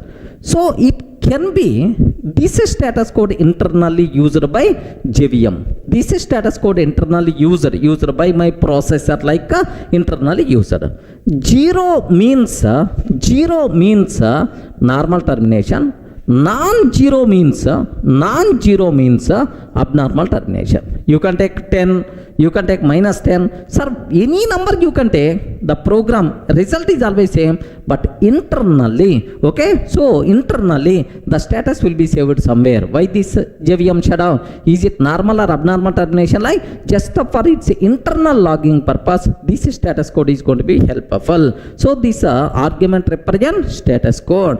0 means normal termination, non-zero means abnormal termination. Whether it is 0 or non-zero, effect is always the same. Programmatical effect is always the same. There is no difference. But internally, at a logs level, it is going to be used. Logging, right? In the server log or otherwise processor log. Why this JVM shutdown? Because of normal termination or because of abnormal termination, there it will be used. This is status code. Programmatically, programmer wise, whether it is 0 or non-zero, result is always the same. Now observe this one. I want to take instead of 0, I am taking minus 10.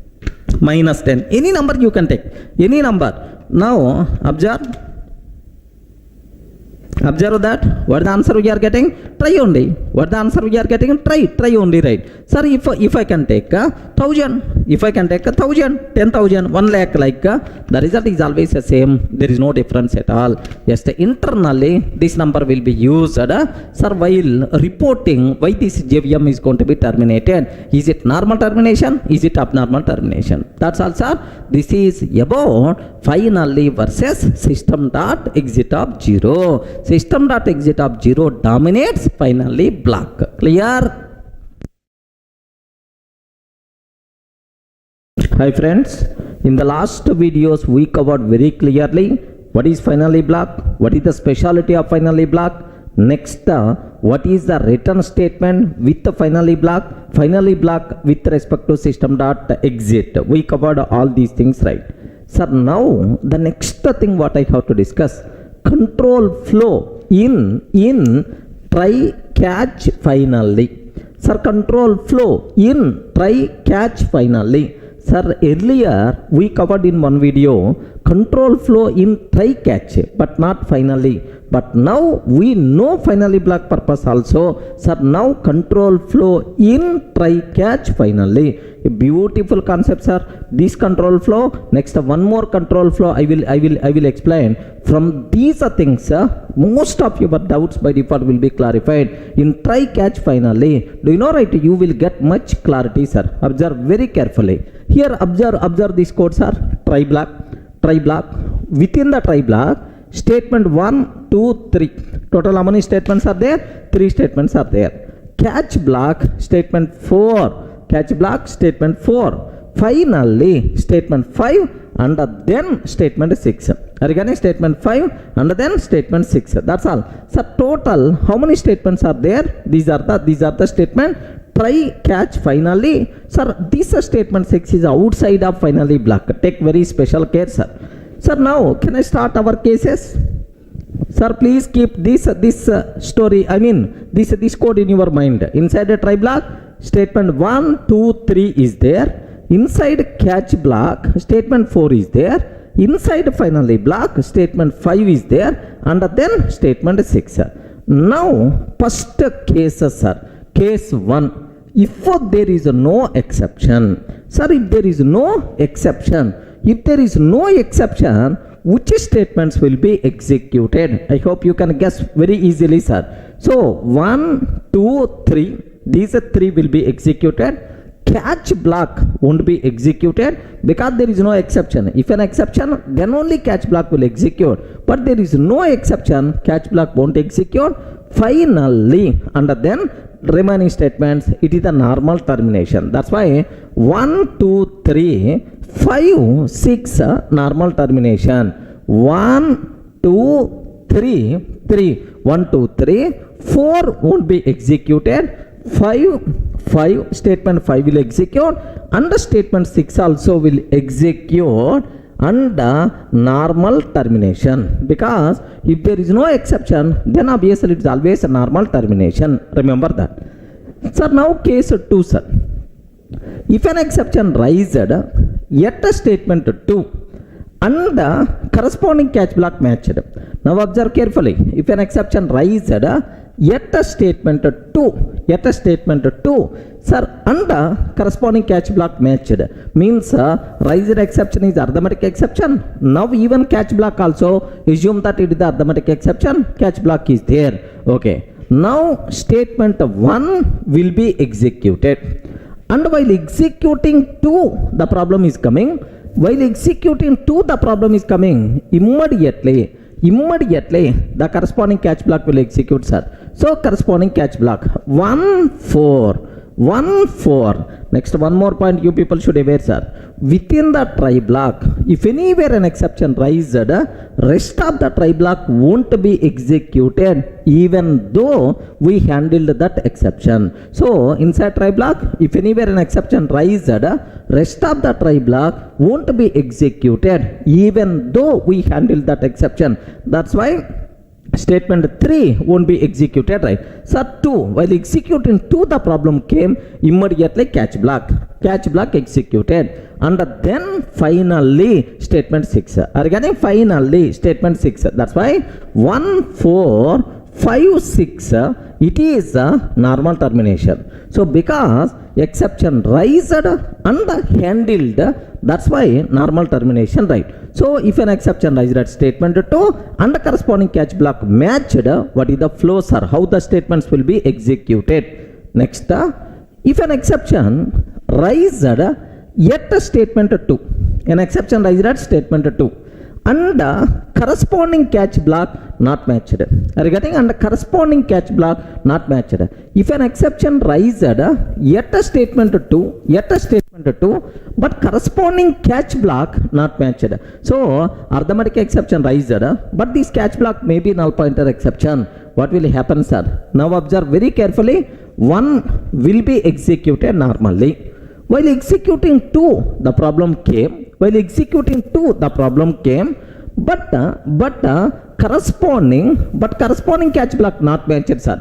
JVM will always search for the catch block. catch block not matched, it is always abnormal termination. But before abnormal termination, only finally block will be executed. Remember this one. This special offer is applicable only for finally block. That's why even in the case of abnormal termination, before abnormal termination, finally block will be executed. So 1 5 and then abnormal termination. Remember, statement 6 won't execute. Statement 6 won't execute. It is abnormal termination. Clear for all of you, right? 1 5 and then abnormal termination. You people should be aware. Sir, now if an exception rises, sir, that's all. This is if an exception rises at statement 2, catch block matched, not matched, what will happen? We covered, right? Even the same story is applicable for statement 3 also, right? Okay, well. Now my question is, if an exception rises yet a statement 4, observe carefully, sir. If an exception rises yet a statement 4, very simple. So is this statement 4 is the part of try block or outside try block? Outside try block. Have you remembered, right? If any statement which raises an exception which is not inside try block, it is always abnormal termination. Even in the last videos also somewhere I covered very clearly, sir. That's why statement 4, if an exception rises, it is always abnormal termination. But before abnormal termination, finally block will be executed. So it is always abnormal termination, but before that, finally block will be executed. So abnormal termination, but before that, finally block will be executed. Finally block will be executed. That's all. Okay, finally block will be executed. Okay, well, so it's a very clear. If an exception rises at statement 4, what will happen? It's always abnormal termination because statement 4 is not part of try block. If it is not inside try block, then no corresponding catch block. No corresponding catch block means abnormal termination. But before abnormal termination, finally block will be executed. Okay, well, now if an exception rises yet a statement 5, if an exception rises yet a statement 5, what will happen? That is our next case. If an exception rises yet statement 5, what will happen? Can you please tell? Is it part of try block or outside of try block? Outside of try block. If any statement which raises exception outside of try block, it is always abnormal termination. Remember this one. So if an exception rises, sir, inside, I mean at statement 6, it is always abnormal termination. Remember that carefully. If the exception rises at 4 or 5 or 6, these statements are outside of try block, always abnormal termination. Even 5 and 6 also. So if an exception rises yet a statement 5 or statement 6, it is always abnormal termination. That's it. Any doubt? So what you require to do is, can you please take this one on the paper and take these cases, analyze on your own. So just try to execute these combinations by taking SOP statement. If any line required an exception, 10/0, SOP of 10/0, automatically exception will be raised. Can you please cross check whether all these cases are proper or not? Perfectly it is going to work, sir. Sir, next exceptions will be raised only in the try block. No. It can be raised inside try block or inside catch block or inside finally block also. Maybe a chance, because finally block also contain which codes are Java code only. Maybe a chance of raising an exception inside finally block also. Clear for you? Is it? Sir, I explained very clearly in the material also. These cases are there documented very clearly. Just go through that.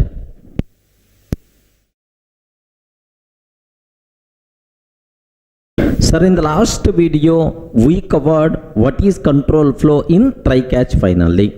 Sir, now the next thing, a bit important concept I am ready to talk. Sir, what is nested try-catch finally? Nested try-catch finally. What it means, right? Sir, do you know, inside a try block, you can take try-catch finally. Inside catch block, we can take try catch finally. Inside finally block also we can take try catch finally. That means nesting of try catch finally is always possible. Remember this. Sir, where? What the need? What the need? Where we have to use? Sir, just observe that. I have here just try is there, sir. This is the risky code. Assume that this is the risky code. Now catch block is there. Catch block is there. Now this is the handling code, and then finally block is there, cleanup code, sir. Try catch finally. Sir, this is the risky code I am writing, right? Now assume that in this, sir, do you know, there is some code is there, too much risky code, maybe communicating with the third party software, third party vendor machines, like it is a too much risky, or otherwise communicating with the database, third party database, that database most of the times are down. It is a too much risky code. Sir, now it is a risky code, but this one is the too much risky code. Sir, now this too much risky code highly recommended to keep separate try catch. Regarding highly recommended to keep separate try catch, right? What is the reason for that? The reason is, suppose this statement is already there inside a try block. Assume I don't want to take inner try catch. Sir, if really there is a problem here, if really there is a problem, there is an exception. Now the control will goes to sir, this catch block. Then remaining code is not going to be executed. Regarding assume that after this there is almost around 10,000 lines of the code is there, it is not executed. Is it a problem or not? Yes, definitely it is a problem. This much code is not going to execute. That's why what I have to take, you are telling it is a very risky, too much risky code. What I will take here is, of course, here I am taking try block, next here only catch block I am taking, corresponding handling code, sir. What is the advantage is, if really an exception raised, the advantage of taking inner try catch is, if really an exception raised, immediately this catch block is going to handle. Regarding this catch block will be handled. Of course, if this catch block unable to handle, anyway outer catch block can take care. Don't worry. Sir, this catch block is going to handle.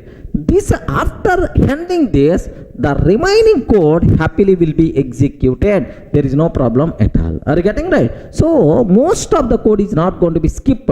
Most of the code will be executed. Here there is a problem. Here there is a problem. Immediately this catch block is going to handle. Rest of the code will be continued normally. That is the advantage of try catch inside a try block, sir. So normal risky code we have to take inside outer try.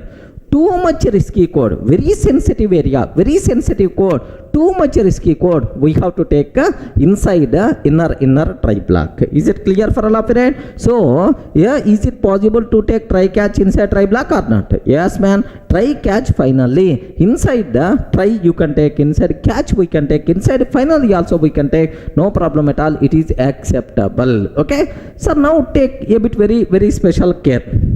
Best example, sir. Do you know? Assume that you are traveling on the road, by car. You are traveling on the road by car. Sir, traveling on the road by car, it is a risky. Obviously, maybe a chance of accidents. But there are some curve roads are there. There are some curve roads are there. The special arrangements they are going to take. Pass accident prone area. Take a bit very special care. Like, traveling on the road itself is risky, but why this special board is required? It is too much risky. Regarding accident prone area, too much risky. That's why some special arrangement must be required for this. This car, what we call curve roads, accident prone areas. Compulsory some special boards the road government people are going to arrange. Are you getting right? So the same style here also, sir. Too much risky code we have to take inside inner try block. General risky code we have to take inside outer try block. Okay, if an exception rises here in this risky code, immediately catch block is there, rest of the code will be executed normally. Clear for all of it? So is it possible to take try catch finally inside a try block or not? Yes, possible. Inside catch block or not? Yes, inside finally also happily you can take. Nesting of try catch finally is always possible. If you feel comfortable, I will go for a small chota executable code so that you can get much clarity, right? Okay, sir, now observe a small example I'm taking here. Class test. Next, public static void main method string array args. Public static void main string array args. Here I'm taking try block, try blocks are outer try block. System.out.println outer try block, outer try block, like this I'm taking. Next, inside that I want to take another try block. Yes friends, possible or not? Yes, try inside a try, acceptable try block I'm taking. Here system.out.println inner try block I'm taking. Regarding inner try block I'm taking. Now system.out.println 10/0 I'm getting. Assume that, sir. Okay, now sir, this is the catch arithmetic exception, arithmetic exception. Now system.out.println inner catch block, inner catch block, assume that, sir, inner catch block. Okay, now sir, this is the try catch I took inside the try block. Regarding this try catch I took inside try block, remember.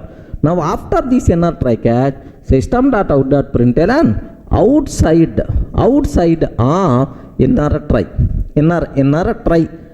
try catch, like this I'm taking, sir. That's all.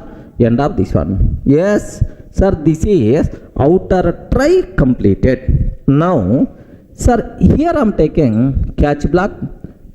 This is the outer catch block. Some exception I'm taking, some exception here. Do you know? Here the just I'm taking system.out.println outer catch block, outer catch block, like this I'm taking, son, outer catch block. Next, last, finally system.out.println, sir, outer finally block, like this I'm taking, sir. That's all, sir. Now take a bit very special care end of the main, end of the class, sir. Now inside a try block I took try catch and outer catch block, outer finally. Can you please tell what is the output we are going to get for this program?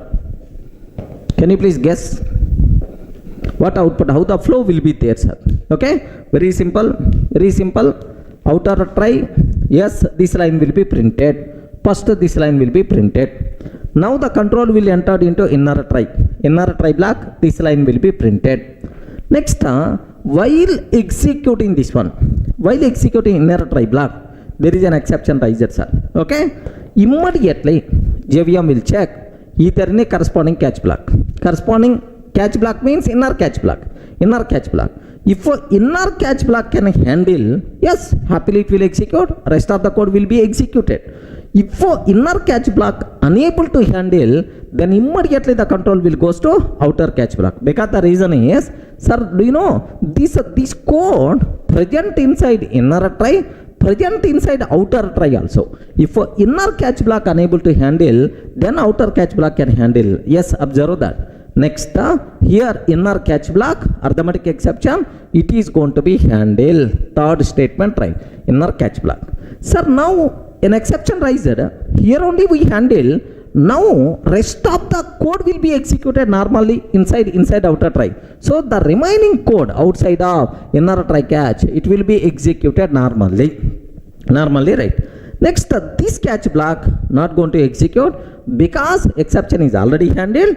Next, finally block will be executed. Observe that, sir. That's all. These are the 5 statements we are going to get if I will execute this code, sir. Have you observed? Outer try block, next the inner try block, next the inner catch block, outside of inner try catch, next outer catch block, outer catch block won't execute, outer finally block only will execute. That's all. Clear for all of you, right? So my intention is you have to know, is it possible to take try catch inside a try block or not? Is it possible to take try catch inside catch block or not? That's what I want to show you a small program, right? Let me execute this code. Have a look once. Observe carefully, sir. Here I am taking class test public static void main try SOP of outer try, next inner try. I am taking inner try SOP of 10 by 0. Regarding outer try, inner try, and then 10 by 0. Next catch arithmetic exception, inner catch block, inner catch block. Next after inner try catch, okay, like now outer catch, outer finally. Sir, the code is the same or not? Yes, perfectly the code is the same. Now let me compile this code, sir. Here, have a look once. Observe, the code compiles fine. Now let me run outer try, inner catch block, after inner try catch, next outer finally. Sir, our expected 5 statements only executed, right? Okay, clear for you. Now I have one small doubt, sir. What's my doubt is, here an exception raised. Assume that, but inner catch block unable to handle. Assume that, sir. Inner catch block not in a position to handle. Assume here raised exception is arithmetic exception, but catch block is available is null pointer exception. Observe carefully. Catch block is available for null pointer exception. Now, can you please tell what is the flow, sir? Please respond. What is the flow? Which statements will be executed now? So inner catch block not matched. Then here see, first outer try block, next inner try block, outer try, inner try. Next here SOP of 10 by 0. Regarding SOP of 10 by 0, arithmetic exception. Immediately JVM will check, is there any inner catch block matched for this? No. If inner catch block unable to handle, immediately the control will goes to outer catch block. Okay, now sir, this is the statement 3 will execute, sir. Now rest of the try block, sir, this outer try won't be executed. Won't be executed, sir. Directly the control will jump to outer catch block and then outer finally block. This is the output you have to get. Just type this one, execute this, observe, then you will get much clarity, right? Nothing. So very simple. Inside inner try, if an exception raised, if inner catch block unable to handle, then who is the responsible to handle, sir? Outer catch block will responsible. Outer catch block, directly the control will come to outer catch and then remaining code will execute. So you may ask, if outer catch block also not matched, what will happen? Abnormal termination. Okay, let me execute this scenario. Here see this one, raised, same example. Raised exception is, which exceptions are? Arithmetic exception, but inner catch block I have null pointer exception. Regarding inner catch block I have null pointer exception. So inner catch block not matched, only outer catch block matched, sir. Then what is the flow? Observe here, the code compiles fine, no problem. What is the answer? By default you are going to get outer try, inner try, outer catch, outer finally. Outer try, inner try, outer catch, outer finally. This is the output by default you are going to get, sir. Okay, please make sure. So is it possible to take try catch finally inside try block or not, inside catch block or not, inside finally or not? Yes, nesting of try catch finally is always a good programming practice. General risky code we have to take inside outer try. Too much risky code, very sensitive code we require to take inside try block. Clear for all of you right up to this?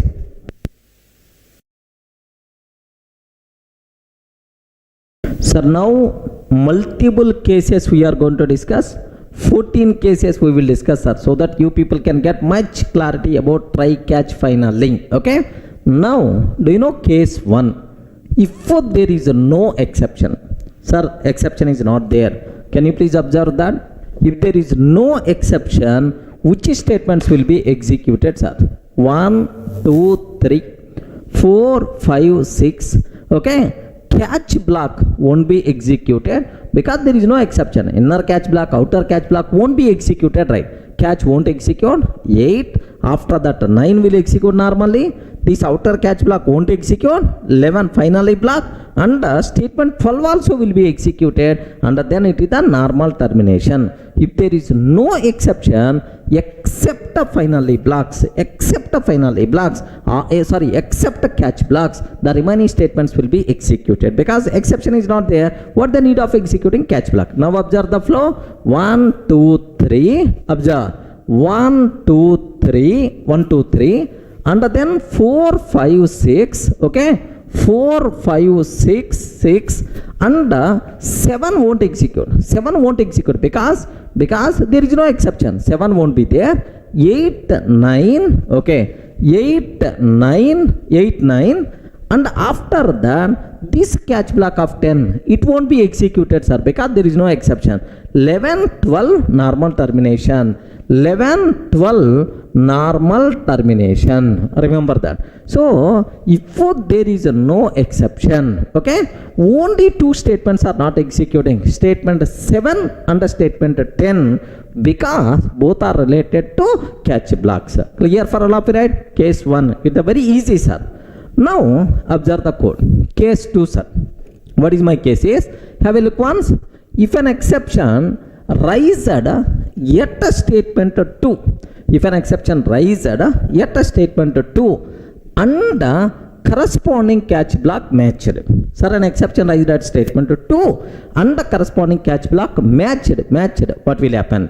Take very special care.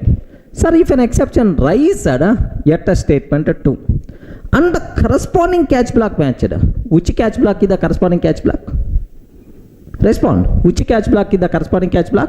Is it inner catch block or outer catch block? Yes, sir, outer catch block. Because it is nowhere related to inner try catch finally. First I didn't enter inside inner try. That's why here this is, if an exception raised at statement 2 means now this catch block is the responsible. Okay.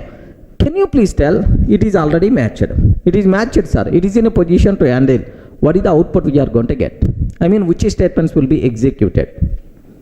Please confirm. In my offline sessions, online sessions, here there are n number of doubts the students are asking. Okay, that part I will discuss. Anyway, just one will be executed. Yes, I know one will be executed, and then while executing 2, the problem is coming. Now the control will goes to this catch block. Now the control will goes to this catch block. Okay. Now this catch block matched 10, and then finally, and then remaining statements normal followed by normal termination. 1, 10, 11, 12 normal termination I'm expecting. Can you please tell, is it valid or not? Here there is a small doubt is there. Sir, you told in the last videos finally block will be executed always, sir. So compulsory this inner finally also will be executed. Like sir, most of the people are having the doubt about this one. Sir, this finally is not going to execute. Like now take very special care about this point, sir. Observe carefully here. Some little explanation I will take. Here see. I have try block is there. Now listen. Try block is there. And catch block is there. Catch block is there. And then finally block is there, sir. Now listen. I open database connection. I open DB connection inside a try block. I open DB connection inside try block. We have to close that DB connection. Where we require to close, sir? Inside a finally block. Close DB connection. Inside a finally block. Close DB connection. Like this. Open DB connection. Close DB connection. Like this I'm taking. Now the point is, observe very, very carefully about this one. So once you entered in the try block, compulsory finally block will be executed to close the resources which are opened at the part of try block. But now my question is, if an exception raised, yet these statements are, assume that. So if an exception raised, yet this statement outside of try block, now sir, no catch block, abnormal termination. In this case, finally block will be executed or not? No, because you didn't enter in the try block. If you didn't enter in the try block, you didn't open any resources. What is the need of closing? Okay, what is the need of executing finally block? So the conclusion is, once we entered inside a try block, compulsory finally block will be executed. If you didn't enter in the try block, then the finally block won't be executed. Remember this one, sir. Once I entered in the try block, compulsory finally block will be executed. But if I didn't enter in the try block, sorry, finally block not required to execute because I didn't open any resources. Clear for all of you, right? Now, sir, in our scenario, if an exception rises yet a statement 2, I didn't enter inside inner try.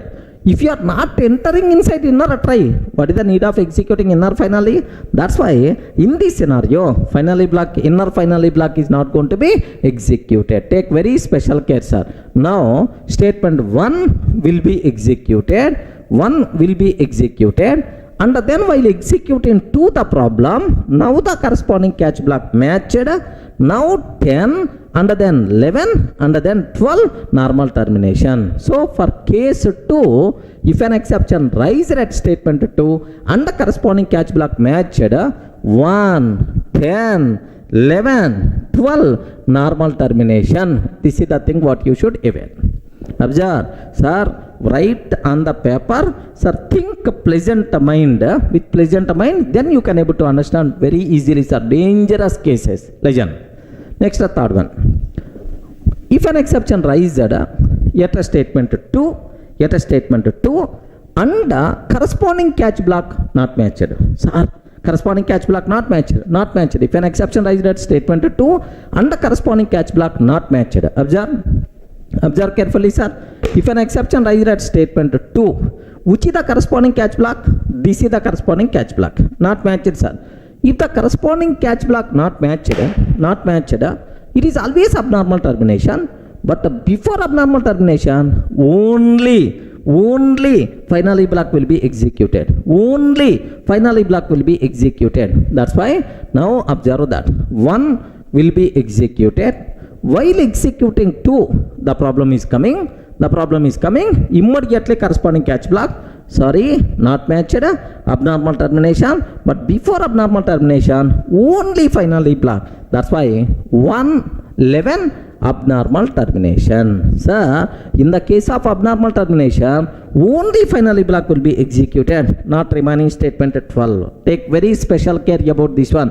Sir, why it is not executed statement 12? It is not normal termination, it is abnormal termination. Before abnormal termination, only finally block will be executed. That's why case 3, what the answers are? 111 abnormal termination. Okay, well. Now, next cases, listen carefully. Slowly we are entering into next level. Case 4. If an exception raised yet a statement 5. And corresponding inner catch block matched. If an exception raised yet a statement 5 and corresponding inner catch block matched. Now observe. Statement 5 means here, sir. If an exception rises yet a statement 5 and inner catch block matched. Wow, good. Inner catch block matched. What is the flow? Now we have a look 1. 1, 2, 3 executed. 1, 2, 3, 4 executed normally. 1, 2, 3, 4 executed normally. Now the problem at the 5. Immediately inner catch block matched. Now the control will comes to inner catch block 7 will execute. Handle. Now the remaining finally block 8. already exception handle, remaining code also will be executed. 7, 8, 9 will be executed. After that, sir, outer catch not required because exception is already handled. That's why 10 won't execute. 11 will be executed. 12 will be executed, followed by normal termination. Are you getting? 1, 2, 3, 4. 1, 2, 3, 4. While executing 5, the problem is coming. Immediately catch block. 7, 8, 9, and then 11, 12, normal termination. So observe that. 1, 2, 3, 4, 7, 8, 9, 11, 12, normal termination. That's all. So if an exception rise at statement 5 and the inner catch block matched, what is the flow? Okay, well. Now the next case. Don't worry, sir. Slowly we have to discuss. Now the next. If an exception rises at a statement 5, an exception rises at a statement 5 and the inner catch block not matched but outer catch block matched. Observe that. Inner catch block not matched but outer catch block matched. Observe very carefully, sir. Here legend this one. 1, 2, 3, 4 will be executed normally. While executing 5, an exception rises. Immediately, JVM will check the corresponding catch block, inner catch block. Inner catch block matched or not matched? Not matched.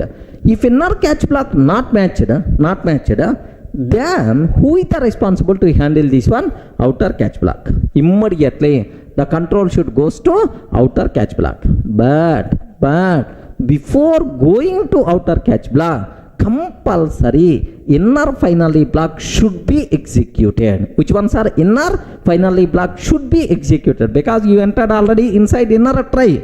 Okay, inner finally 8 will execute. Inner finally and then outer catch. Yes, it is already matched. Now 10. So handled. Next remaining will be executed normally. 10, 11, 12, normal termination. Are you getting? So if an exception rises at a statement 5, inner catch block not matched but outer catch block matched, what is the flow? 1, 2, 3, 4. Sir, inner not matched, it will goes to the outer catch, but before going to the outer catch, only finally block will be executed. Next 10, 11, 12, normal termination. Can you please observe the flow now? 1, 2, 3, 4, 1, 2, 3, 4, 8, 10, 11, 8, 10, 11, 12, normal termination. Is it clear for all of you, right? Okay, normal termination like this, right? Sir, what is the next thing? What is the next one? If an exception rises, sir, observe, up to this is very clear. I told, so better to write on the paper and pen, better to use, then you will get much clarity. Just by simply listening, I don't think you may get or may not get. Okay, next case. If an exception rises at a statement 5, sir, if an exception rises at statement 5 and both the inner and outer catch blocks are not matched. Oh, an exception rises at a statement 5, inner catch block not matched, outer catch block also not matched. Hurry, no catch block matched, it is always abnormal termination. But how the flow? Very important, sir. Have a look once.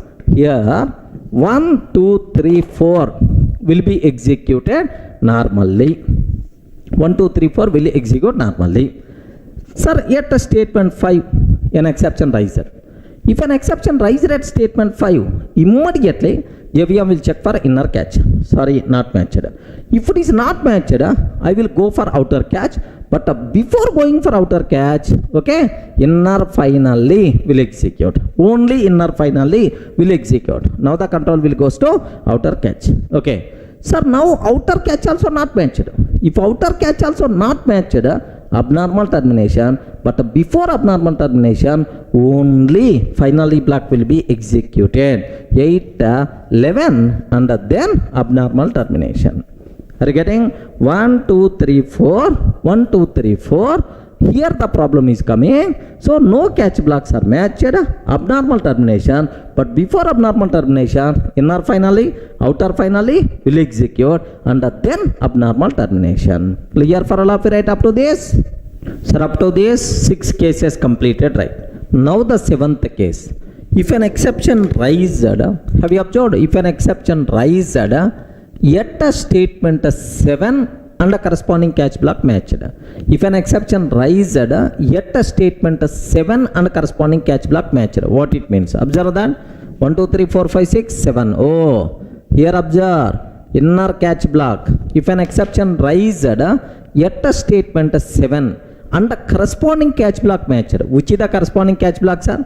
Sir, already you are inside inner catch. Which is the corresponding catch block? So here the problem is coming. Now outer catch block is the corresponding catch block. Observe that. Because you are outside of inner try, then obviously this statement is the part of outer try. Outer catch block is the responsible, right? It is matched. What is the flow? Now observe. 1, 2, 3 should be compulsory executed. 1, 2, 3 should be compulsory executed. If the control coming to statement 7 means maybe the problem at 4 or 5 or 6 somewhere the problem is there at 4th statement or 5th statement or 6th statement. Because of that, sir, the control came to 7. That's why 4, 5, 6 may or may not execute. 4, 5, 6 may or may not. Somewhere the problem is there in this statement. Because of that, the control came to statement 7. Are you getting? Now, while executing 7, the problem is coming. Immediately, sir, which catch block is the responsible? Outer catch.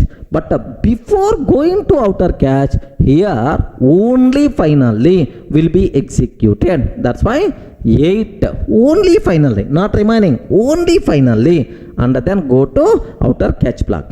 Now it is matched. It is matched. That's why 10 followed by 11 followed by 12 normal termination. Sir, 10 handle. Next, remaining statements will be executed normally. 11, 12 normal termination. Sir, observe that. If the statement, if the control came to 7 means maybe the problem at 4 or 5 or 6. That's why just I took x.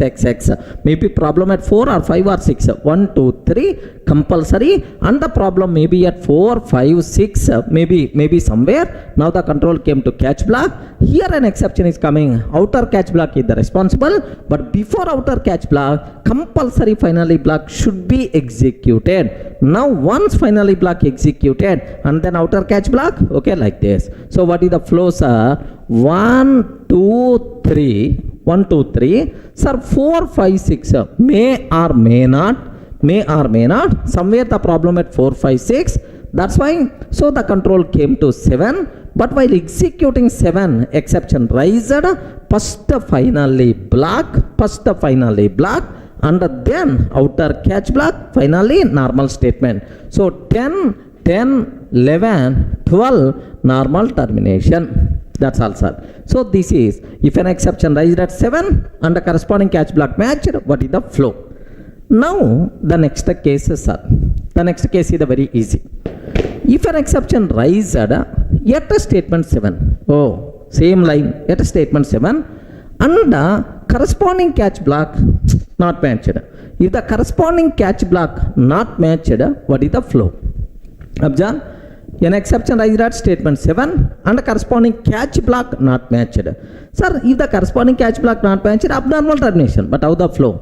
So to reach statement 7, 1, 2, 3 should be compulsory executed. 1, 2, 3 executed. And then, so maybe the problem at 4 or 5 or 6 somewhere, that's why the control came to 7. So 4, 5, 6, just the x I'm taking, may or may not. Now statement 7, the problem came. Now whenever an exception raised at statement 7, immediately the control will goes to outer catch block. But before going outer catch block, finally will be executed. Only finally. and then this catch block. Sorry, not matched. If it is not matched, abnormal termination. But before abnormal termination, this finally block will be executed. That's why 11 followed by abnormal termination. Are you getting the point? 1, 2, 3, XXX, 8, 11, and then abnormal termination. Everyone can able to understand, right? What is the flow? Here we are going to get. So now 1, 2, 3, 1, 2, 3 compulsory. 4, 5, 6 may or may not, because there is a problem at 4 or 5, 6. Because of that 7 came, but while executing 7, exception riser, finally block, and then outer catch block not matched, abnormal termination, but before abnormal termination only finally block followed by abnormal termination. So 1, 2, 3, 4, 5, 6 may or may not. So inner finally block, outer finally block, followed by abnormal termination. Clear for all of you, right? That's all. Just observe. I told, take paper with pleasant mind, analyze, then you can get much clarity. Don't worry, sir. Sir, now what is the next case? Here have a look once, sir. If an exception raised,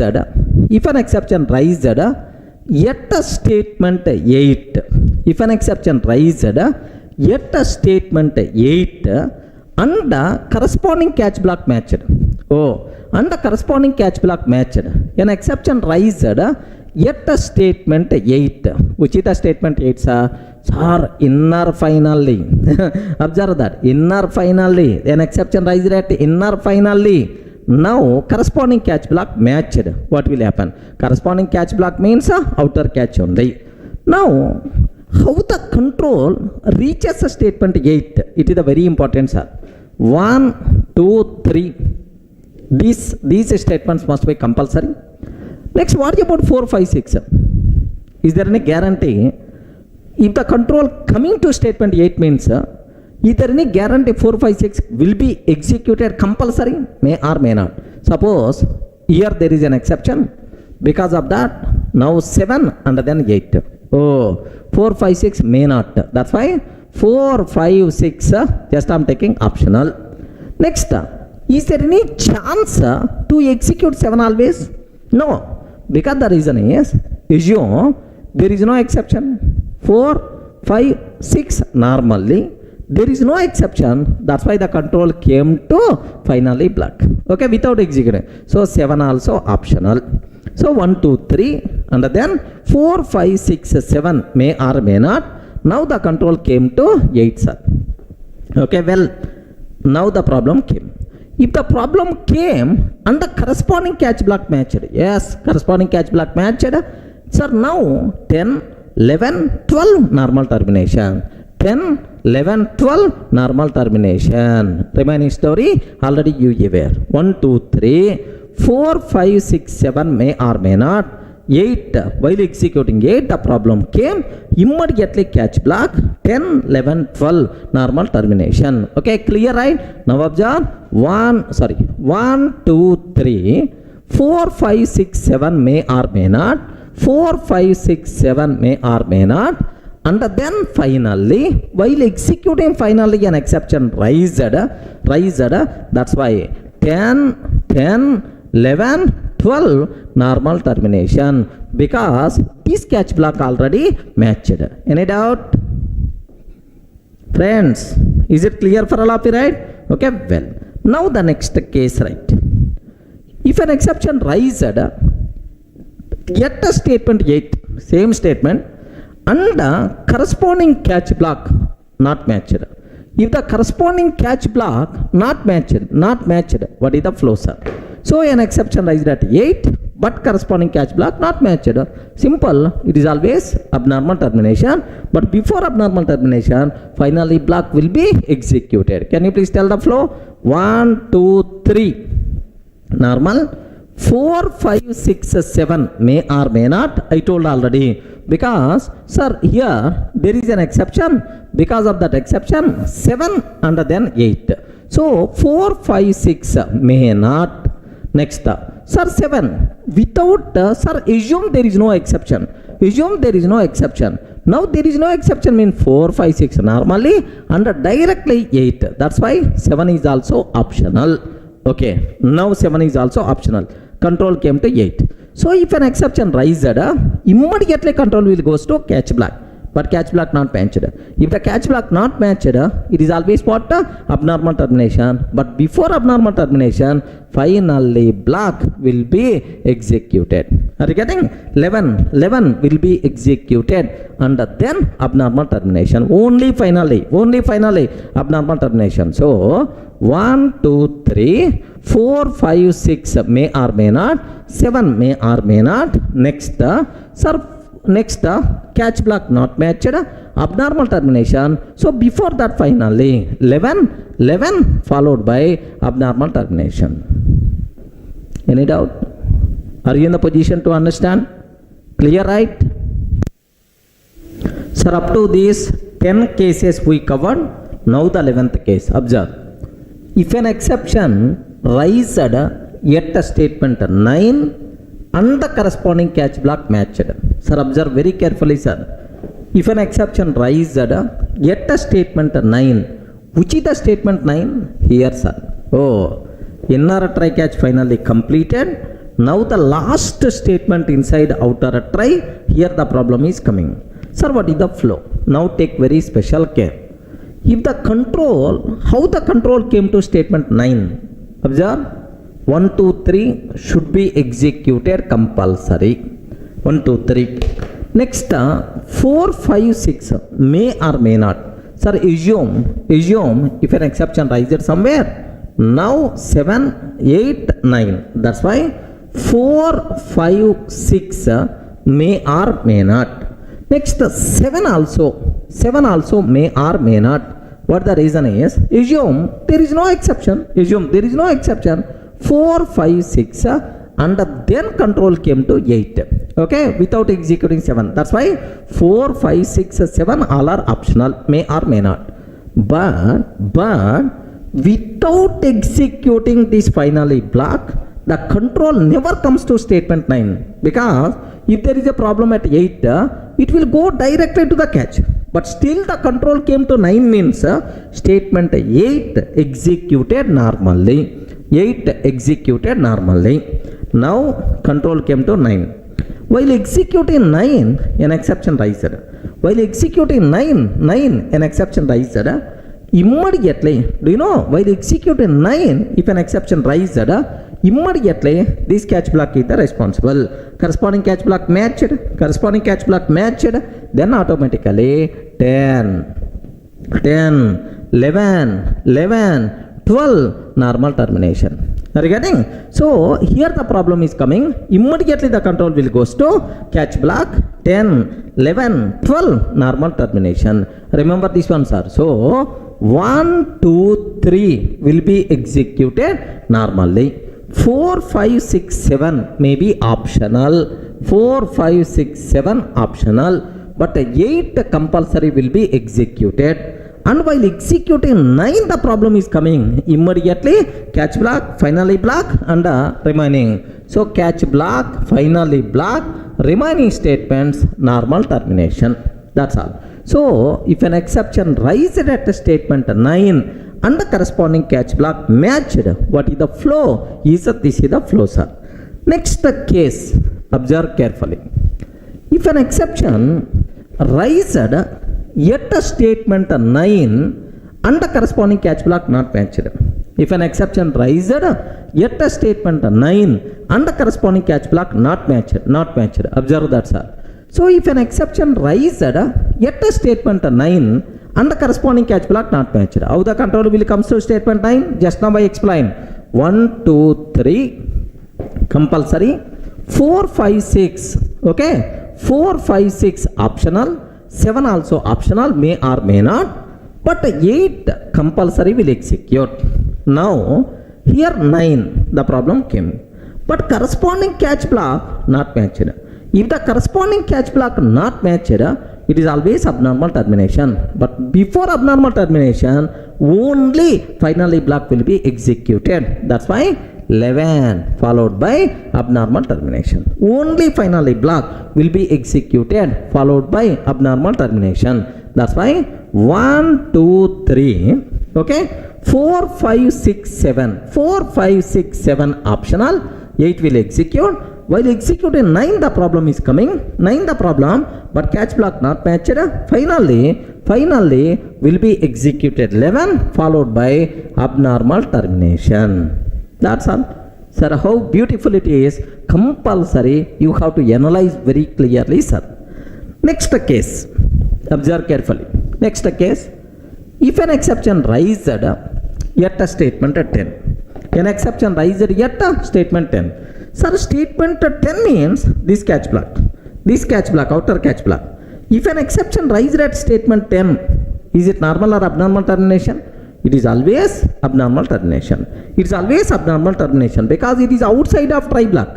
So up to this, either inside inner try or outer try is there. But this statement is outside of try block. That's why it is always abnormal termination. But before abnormal termination, only finally block will be executed. Remember this one. It is always abnormal termination.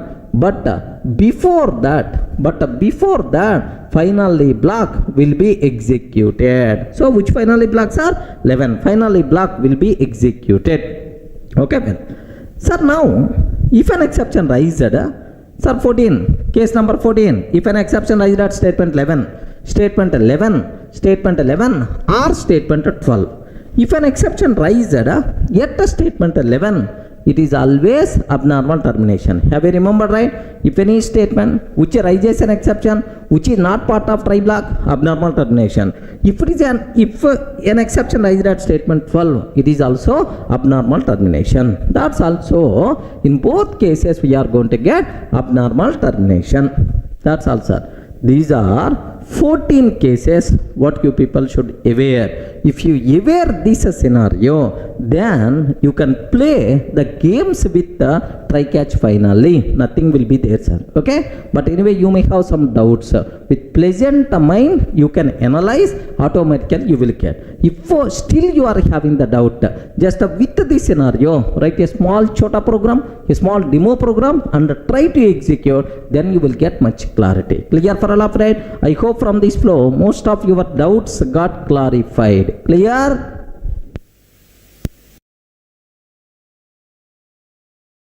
Sir, in the last videos we covered very clearly what is the control flow in nested try catch finally. 14 cases, almost all your doubts got clarified, right? Same way, what are various possible combinations for try catch finally? These things I have to discuss, right? Sir, sometimes in my offline online session the students are going to ask, sir, is it possible to take 2 finally blocks, or inside try is it possible to take try catch, and so on, like almost around 20 plus combinations we are going to discuss, so that you will get much clarity with the try catch finally. Okay, possible syntaxes also. Okay, have a look once, sir. So what is our topic name? Various possible combinations of try catch finally. Okay, now the first thing I'm taking here, just observe try I'm taking followed by catch block. Can you please confirm, is it valid syntax or not? Yes, perfectly it is valid syntax. Only try catch we did several times this type of things, valid, right? Next try followed by, okay, catch block I'm taking. Next another catch block for different exception I'm taking, sir. Can you please confirm, is it valid or not? Yes, try with multiple catch blocks is possible and recommended to use. Somewhere we discussed already, right? Sir, now, sir, third option, try I'm taking, okay, just catch block I'm taking, catch block. Observe very carefully, sir. Sir, now another catch block I'm taking is, sir, can you please confirm, is it valid or not? Invalid. What the reason is? Sir, this catch block for X exception, this catch block is also for the same exception. For the same exception, 2 catch blocks are not allowed. Correct or not? Okay. So here compile time error, exception X has has already been caught. Has already been caught. This is the error by default we are going to get. So two catch blocks for the same exception you can't take. Okay, remember this one, sir. Okay, well. Next, I'm taking try, catch, finally. I'm taking, sir. Try, catch, finally. Okay, like this. Can you please tell, is it valid or not? Yes, perfectly. It is a valid syntax, no problem at all. Try, catch, finally itself is valid syntax only. Next one. Now observe, I'm taking try, sir, catch, I'm taking. Next, again try catch. Can you please tell, is it valid or not? Yes, man. So there is no rule like you should use a try catch only once. Yes, here first a try catch, next a try catch. Okay, sir, this is to hold risky code, the first part. This is to hold a risky code, another risky code. You can take try catch multiple times, acceptable, right? Next, here I'm taking try, finally. Observe very carefully, sir. Try, finally. Is it valid combination or not? Please confirm. Try, finally. Is it valid combination or not? Ayo, respond. Is it valid combination or not? Yes, 100% pakka. It is? Are valid or invalid? 100% pakka. This is valid combination. What is the reason for that? Okay, in what situations we will use, right? Sir, usually I can take try, and then catch block, try, catch block, and then finally. This is our normal syntax. Are you getting? This is our normal syntax, right? So now here I am maintaining risky code. If any exception is coming, now the corresponding handling code. Next, inside finally, I have to take a cleanup code. I require to take a cleanup code, right? Now the point is, take very carefully about this terminology, right?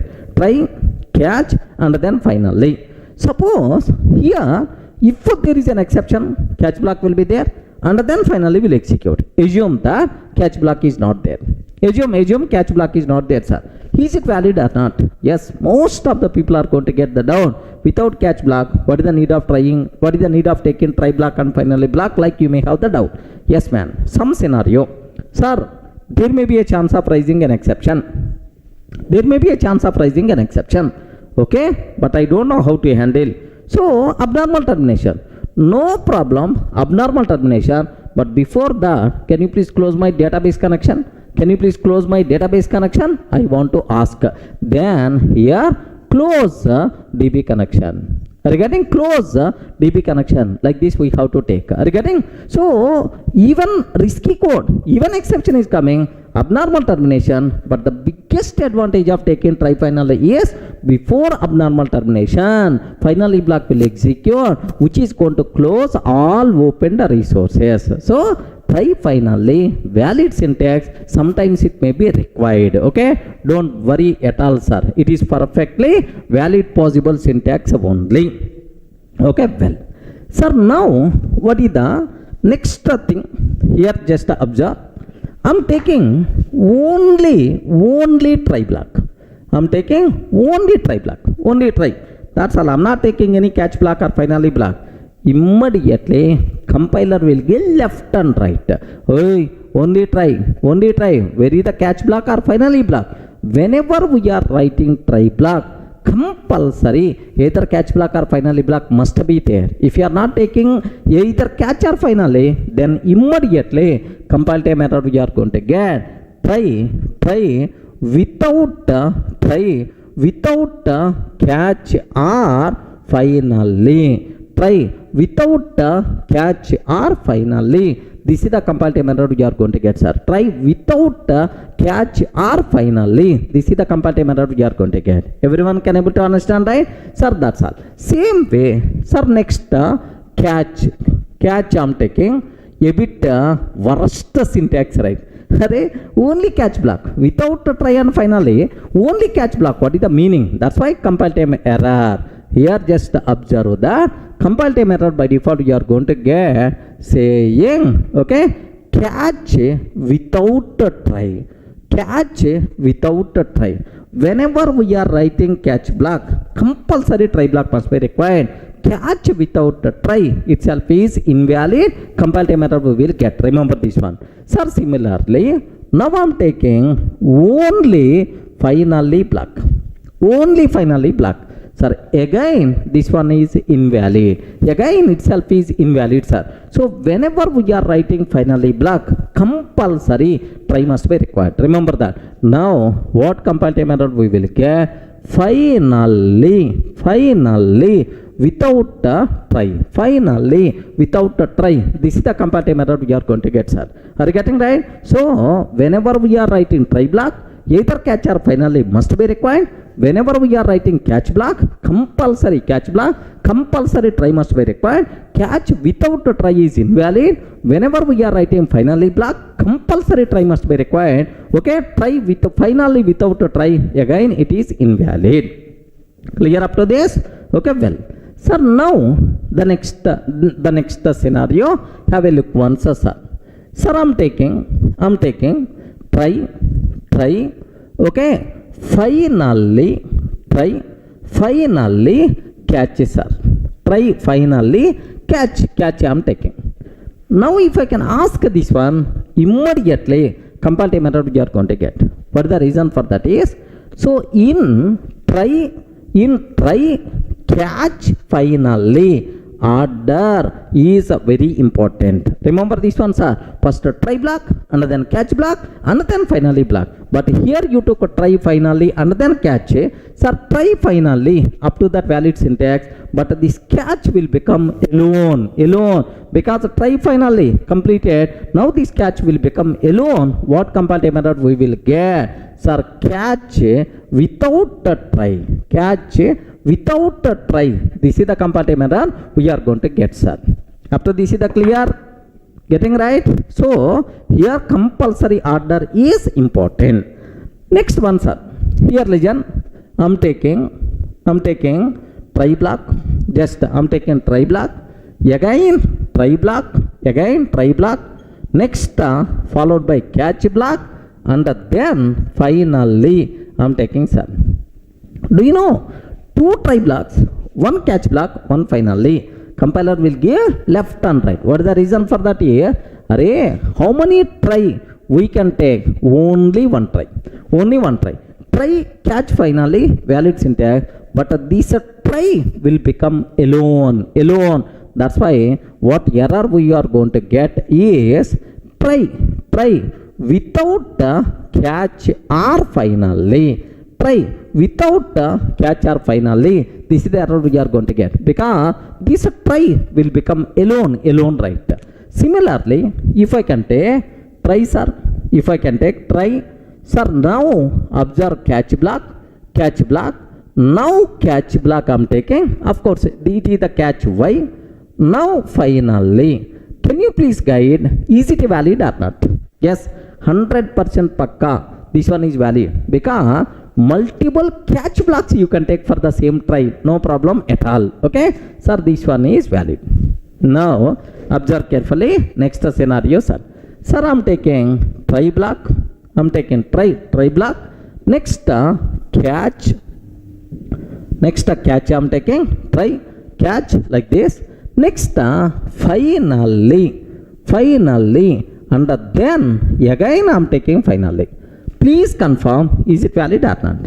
How many finally blocks I'm taking? 2 finally blocks I'm taking. Immediately compiler will give left and right. For the same try, you are allowed to take only 1 finally. 2 finally is not possible. Now, do you know? Try catch finally completed. This finally will become alone. Now compile time error we will get is finally without try. Are you getting? Finally without a try. I hope terminology is very clear, right? Now have a look once, sir. These are some cases, right? But still But still I want to add some more cases so that you people will get much clarity, right? Observe that. Here I'm taking try block, and then system.out.println hello, I'm taking hello, and then catch block I'm taking sir.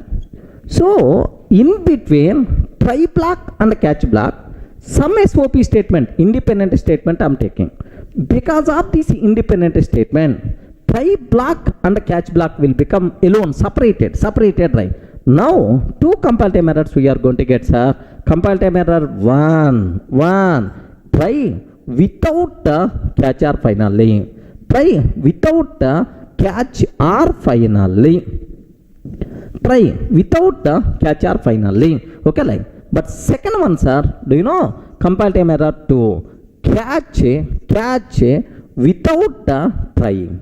Regarding catch without try, it is invalid because try will become alone, catch will become alone because of this SOP statement. That's why the problem is coming. Take very special care. Similarly, here I'm taking try. Next, catch block. I'm taking catch block. Next, after catch block, SOP statement I'm taking SOP of hello. Next, after that, sir, now again second catch block I'm taking, sir. Yes, if I can ask this one, compiler will give left and right. What is the reason? For that is, in between two catch blocks, in the middle, one independent statement you are taking. Are you getting? So up to try catch completed, independent statement. Now this catch block will become alone. That's why what errors are? Catch without try. Catch without try. Like this I'm getting, sir. Sir, now what is the next cinema we have to take? Try. Just observe, catch, try, catch, and then SOP statement I'm taking, and here finally. SOP statement I'm taking finally. Do you know this SOP statement will become alone? So I mean this, because of this SOP, finally block will become alone. Now compile time error again we are going to get finally without try. So the conclusion here is, so in between try and catch, or in between catch and catch, or catch and finally, independent statements we can't take because try, catch, finally, this total is only one statement, order in a single statement. In the middle some independent statements I'm going to use, not at all possible. Clear, right? Okay, well, now the next scenario, sir. Observe carefully. Here I'm taking try block. Within the try block,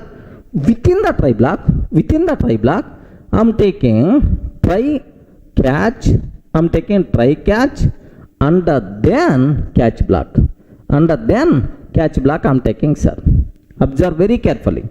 Within the try, I'm taking try catch. Within the try, I'm taking try catch. Is it valid or not? Yes, friends, perfectly valid. Okay, valid, sir. No problem at all, because you remember, right? I covered somewhere. Okay, it's a possible. Inside the try, we can take try catch finally. Inside catch, we can take try catch finally. Inside finally also we can take try catch finally. Valid syntax, right? Now next one, sir. Observe very carefully. Here a bit dangerous thing is there. Try, I'm taking try block. Sir, catch X exception I'm taking. Observe, inner catch block is the responsible to handle which exception? X exception, right? Now, sir, outer catch block, sir, X exception I'm taking like this. Can you please confirm, is it valid or not? Observe very carefully. Two catch blocks for the same exception you can't take. Have you remembered somewhere we discussed two catch blocks for the same exception we can't take. Exception has already been caught. Like some compile time error you are going to get. Have you remembered? Is it valid or not? Respond. Is it valid or not? Yes, 100% pakka. This one is valid. valid. What the reason for that is, sir, this catch block related to this try. This catch block related to this try. Are you getting? For the same try, two catch blocks, same exception not possible. But different try blocks. This catch block related to this try, this catch block related to this try. So no problem at all. Here you can take same exceptions because these catch blocks are not related to same try, different try blocks. Clear, right? Next, sir, what about this possibility, right? I'm taking try within that another try block. Sir, try within that another try block. And then catch block I'm taking. And then catch block I'm taking. Please observe, is it valid or not? Try within the another try. This is the common catch block, right? So if I can take like this, compiler will get left and right. Because this try block not having any catch block or finally block. Okay, then immediately ask, array, this catch is there, boss. This catch block is related to outer try but not for inner try.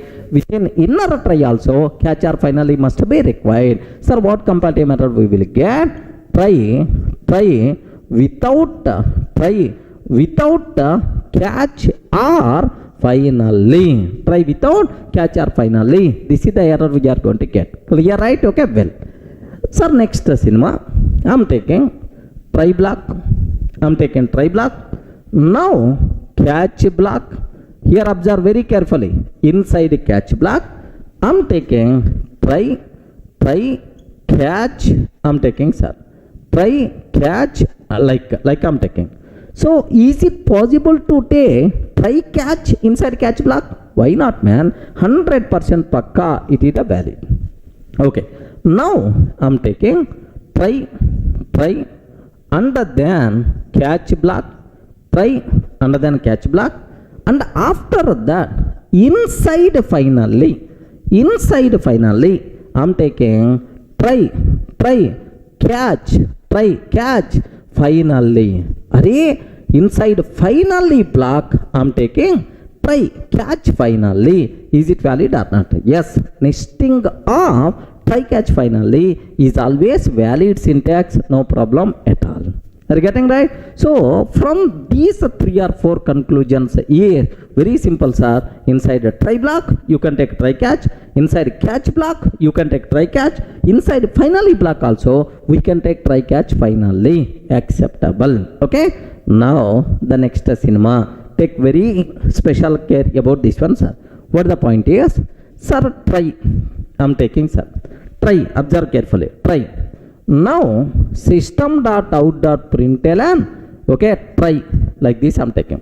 So try SOP and then catch block I'm taking, catch system.out.println, catch, sir, catch like this I'm taking. Observe, try SOP, try catch like this, because if only one statement is there, curly braces are optional. Somewhere at our childhood in the flow control we may discuss it, right? So without curly braces you can take only one statement, like for if statement, while statement, for loop, like we covered, right? Here also try block contain only one statement. That's why I'm not taking curly braces. Same here, try system.out.println, try, sir.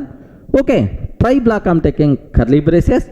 But catch block I'm not taking curly braces. Okay, catch block I'm not taking curly braces. System.out.println, catch, that's all. Okay, like, are you getting? Like, next try I'm taking, sir, try I'm taking, catch I'm taking, sir, catch curly brace I'm taking, but finally only one statement is there. That's why without curly braces just I'm taking finally. Yes, hope, yeah, finally, like. Now take very special care, sir. If only one statement is there, I didn't use curly braces for try block, for catch block and finally block. Can you please tell, is it valid or not? You have to tell, is it valid or not? Respond, valid or invalid?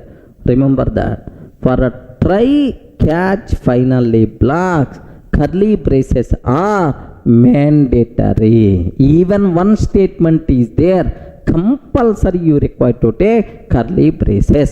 Without curly braces you can't write a try catch finally blocks. Remember, that's why sir all these things are invalid, right? Okay sir, please make sure you people should aware. Clear for all of it, right? Okay, like sir, now almost multiple combinations we covered, sir. Sir, if you want, just let me give numbering, sir, so that how many we discussed. Have you observed? 1 2 3 4 5 6 7 8 9 10 11 12 13 14 15 16 17 18 19 20, almost 24 combinations we discussed, sir. Sir, just if you are going to revise these, most of your doubts by default got clarified, sir. Very very simple. In try catch finally, order is important. You can't change the order. Next, only one try you have to take, but multiple catch blocks, but only one finally. So multiple number you can take only for catch blocks, but not for try block, but not for finally block. Next, sir, whenever we are writing try block, compulsory either catch or finally must be required. Try without catch or finally is invalid.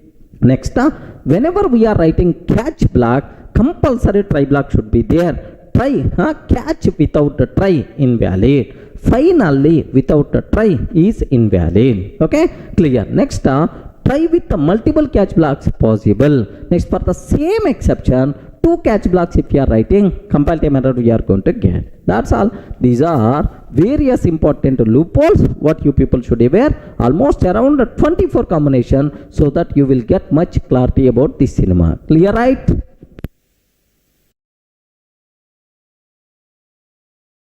Sir, now it is very clear what is the purpose of throw keyword. To hand over our created exception object to the JVM manually. For that purpose we can use throw keyword, right? Now I have one small doubt. Sir, what is the need of creating exception object explicitly? What is the need of hand over to the JVM? So you may have, because at the beginning, in the introduction part of our exception handling, I told unwanted, unexpected event that disturbs our normal flow of the program is called exception. Sorry, exception disturbs our normal flow. Then why you are creating exception object and hand over to the JVM? What is the need of using throw keyword, right? Sometimes what will happen is, to indicate something goes wrong, to indicate something goes wrong, I have to raise exceptions explicitly, man. Of course, this type of terminology is called customized exceptions, user defined exception. Somewhere in the next classes we are going to discuss, but anyway, just get the basic idea. Best examples are, in the bank, withdraw operation is there. Withdraw method I want to implement, withdraw functionality I want to implement, sir. Suppose in my account 10,000 balance is there, but I'm trying to withdraw 20,000 from the ATM center. I'm trying to withdraw 20,000 rupees. Immediately, can you please tell, is this request should be processed or should be stopped? Can you please tell? Available balance is 10,000 only, but I'm trying to send the request for 20,000. I may get 20,000, I may enjoy, like I send the request. Immediately we are going to get insufficient funds exception. Have you remembered, right? Okay, this type of experience I hope everyone has. Now observe, now I will look once. I'm implementing withdraw. How much amount? Just double amount. Withdraw amount. Just observe pseudocode. Withdraw amount. If requested amount is greater than available balance. Are you getting? If amount greater than available balance, can I process this request? No. Something goes wrong. Stop the program by raising meaningful exception. Then what I have to do is throw which exception I want to raise? New insufficient funds exception.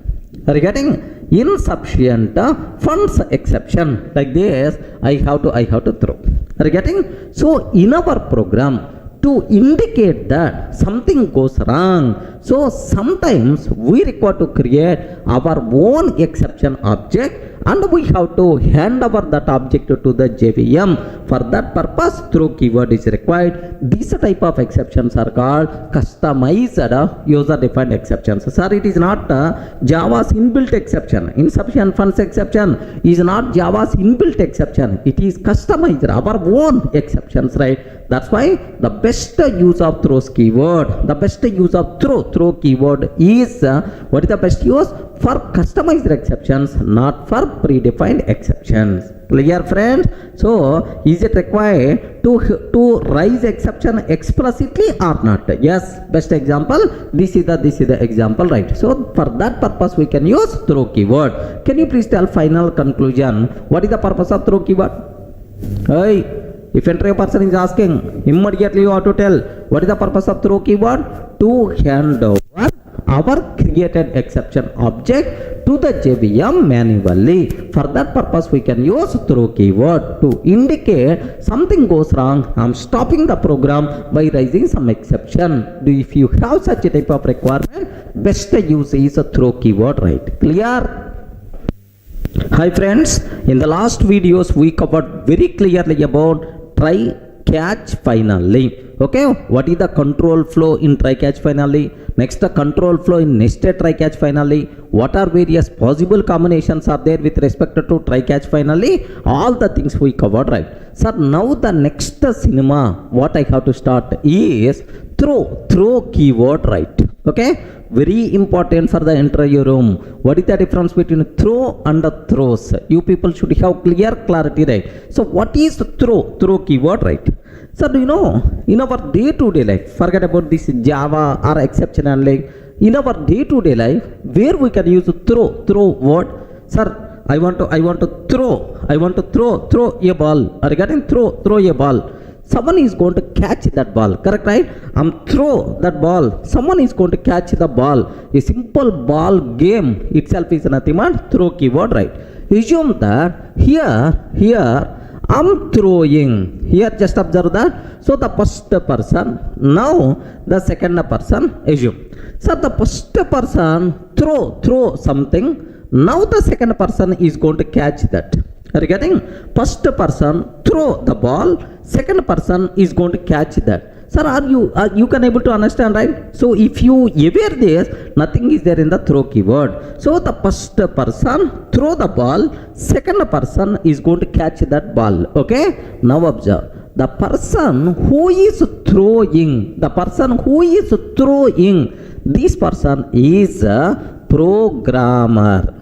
Observe that. The person who is throwing, sir, this person is called programmer.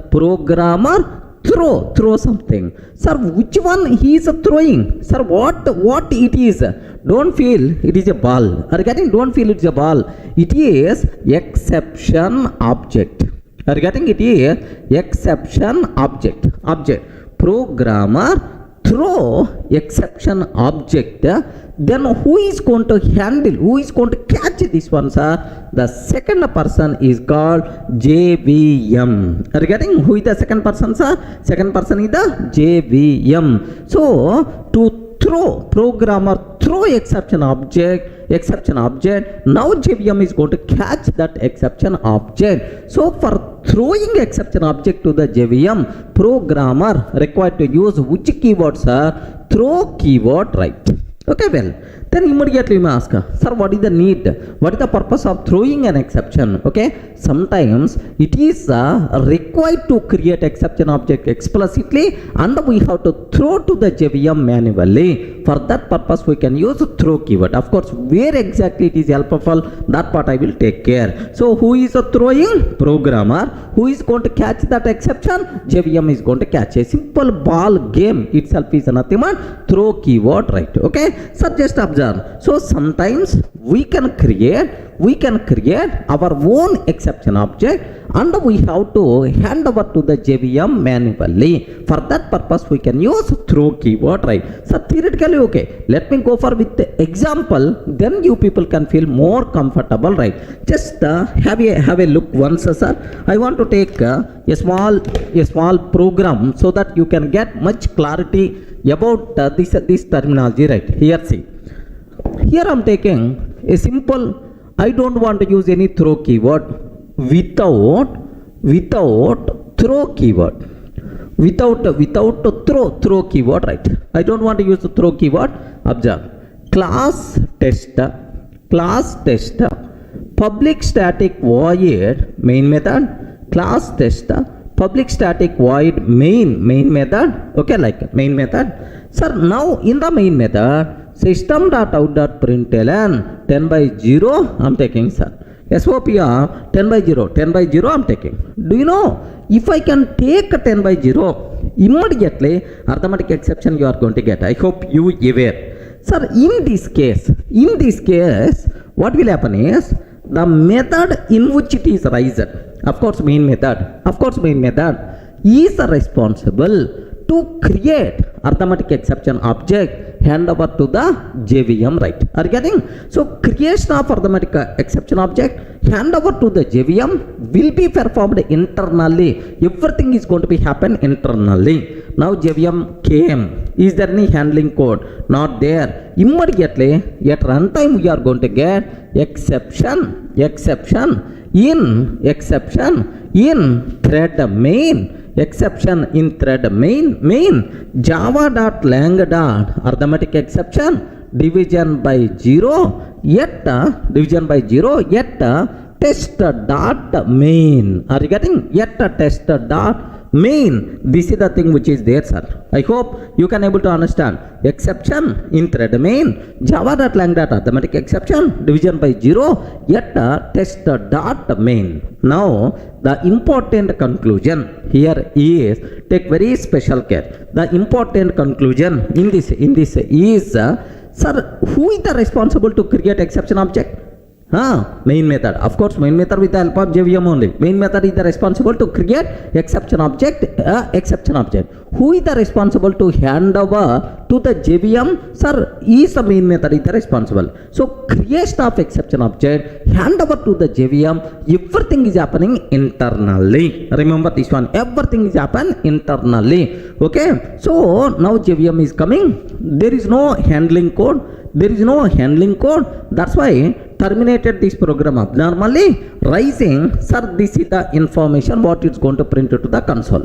Correct, right? Okay, sir, now the same thing I want to do manually. I want to create exception object explicitly. I want to hand over to the JVM manually. How you can do that? So before that, let me execute up to this. Have a look once. Observe very carefully about this terminology, right?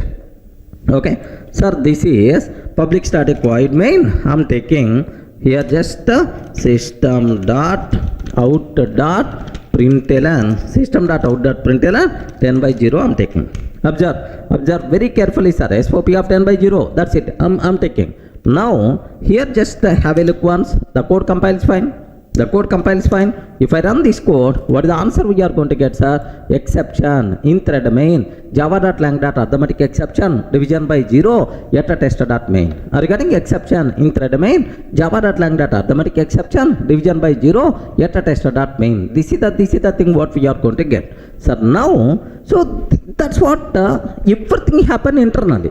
But now I want to do the same thing explicitly. How you can do that, sir? Here with the throw keyword. Are you getting? With the throw keyword, throw keyword, like this I'm taking, sir. With the throw keyword, how you can?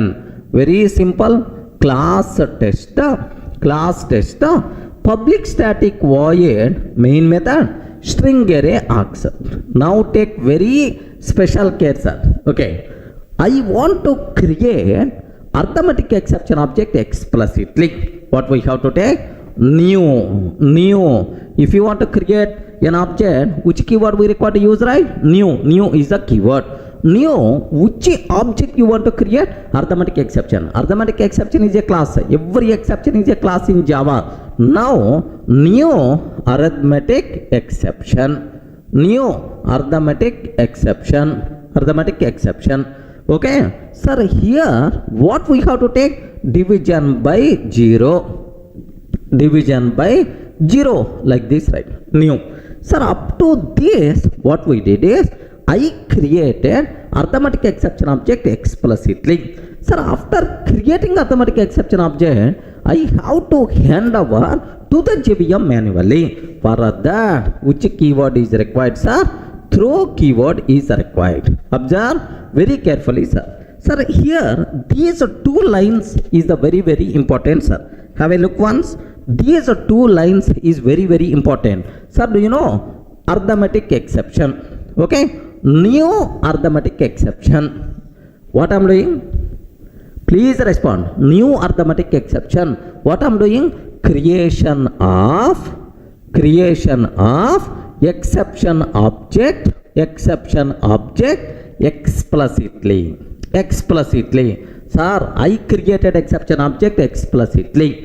Next, what we did, sir?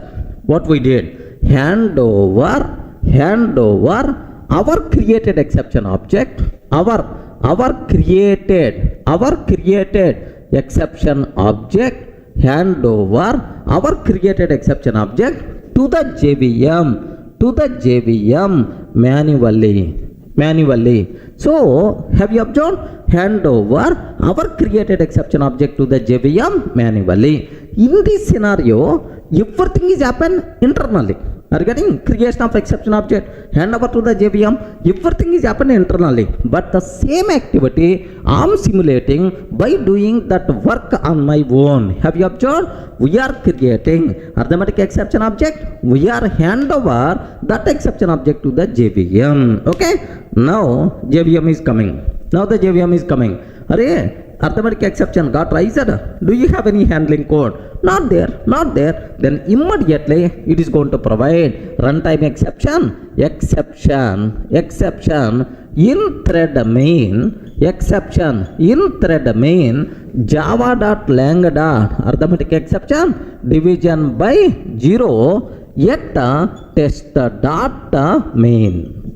Are you getting? Yet test.main. So final result of the first program, second program is the same. Final result of first program, second program is the same. But where is the difference, sir? The difference here is, in this case, everything is happen internally, but in this case, everything happen explicitly. That is the difference, right? So can you please tell from this, what is the purpose of throw keywords, sir? To hand over our created exception object to the JVM manually. For that purpose, we can use this throw keyword. Sir, let me execute and let me show this one, sir. Have a look once. I don't want to use this one. Just let me comment. SOP of 10 by 0, I don't want. The same activity I want to do manually. Throw new, which exception? Arithmetic exception. Throw new arithmetic exception, division by 0 I'm taking, sir. Throw new arithmetic exception, division by 0, like this I'm taking. Sir, have you observed who is creating exception object? We are creating exception object explicitly. Sir, who is hand over that object to the JVM? We are doing by using throw keyword. Let me execute this code. Sir, earlier this is the response what we got.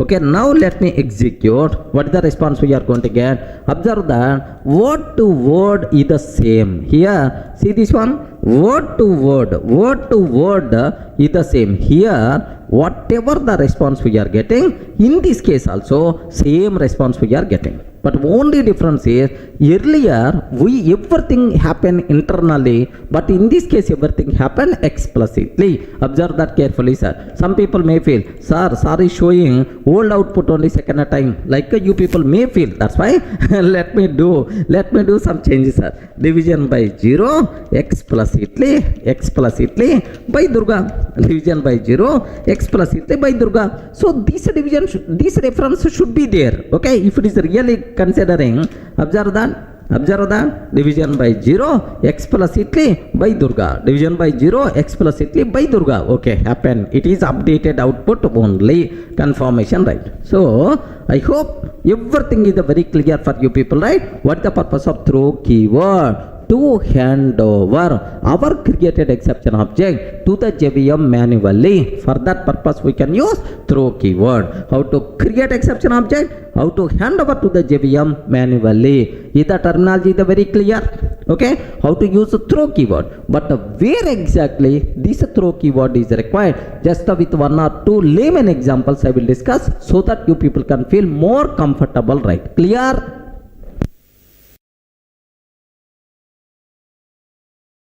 In the last video, we covered very clearly about throw keyword, right? But now I will explain. There are three important cases are there related to throw keyword. These cases we will discuss one by one. Observe that. Case 1. Have a look once very carefully what code I am writing and what important conclusion is there. Here I am taking class test. Okay, now I am declaring a static variable, static arithmetic exception E is equal to new arithmetic exception. Of course, you can create arithmetic exception object in this style also. Of course, AE means full form only, arithmetic exception. Just for notes purpose, I am taking very short word. Okay, like here I am not passing any description, means description will become empty. Yes, acceptable, because in arithmetic exception class no argument constructor is also there. Okay, now public static void main string array args, sir. Public static void main string array args. Now throw E means arithmetic exception object. Already we created at the beginning static variable, right? Now, sir, this is the first part. Of course, under this case, this is the first part. Observe. Now I am taking class test public static void main method string array args. Public static void main string array args. Here static arithmetic exception E, that's all. Okay, E, that's it. Just I declared arithmetic exception reference variable, but I didn't create object. But in this case, I created corresponding object also. Observe the difference, right? Now, throw E I am taking. Can you please confirm? In this case, what will happen? Please guide. In this case, what is the problem? I mean, in this case, what is the result? Take very special care. Here, which exception object we are raising? Arithmetic exception object. Which exception object we are raising? Arithmetic exception object. So there is no handling code. That's why we are going to get exception in thread main. Which exception we are going to get, sir? Arithmetic exception. Are you getting? We will get runtime exception saying arithmetic exception we are going to get, sir. Okay, well, now in this case what will happen? Am I going to get same arithmetic exception or not? Because E is what type? Arithmetic exception type. Can I get the same exception or not? That's what important conclusion. Can you please tell here E, what is the value of E? Respond. What is the value of E? I didn't assign any value. I didn't assign anything. For static variable, JVM will always provide default value. Are you getting? What is the default value for static variable is null. Null. Remember this one because it is an object type, right? Default value for object reference variable is always null. So throw null. Throw null. Null. So if you are trying to use throw keyword for null reference, we are going to get null pointer exception, but not arithmetic exception. Observe carefully, sir. Null pointer exception, but not arithmetic exception. So the important conclusion what you people should get is throw E. Throw E. If E refers null, if E refers null, if E refers null, then we will get null pointer exception, but not the corresponding arithmetic exception. Remember this one, sir. E should not be null. By mistake, if this E is null, we will get what? Null pointer exception, but not arithmetic exception. Clear, right? Let me execute so that you will get much clarity, sir. Observe carefully. Sir, this is static arithmetic exception. E is equal to arithmetic exception. Public static void main throw E. I'm taking, sir. Just I'm creating arithmetic exception object. Throw E like this I took, sir. Now have a look once, sir. The code compiles fine. The code compiles fine. At runtime, we are going to get exception in thread main. Java.lang.arithmetic exception. Are you getting exception in thread main? Java.lang.arithmetic exception. Yes, we are getting clearly arithmetic exception object. Okay, well. But now, instead of this, just observe, I'm taking E. That's all. That's all. So if I'm not assigning arithmetic exception object to this E, then what is the value of E? E will become what? Null. Null. Throw null means null pointer exception we have to get. Observe carefully, sir. Throw E means here the code compiles fine, no problem at all. But now observe exception in thread main null pointer exception. So this is the case 1 what you people should aware, right? So throw E, if E refers null, then we will get what? Null pointer exception. Throw E compulsory should point into object, some exception object. Instead of exception object, if this value is the null pointer exception. Clear, right? Sir, now let me explain case 2. Observe that carefully. Here I am taking class test, public static void main string array args, public static void main string array args. Here system.out.println 10/0, system.out.println hello like this I'm taking. SOP of hello like I'm taking. Class test, public static void main 10/0 hello. Similarly, class test, public static void main method, public static void main method, string array args, public static void main string array args.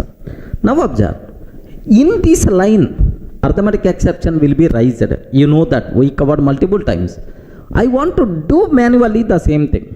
Here throw new arithmetic exception, throw new arithmetic exception. Now division by 0 like this I took. Instead of SOP of 10/0 I took throw new. Next system.out.println hello like this I took, sir. Yeah, beautiful. Can you please tell what is the difference between these two things? Can you please confirm? I hope you can able to see both simultaneously. Okay, can you tell what is the difference between these two things? Nothing. Nothing. In both cases we are going to get runtime exception, arithmetic exception, like. Correct or not? You respond. Why you are silent? Correct or not? In both cases we are going to get runtime exception, saying arithmetic exception. Yes or no? Think a bit logically. In both cases, if I am going to get same arithmetic exception, then why we are taking, then why you are taking separately this one? Are you getting what is the need of separate special case? Compulsory there should be some difference. What is the difference is, in this case, we will get runtime exception, arithmetic exception, division by 0. Observe very carefully, sir. As per your expected, here only arithmetic exception is going to come. Here only the program will be terminated abnormally. But in this case, the code won't compile time error, right? Compile time error. Sir, why, sir?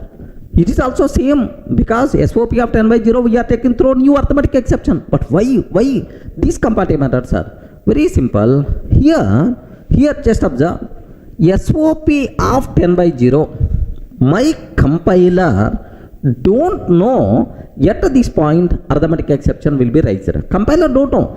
Yet runtime, while execution, sir, we are going to get runtime exception. So compiler don't know we are getting runtime, compiler don't know at this point we are going to get arithmetic exception. It's a simple SOP statement. The code compiles fine. But in this case, do you know, we are using throw keyword explicitly. We are raising exception. Compiler aware, at this point arithmetic exception will be raised. Compiler aware that, sir, at this point if arithmetic exception will be raised, so and the program will be terminated when this line will get a chance. So this line never going to get in the chance. That's why it will become unreachable statement. Are you getting it? Will become unreachable statement. So compiler is responsible to identify unreachable statements but not JVM. So compiler knows that at this line arithmetic exception will be raised, rest of the code is not going to be executed. Compiler having that information because of your throw keyword. Are you getting? That's why this statement will become unreachable statement. Remember this. But here compiler don't know yet at this point arithmetic exception will be raised because it's a simple SOP statement. Sir, compiler feels that first SOP after executing second SOP will execute like that, it is going to fail. Compiler don't know this statement is the unreachable statement. Are you able to understand, right? So the conclusion is, after throw statement, we can't write any statement directly. By mistake, if you are trying to write any statement directly, immediately we are going to get unreachable statement. Any doubt? Is the cinema clear for all of you, right? So after throw, can I write any statement directly? No way. We will get what? Unreachable statement. Let me execute this code. Have a look once, sir. Observe a bit very carefully about this one. Here I am taking, sir, just system.out.println 10 by 0, SOP of 10 by 0. Next, here I am taking hello. Hello, like this, right? Now, have a look once. The code compiles fine. What is the answer we are going to get? Exception in thread main, arithmetic exception division by 0. Sir, it is the runtime exception but not compile time error. Right? Okay, well. But now, instead of this line, now throw new arithmetic exception division by 0. Like this I am taking, sir. So instead of SOP, throw new arithmetic exception. Compiler identifies that boss at this stage there is arithmetic exception will be raised. Rest of the code is not going to be executed like compiler is going to feel. That's why. So at this line, what will happen? Compile time error saying unreachable statement. Now observe. Have a look once. What is the compile time error we are going to get, sir? Sir, observe. The code won't compile. Immediately compile time error we are getting unreachable statement. Observe. Is it clear, right? So the important point what you people should aware, after throw statement, we can't take any statement directly. By mistake, if you are taking any statement directly, immediately we will get what? Compile time error. This is the case 2. Sir, up to these two cases are clear. Now let me go for next case. Here case 3. Now take a bit special case, sir. Of course, it's a very easy case. Class test I am taking. class test, public static void main method I'm taking, string array args, public static void main string array args. Now throw new test I'm taking like this, throw new test like I'm taking, sir. Can you please tell, is it valid or invalid? Ayo, is there any compile time error? Is there any syntactical mistake here? Is there any syntactical mistake? Is there any compile time error in this case? Yes, friends, observe. Sir, take very special care. We used throw for arithmetic exception, null pointer exception, like we used. But now first time I am using throw for test class. Remember that. So throw keyword applicable for only exceptions and errors. Are you getting? Throw keyword applicable only for throwable types. Are you getting? Only for throwable types. Throwable types means all exceptions will be covered. Next, all errors will be covered. No problem at all. Throw keyword we can use only for throwable types, not for normal Java classes. Sir, it is a class test. It is not child of throwable. It is not child of throwable. Syntactical mistake, misuse of throw keyword. Immediately we are going to get compile time error, incompatible types. Are you getting? Incompatible types found test required throwable, like sir, you may get compile time error. Remember this one, sir. If you want to use a throw keyword, it is applicable only for throwable types, not for normal Java class objects. Okay, let me execute this one so you may get much clarity here. See this, I have class test is there, throw new test, I'm taking, sir. Now observe what will happen here is I'm trying to compile. Have you observed? Incompatible types. Test cannot be converted to throwable. Remember this one, sir. What the compile time error you are going to get? Test cannot be converted to throwable, incompatible types like we are going to get. Sir, here observe version to version there is a small change is there in our errors. Okay, it is old version, sir. Now incompatible types test cannot be converted to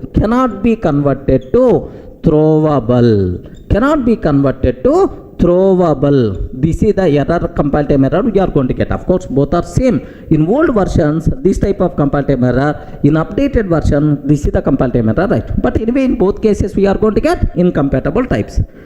Sir, now my requirement is, observe carefully, I want to make a small change for this program to prevent this compile time error, right? How you can do that? Here, class test, public static void main method I'm taking, string array args. Public static void main string array args.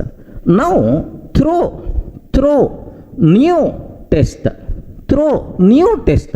So test is not a throwable type. That's why compile time error we are getting. Now what I want to take, class test extends runtime exception. Now observe this one. Test is the child class of runtime exception. So now observe throwable. For the throwable, exception is the child. For that runtime exception. Under runtime exception, test is there. Test is the child of runtime exception. Runtime exception is the child of exception. Exception is the child of throwable. Now test is throwable type or not? Yes, it is a throwable type. That's why compiler won't raise any compile time error. If the compiler is raising some error, I will give left and right because test object is throwable type only. That's why no compile time error at all. At runtime, we are raising test exception. we are raising test exception, but there is no handling code. Immediately the program will be terminated by printing exception in thread main. Are you getting? Exception in thread main. What is that exception, sir? Test exception. Are you getting? Now the name of exception will become what? Test exception. It is this approach we are going to use while defining our custom exceptions, right? But anyway, so exception in thread main, which exceptions are? Test exception we are going to get. It is the runtime exception, but not the compile time error, because there is no syntactical mistake. Are you getting? Let me do this one. Here, see this. Here I am taking class test. If I am not extends runtime exception, what happened? Compile time error, right? So incompatible type test cannot be convertible to throwable, cannot be converted to throwable. Like now extends runtime exception I am taking. Now it will become throwable. Test will become throwable. Now observe. Is there any compile time error? No compile time error. Happily the code compiles fine. Now I want to run this code. If I run this code, what is the output by default? We are getting exception in thread main test. That's all. This is the exception by default we are going to get. Any doubt about this one? Now the terminology is very clear for you people, right? So we can use a throw keyword only for throwable types. By mistake, if you are trying to use for non-throwable objects, immediately we will get compile time error. That's all. These are three important cases related to throw keyword. Clear?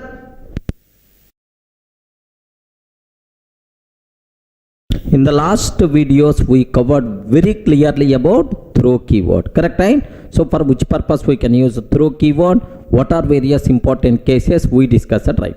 So now the next cinema, what I have to start? Throws keyword. Are you getting what is that? What is that word? Throws keyword. We have to discuss, right?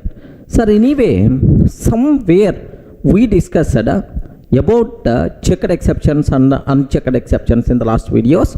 That concept is required to get much clarity about throws keyword, right? Okay. Well, let me go for a small chota example. Can you tell whether this code is going to compile or not? We covered the same example in the last sessions. Public static void main string array args. Public static void main string array args. Here I am taking print writer pw is equal to new print writer of abc.txt. New print writer of abc.txt and pw.println of hello like this I am taking, sir. Hello like I am taking. Sir, can you please tell, observe very carefully about this one, sir. Class test, public static void main, print writer pw is equal new print writer of abc.txt, pw.println of hello like this I am taking. Sir, now print writer is available inside IO package. That's why import java.io.star also I am taking. Can you please guide, is this code will compile or not? Same example I covered while discussing exception, checked exception and unchecked exceptions. Can you please tell, is this code will compile or not? Yes, friends? Will compile or not? No. Because compiler will ask, Durga, you are writing hello to abc.txt at runtime. So there may be a chance abc.txt file may not available. There may be a chance of file not found exception, which is a checked exception. You didn't handle that checked exception. How I can compile this code? Are you getting right? So in our program, if there is any chance of raising checked exception, sir, compulsory we should handle that checked exception. Otherwise, the code won't compile. Okay. In this case, there may be a chance of file not found exception, which is a checked exception. So compulsory we should handle, but we didn't report about this exception. That's why compile time error we are going to get, sir. Can you please observe that? Compile time error saying unreported exception. Unreported exception. Which exception you didn't report? Java.io.file not found exception. Java.io.file not found exception. Unreported exception must be caught or declared to be thrown. Must be caught or declared to be thrown. This is the compilation error you are going to get. Are you getting the point, right? So in our program, if there is any chance of rising checked exception, there is a possibility. That's all. It's not compulsory, man. If there is any chance of rising checked exception, compulsory we should handle that checked exception. Otherwise we will get what? Compilation error saying unreported exception. So file not found exception must be caught or declared to be thrown, like this, right? Let me show this one. Have a look once here. See, this is the same example. It's the same example I'm taking, son. Observe carefully, right? Sir, import java.io.star class test public static void main print writer pw is equal same example only. Now let me compile this code, sir. Java C test.java. If I can take Java C test.java, have you observed? Unreported exception, file not found exception must be caught or declared to be thrown. Unreported exception, file not found exception must be caught or declared to be thrown. This is the error by default you are going to get. It is a compile time error. Clear for all of you, right? So in our program, if there is any chance of rising checked exception, compulsory we should handle that checked exception, right? Okay, well, now second example, sir. Observe one more example so that you will get much clarity. Here class test public static void main method, public static void main method, string array args. Here I'm taking thread dot sleep of 1000 milliseconds. Our favorite method, sleep. Thread dot sleep of 1000 milliseconds. Now system.out.println, sir, I slept very happily. Like this I'm taking, sir. That's all. This is my code. Okay. Now I will ask, array compiler, can you please compile this code? Compiler, can you please compile this code? Then immediately compiler is going to tell, Durga, I can't compile. Array, what is the problem? Compiler will tell, Durga, you are calling sleep method. Main thread will entered into sleeping state. Sleeping state. If the main thread entered into sleeping state, there may be a chance of other threads may interrupt, which may cause interrupted exception. If a thread is in sleeping state or waiting state, some other thread may interrupt, then automatically what will happen? Interrupted exception by default we will get. Durga, there may be a chance of interrupted exception in your program. There is a possibility, but you didn't report about this exception. How the code is going to be compiled? Okay, like so in our program, if there is any chance of rising checked exception, compulsory we should handle that checked exception. Otherwise the code is not going to compile. Now in this case, what compile error you are going to get, sir? Unreported exception. Which exception is not reported, sir? Java.lang.interrupted exception. Interrupted exception must be caught or declared to be thrown.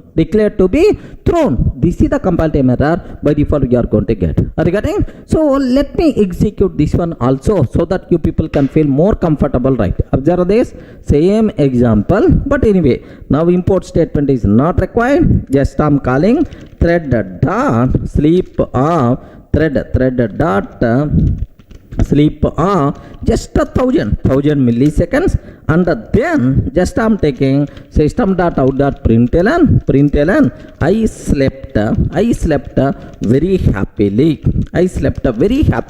Like this I took, sir.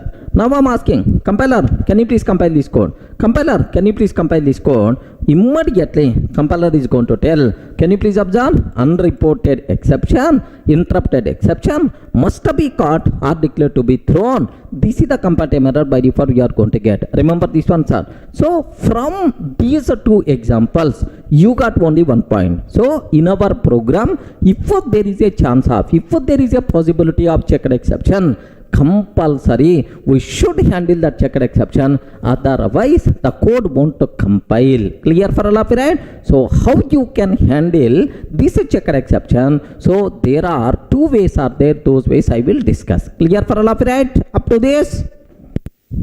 So now I hope it is very clear. In this case the code won't compile.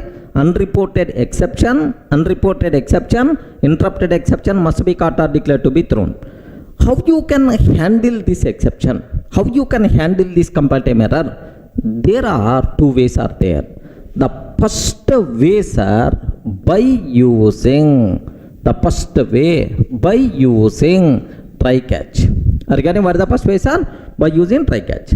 Suppose best example to understand this one very clearly.